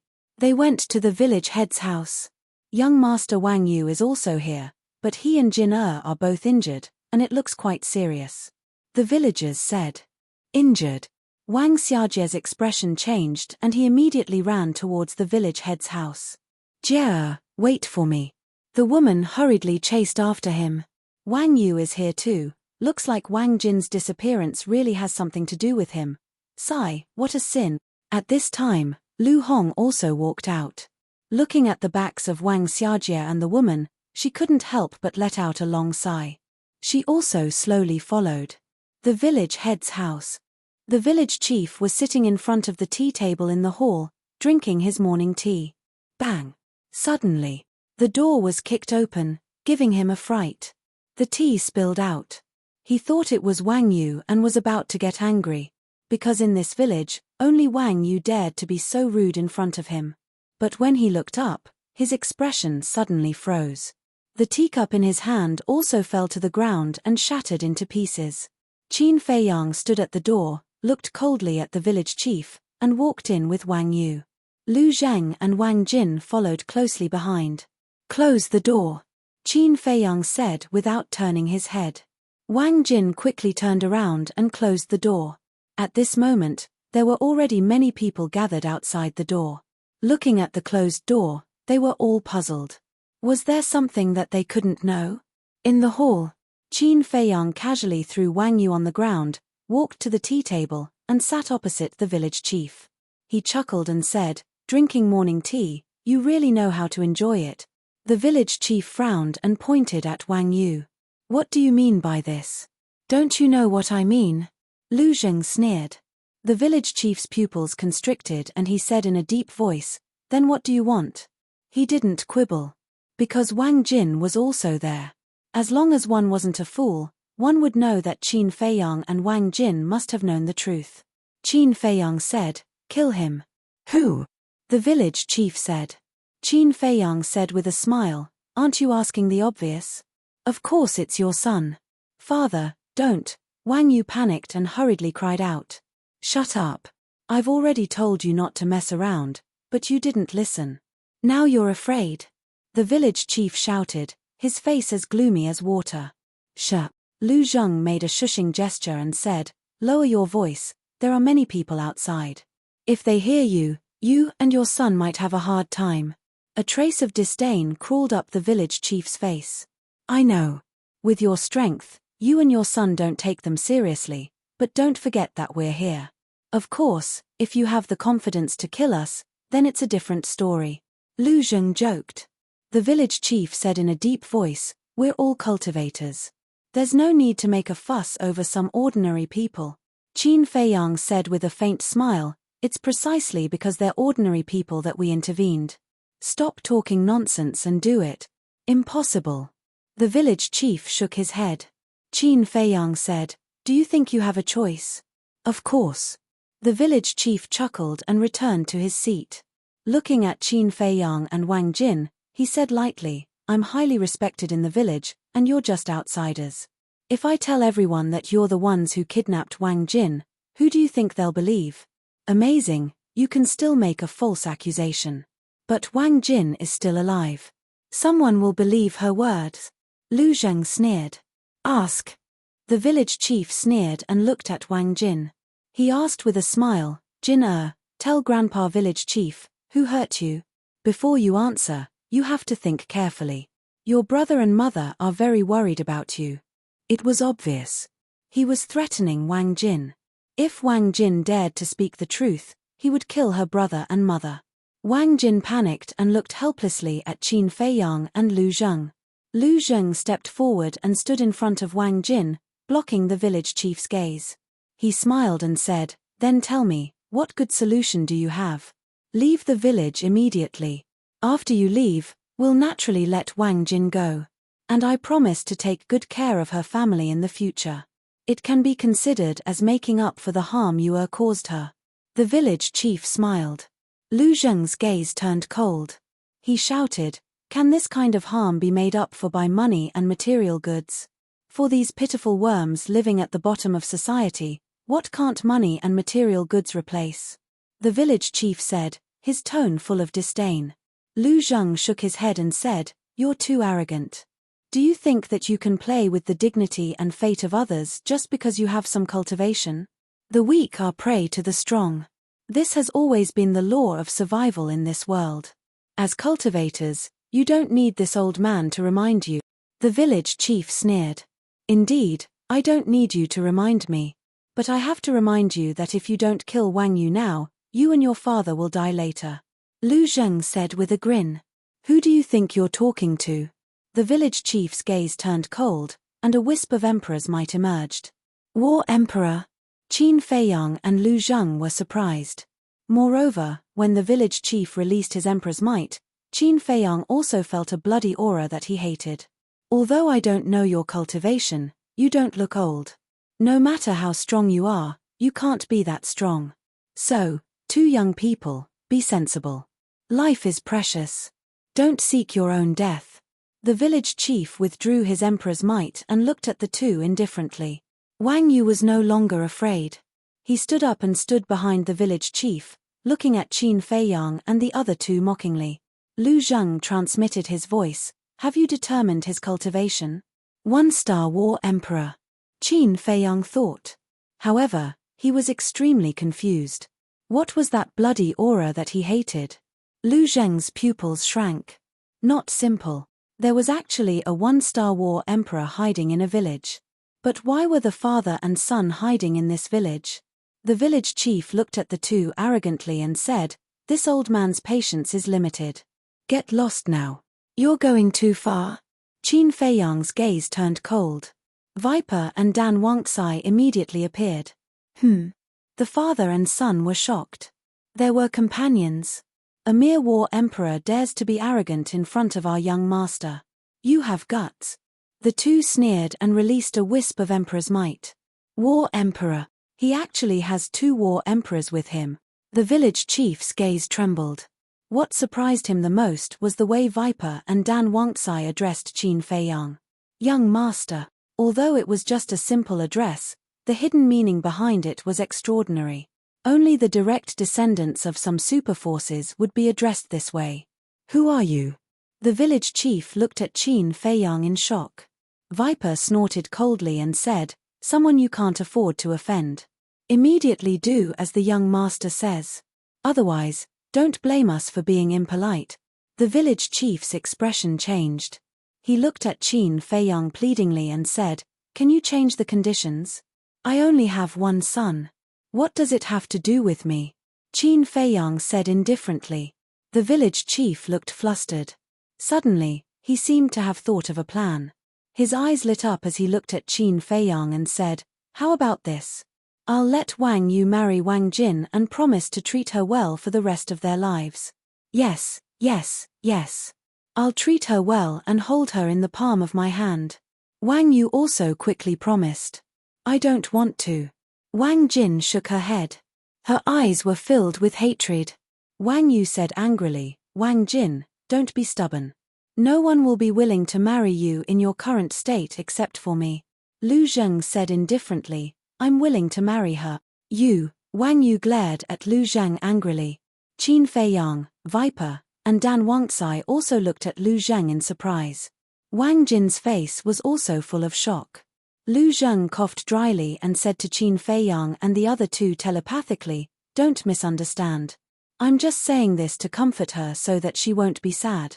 Qin Feiyang glanced at Wang Jin and said to himself, of course I won't misunderstand, but I'm afraid that she'll take it seriously. She won't, right? Lu Zheng glanced at Wang Jin from the corner of his eyes, feeling a little guilty. Chapter 12:21. The village chief clenched his fists. This was a blatant slap to his face. He stared at Qin Feiyang gloomily and asked, is there really no room for negotiation? No. Qin Feiyang shook his head with an indifferent expression. The village chief said in a low voice, then if I kill him, will you let me go? Father. Wang Yu's body trembled as he looked at the village chief in disbelief. Shut up. The village chief glared at him fiercely and turned to stare at Qin Feiyang, waiting for Qin Feiyang's reply. Qin Feiyang's eyes flashed and he smiled. If you can really do it, it's not impossible for me to let you go. The village chief immediately turned and stared at Wang Yu like a ferocious beast. Father, you can't do this. I'm your son. Even a vicious tiger will not eat its own children. Wang Yu waved his hand as he retreated, looking extremely flustered. I've already warned you repeatedly not to mess around in the village. You're the one who didn't listen. This is the price for disobeying me. Don't blame me. You asked for it. The village chief's eyes were filled with murderous intent. He suddenly raised his clenched hand and slapped the top of Wang Yu's head. Ah! Accompanied by a shrill scream, Wang Yu's head exploded like a watermelon. That bloody scene scared Wang Jin so much that he directly jumped into Lu Zheng's arms, trembling. Qin Feiyang immediately looked at Wang Jin, and a strange light flashed in his eyes. Why is there a scream coming from outside? What happened inside? When the people outside heard Wang Yu's scream, the surprise on their faces became even stronger. I want to find my sister. Open the door and let me in. At the door. Wang Xiajie knocked on the door with all his might. The woman standing at the side was also anxious. Lu Hong couldn't stand it anymore. She grabbed Wang Xiajie's wrist and frowned. Stop fooling around. When the matter is settled, your sister will naturally come out. Wang Xiajie said, but inside. Lu Hong said, with your two brothers, no one can hurt your sister. Don't worry. Hearing this, Wang Xiajie quieted down. Inside the hall. With a thud, Wang Yu's body fell to the ground. The village chief closed his eyes in pain, then turned to Qin Feiyang, gritted his teeth and asked, are you satisfied now? Qin Feiyang said indifferently, you should be asking Wang Jinman if he's satisfied, not me. Village chief looked at Wang Jin and said, I've already killed this bastard. Can you forgive me? Wang Jin glanced at Wang Yu and saw the blood on the ground. Her face turned pale and she hid in Lu Zheng's arms again. Qin Feiyang said, it seems that she can't forgive you. The village chief's expression changed and he said angrily, but you promised me just now that as long as I kill him, you will let me go.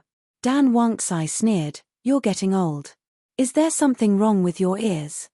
My young master only said that it's not impossible to let you go, but he didn't say that he must let you go. The village chief's face turned pale. Qin Feiyang looked at Lu Zheng and said, I have something to ask him. Take her out first. Okay. Lu Zheng nodded, turned around, and helped Wang Jin to the door.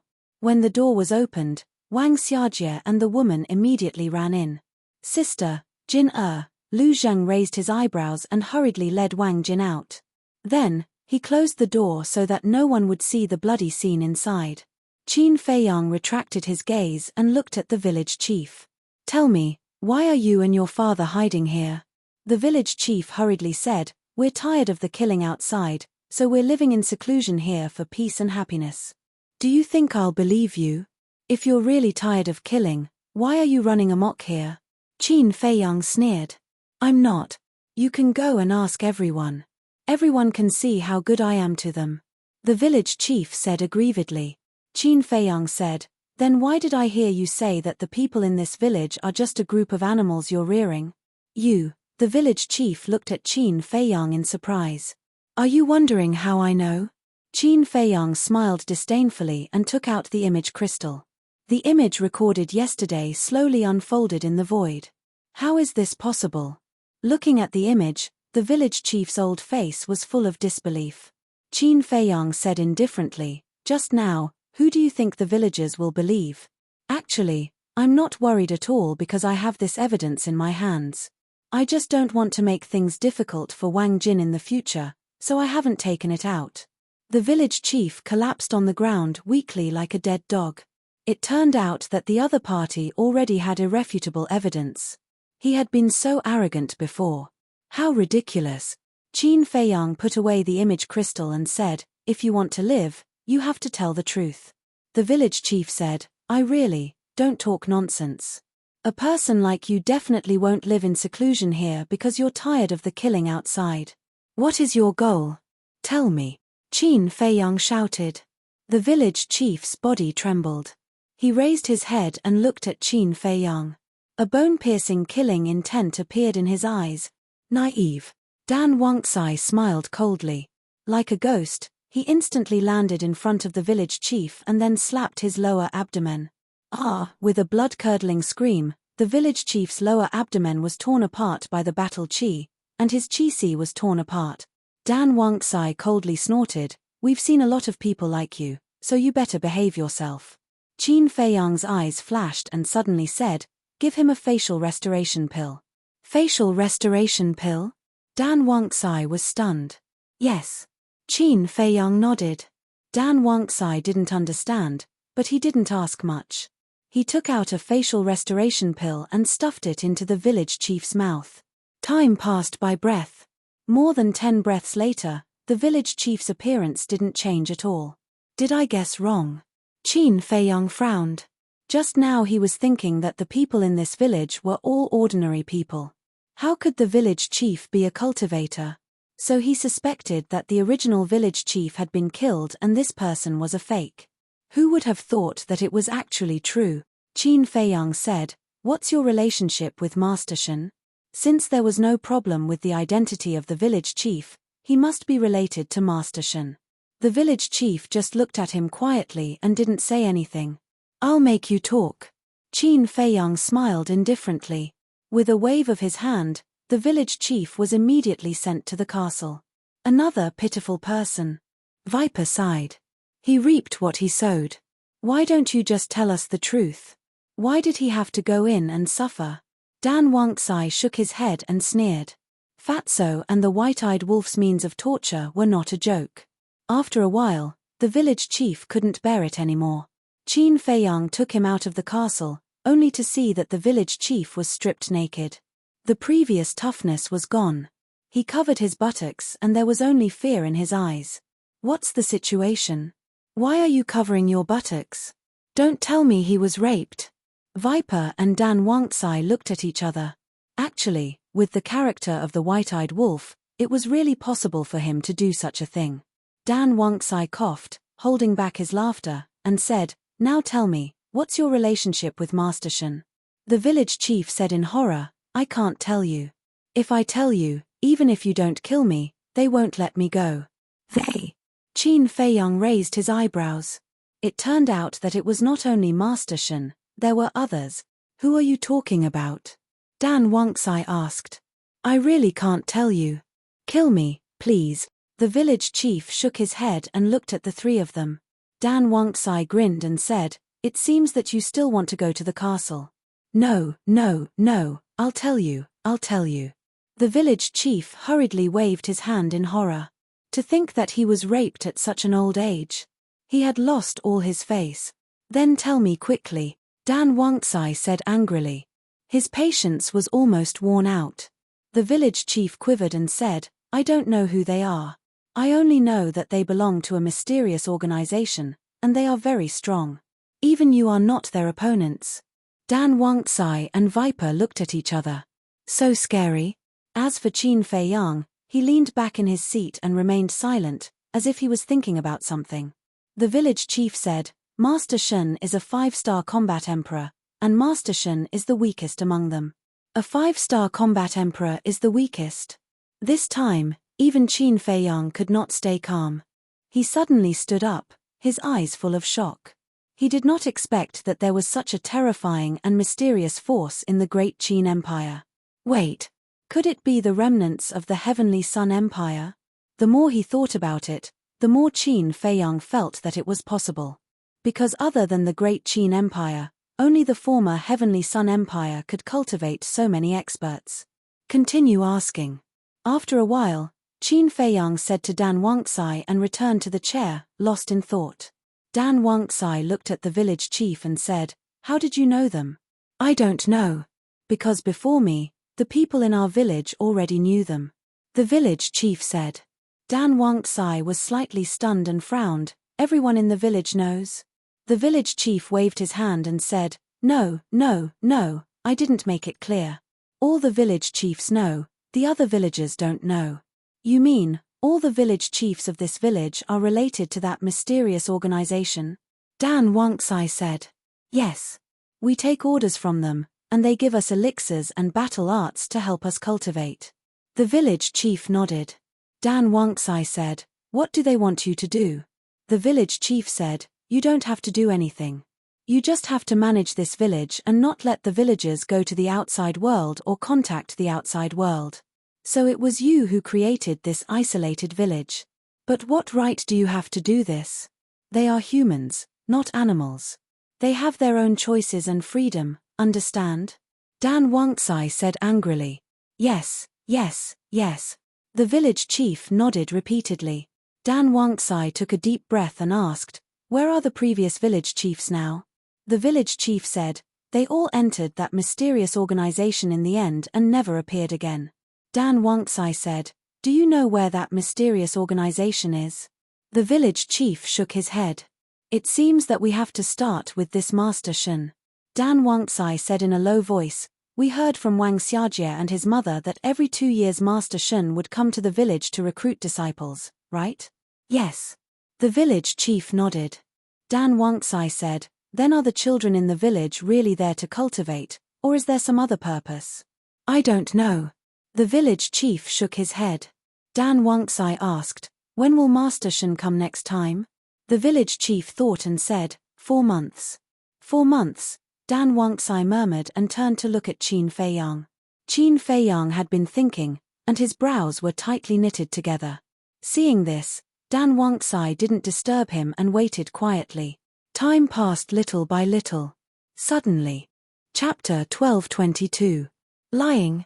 Dan Wangxai and Viper looked at each other, then turned to look at the village chief, a cold light flashing in their eyes. The village chief panicked and hurriedly waved his hand. I'm not lying. Good. Since you said that you're not lying, then let me ask you, when did you start cultivating? Qin Feiyang said. I've been cultivating since I was young.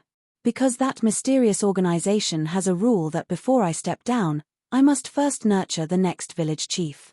For example, my son Wang Yu. If I want to step down, I have to nurture him first. The village chief said. Qin Feiyang said, Then how old are you now? The village chief said, 85. Dan Wangtsai immediately said angrily, "Ridiculous, even if you started cultivating at the age of 5, only 80 years have passed. To be able to break through to the War King in 80 years, who are you lying to? Do you think you're a peerless genius?" He finally understood why Qin Feiyang said that the village chief was lying. A cultivator, especially someone who had reached the War King realm, could live for at least a few thousand years. And as the village chief of this village, seeing him live for so long, wouldn't the other villagers be suspicious? Definitely. Not only would they be suspicious, they would also discuss it. But in these 2 days, they didn't hear anyone discussing this matter in the village. What did this mean? It meant that this person was not honest and was still lying to them.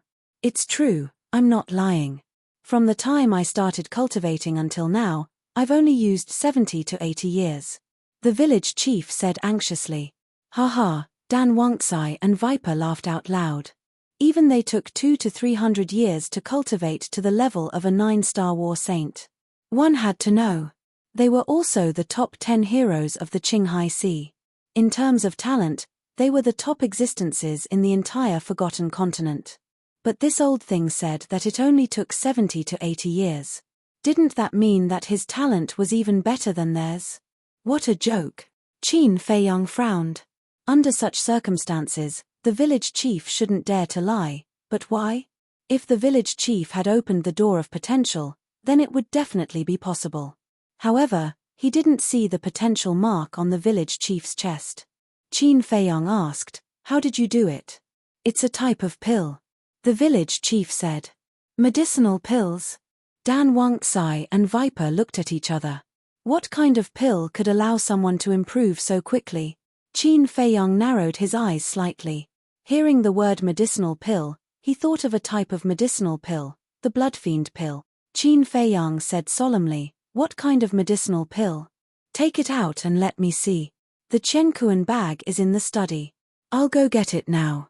The village chief nodded and got up from the ground.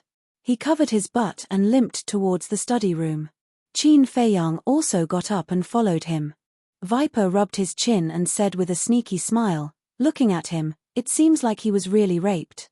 He's already so old, yet he's still being tortured like this. How pitiful. The shadow in his heart probably won't disappear for the rest of his life." Dan Wangtsai chuckled. When he heard the two of them discussing, the village chief who was walking in front could not help but stiffen up as his heart was filled with shame. Viper hollered, "Hurry up. What are you dawdling for?" Gritting his teeth, the village chief endured his anger and entered the study room. Even though it was called a study room, there wasn't a single book inside. Instead, it was filled with ornamental artwork. The village chief walked to a jade bottle and reached out to grab it, turning it forcefully. Boom! Accompanied by a deep rumble, the ground in the middle of the study room split open and an underground secret chamber appeared before the eyes of Qin Feiyang and the other two. The secret chamber wasn't big and was about 5 feet wide. In the middle, there was a stone platform with a Chenkuan bag on it. "Go," Qin Feiyang said to Viper. Viper nodded and leaped into the secret chamber. Grabbing the Chenkuan bag, he lowered his head to check it. Very quickly, Viper's face darkened as he leaped up and landed beside Qin Feiyang. Glaring at the village chief coldly, he took out a blood-red pill and handed it to Qin Feiyang. Qin Feiyang did not take it and merely looked at the pill quietly. However, his eyes were filled with a shocking killing intent. The pill was blood-red as though it was condensed from fresh blood and emitted a shocking malevolent aura. That was right. That was the blood termination pill.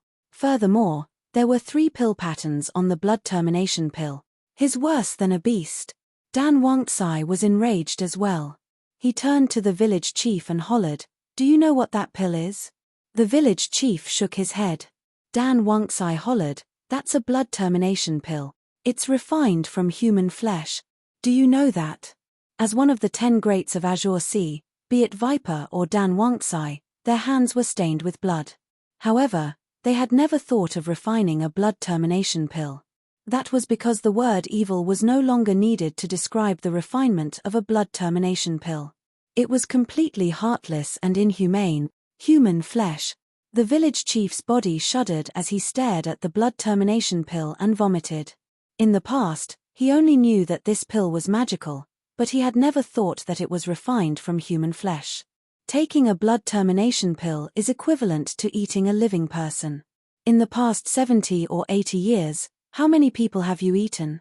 Dan Wangxai said in disgust. For this kind of person, even if he was cut into 1,000 pieces and crushed into ashes, it would still be difficult to resolve the hatred in his heart. The village chief's mind trembled as he vomited even more violently. Viper said, "Your son broke through to 1-star battle saint so quickly. He must have also taken a blood termination pill." The village chief nodded. Viper snorted coldly, "You and your father both deserve to die. Don't kill me. I really didn't know that this pill was refined from human flesh. I regret it now." The village chief knelt on the ground and cried bitterly as he looked at the three people. Qin Feiyang looked at him indifferently and asked, "You really don't know who I am?" "I don't know. Although our cultivation is not bad, that mysterious organization did not allow us to leave the village. Usually, Master Shen only taught us cultivation and gave us pills. He never mentioned the situation outside to us." The village chief shook his head. Dan Wangxai said in disdain, "If they don't allow you to leave, you won't leave. You really are two obedient dogs." The village chief's heart was incomparably bitter.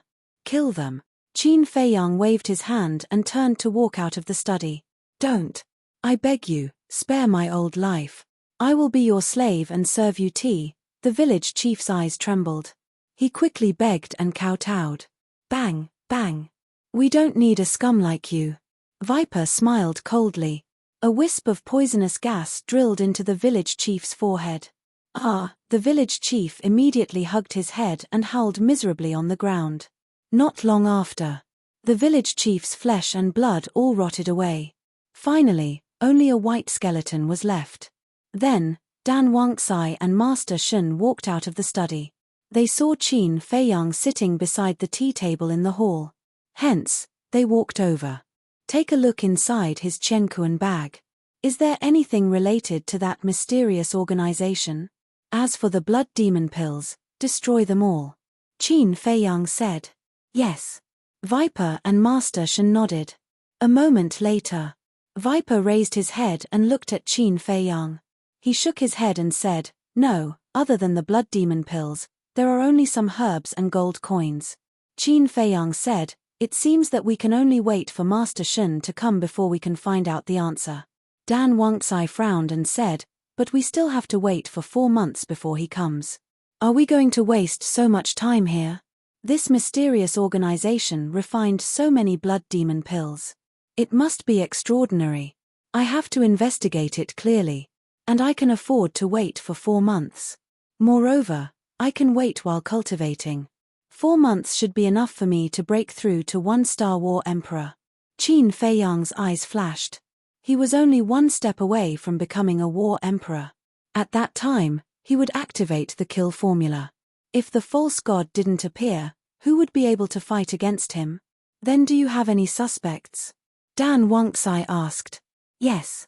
Just now, I was thinking that this mysterious organization should be the remnants of the Heavenly Sun Empire. But when I saw the blood demon pills, I felt that it wasn't the case." Qin Feiyang said. "What do you mean?" Dan Wangxai and Master Shen were suspicious. "Mu Tianyang has all the pill formulas in the pill scripture. If these people are really the remnants of the Heavenly Sun Empire, then the village chief and his son should be able to unlock the door of potential." Qin Feiyang said. Viper asked, "Could it be that they don't fully trust the village chief and his son?" "That's possible. But there's another very important factor. This factor is Lu Xingchen. If the mysterious organization is really the remnants of the Heavenly Sun Empire, then Lu Xingchen would definitely think of ways to hide it from me. Why would he let me come to the reincarnation ocean? Although there are many paths to the reincarnation ocean and they might not pass through this village, what if I bump into him? Wouldn't that be disadvantageous to him? Based on my understanding of Lu Xingchen, he would never do something that would harm himself." Qin Feiyang said. "That makes sense. But apart from the Heavenly Sun Empire, who else could nurture such a powerful and mysterious force?" And after thousands of years, no one has discovered it. Viper and Dan Wangtsai frowned. Suddenly, their gazes trembled as they raised their heads to look at Qin Feiyang. They said in shock, "Could it be your father?" Qin Feiyang's eyes glowed. Apart from the fallen Heavenly Sun Empire, it seemed that only the current emperor had this ability. "If it's really him, I will kill him with my own hands." He clenched his fists and said word by word. Dan Wangtsai and Master Shen looked at each other and couldn't help but sigh in their hearts. The truth of this matter was probably not far from what they had guessed. Phew. Qin Feiyang let out a long breath, stood up, and said, "Dispose of their bodies. Then you two disguise yourselves as the father and son and wait for Master Shen to take the bait. Is there a need to go through so much trouble? When he comes, can't we just take him down and be done with it?" Dan Wangtsai said disdainfully. "It's not that simple. Since he belongs to the mysterious organization, Master Shen's mouth must be very tight. Therefore, we can't confront him directly. Moreover, dealing with Master Shen is only secondary to my arrangement. The main reason is to appease the villagers of this village. Think about it. If they know that the village chief and his son were killed by us, what will they do? It will definitely cause a commotion and they will ask us why. How will we explain it at that time? We can't tell them the truth. If we do, Wang Jin will be too ashamed to live." Chapter 12:23. They'll find out about the death of the village chief and his son sooner or later. If you don't tell them the truth, you'll have to take the blame. Dan Wangtsai frowned. "That's right." Viper nodded. When the villagers found out about the death of the village chief and his son, they would definitely think of what happened today. By then, they would naturally think that they were the ones who killed the father and son. If they told them the truth, the villagers would definitely thank them. However, if they didn't tell them the truth, the villagers would definitely hate them. They might even be labeled as someone who killed the innocent and disregarded human life. This was a stark contrast. We can only protect Wang Jin's reputation. Even if I have to take the blame, it doesn't matter. Qin Feiyang smiled faintly. Dan Wangtsai and Viper smiled helplessly. "All right, you guys deal with it. I'll go find a place to cultivate in seclusion." Qin Feiyang waved his hand and opened the portal. He walked in without looking back. Sometimes, the young master is scary, but sometimes, he's touching. After the portal disappeared, Viper shook his head and sighed. "Yeah. I don't think there are many people in the world who would go to such lengths for a person he met by chance. Let's not talk about it anymore. Let's deal with it quickly." Dan Wangtsai smiled. He dragged Wang Yu's body into the study and threw it into the secret room. Viper also found a few pieces of cloth and wiped the blood on the ground. After everything was cleaned up, the two of them took the illusion pills and changed into the appearance of the father and son. They opened the door and walked out. "Village chief. Young Master Wang Yu, are you okay?" The villagers outside immediately asked with concern. However, Wang Jin's face was full of surprise. She clearly saw Wang Yu being killed with her own eyes. How did he appear in front of her alive? Lu Zheng and Lu Hong were also suspicious. Viper looked at Lu Zheng and Lu Hong and smiled secretly. "It's us." The two of them suddenly realized. "Village chief, say something." The villagers urged impatiently. "It's nothing." Dan Wangtsai waved his hand and smiled. "Then what's with the screams inside?" The villagers were puzzled. Dan Wangtsai smiled and said, "It was just a small accident. It's fine now. Everyone, disperse. You scared us to death. We thought you were fighting inside." "Oh right, where's little brother Jiang Fei? Why don't I see him?" Everyone looked around the hall. Dan Wangtsai said, "He left through the back door. I think he's going to do something. He'll be back soon. This little brother is really a busy person. Yes, I've been in the village for 2 days, but I've only seen him once." "You've seen him once, but I haven't even seen him once." Everyone began to talk at once. Dan Wangtsai waved his hand again and said, "All right, there will be more opportunities in the future. Let's disperse." "All right, we'll get going then. Call us if you need anything." Everyone left in 2s and 3s.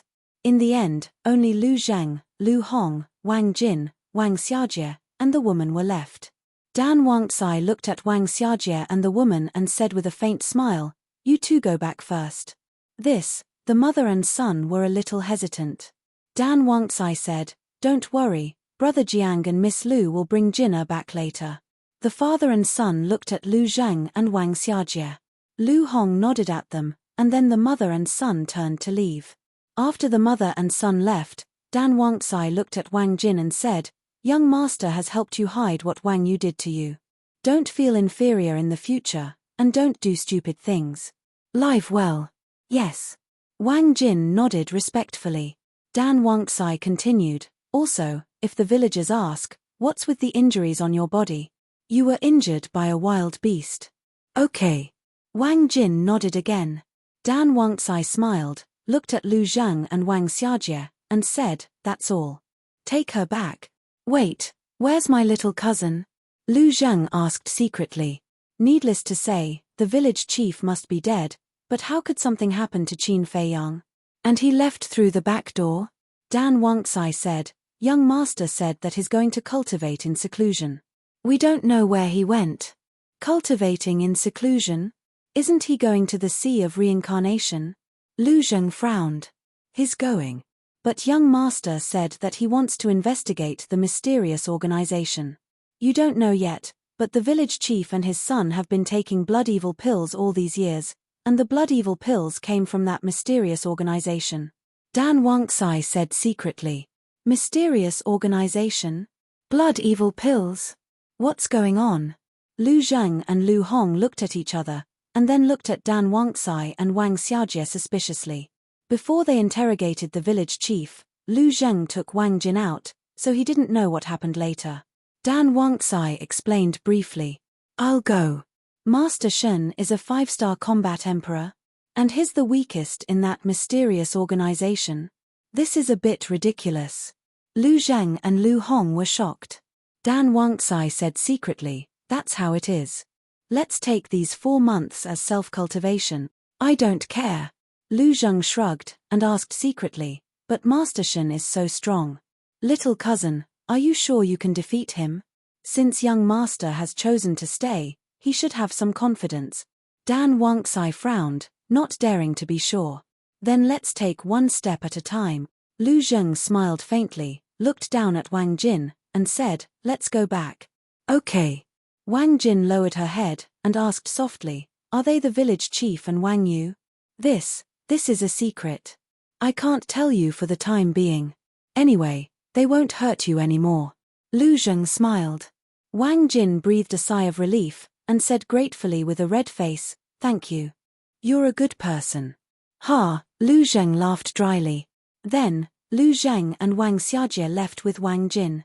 What young master is worried about might really happen. Looking at Wang Jin's back, Dan Wangcai whispered, "What is young master worried about?" Viper was suspicious. "Have you forgotten so quickly? Not long ago, Wang Yu said that except for him, no one would be willing to marry Wang Jin. Lu Zheng said that he was willing. Look at Wang Jin now. She has already developed a dependence on Lu Zheng. I think Lu Zheng is going to be in trouble." Dan Wangcai smiled gloatingly. Viper looked up at Wang Jin's back, and his eyes darted around. Suddenly, he grinned and said, "If that's the case, then it's going to be interesting." Gradually, peace returned to the village. In the beginning, Wang Jin often sat alone in a daze, or hid in the house, unwilling to go out. After all, after such a thing happened, no matter which woman it was, she would definitely not be able to get over it in a short time. However, under Lu Zheng and Lu Hong's guidance, she slowly walked out of the shadows and regained a lot of vitality. Her mental outlook also gradually changed. However, as Dan Wangcai and Wang Xiajie expected, Wang Jin's dependence on Lu Zheng became stronger, and she often stuck to him. She also served tea, washed clothes, and cooked. At first, Lu Zheng did not take it to heart. He only thought that Wang Jin did these things because she was grateful to him for saving her life. However, slowly, he felt that something was amiss. Wasn't she being too passionate? Finally, one day, he accidentally saw Wang Jin sitting alone in the house and drawing a portrait of him. Moreover, Wang Jin's eyes were filled with adoration when she looked at him in the portrait. He immediately realized that something was wrong. However, he could not bear to say it out loud. Wang Jin had just recovered. If he confessed directly, it would definitely hurt her again. Therefore, he went to Lu Hong and Dan Wangxi for help. Would the three of them help? Definitely not. They all looked like they were watching a show. This made him very angry. He sent a message to Qin Feiyang, but Qin Feiyang could not be bothered with him. There was no other way. He could only slowly distance himself from Wang Jin. He wanted to use this attitude to let Wang Jin understand his feelings. However, not only did Wang Jin not understand what he meant, but she also stuck to him even more. This caused him to be worried. It was as if he was playing hide-and-seek with Wang Jin all day long. As soon as he saw Wang Jin appear, he would immediately run away. As for Dan Wangxi and Viper, they usually cultivated in the house. They would only go out if there was something important. As for Lu Hong, she often interacted with the villagers. Sometimes, she even accompanied the villagers to go hunting. After a while, everyone became familiar with each other. The villagers here also liked her very much. Not only was she beautiful, but she was also very sensible. However, she did not forget to cultivate. Usually, when it was late at night, she would leave the village alone and find a place to cultivate in silence. There was also Wang Xiajie. Ever since he saw the methods of Qin Feiyang and the other two, he admired the three of them. In the beginning, because he was still unfamiliar with them, he was too embarrassed to ask. However, after he became familiar with Lu Hong and the other two, he pestered the two of them every day to teach him cultivation. No matter what Lu Hong wanted to do, she had to ask Qin Feiyang first.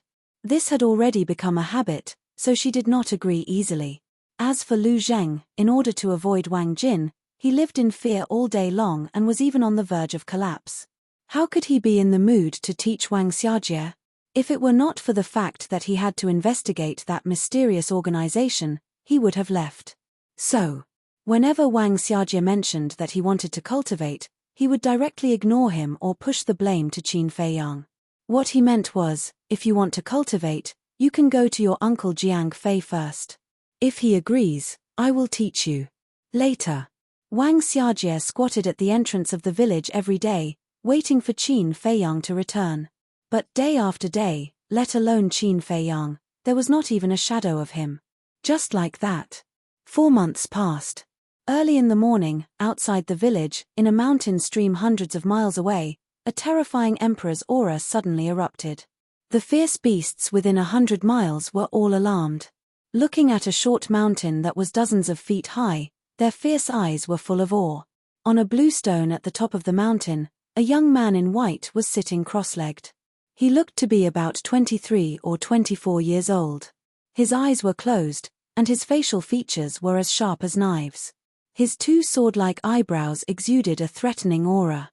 In the impression of these fierce beasts, this young man in white came 4 months ago. At that time, they were still thinking, how could a human be so stupid as to take the initiative to come to their door? But when they swarmed up and were ready to enjoy this delicious meal, a strange thing happened. This human, with just a wave of his hand, killed several nearby saint beasts. This frightened them and they all fled for their lives. However, they did not know if this human was kind or not, but he did not chase after them.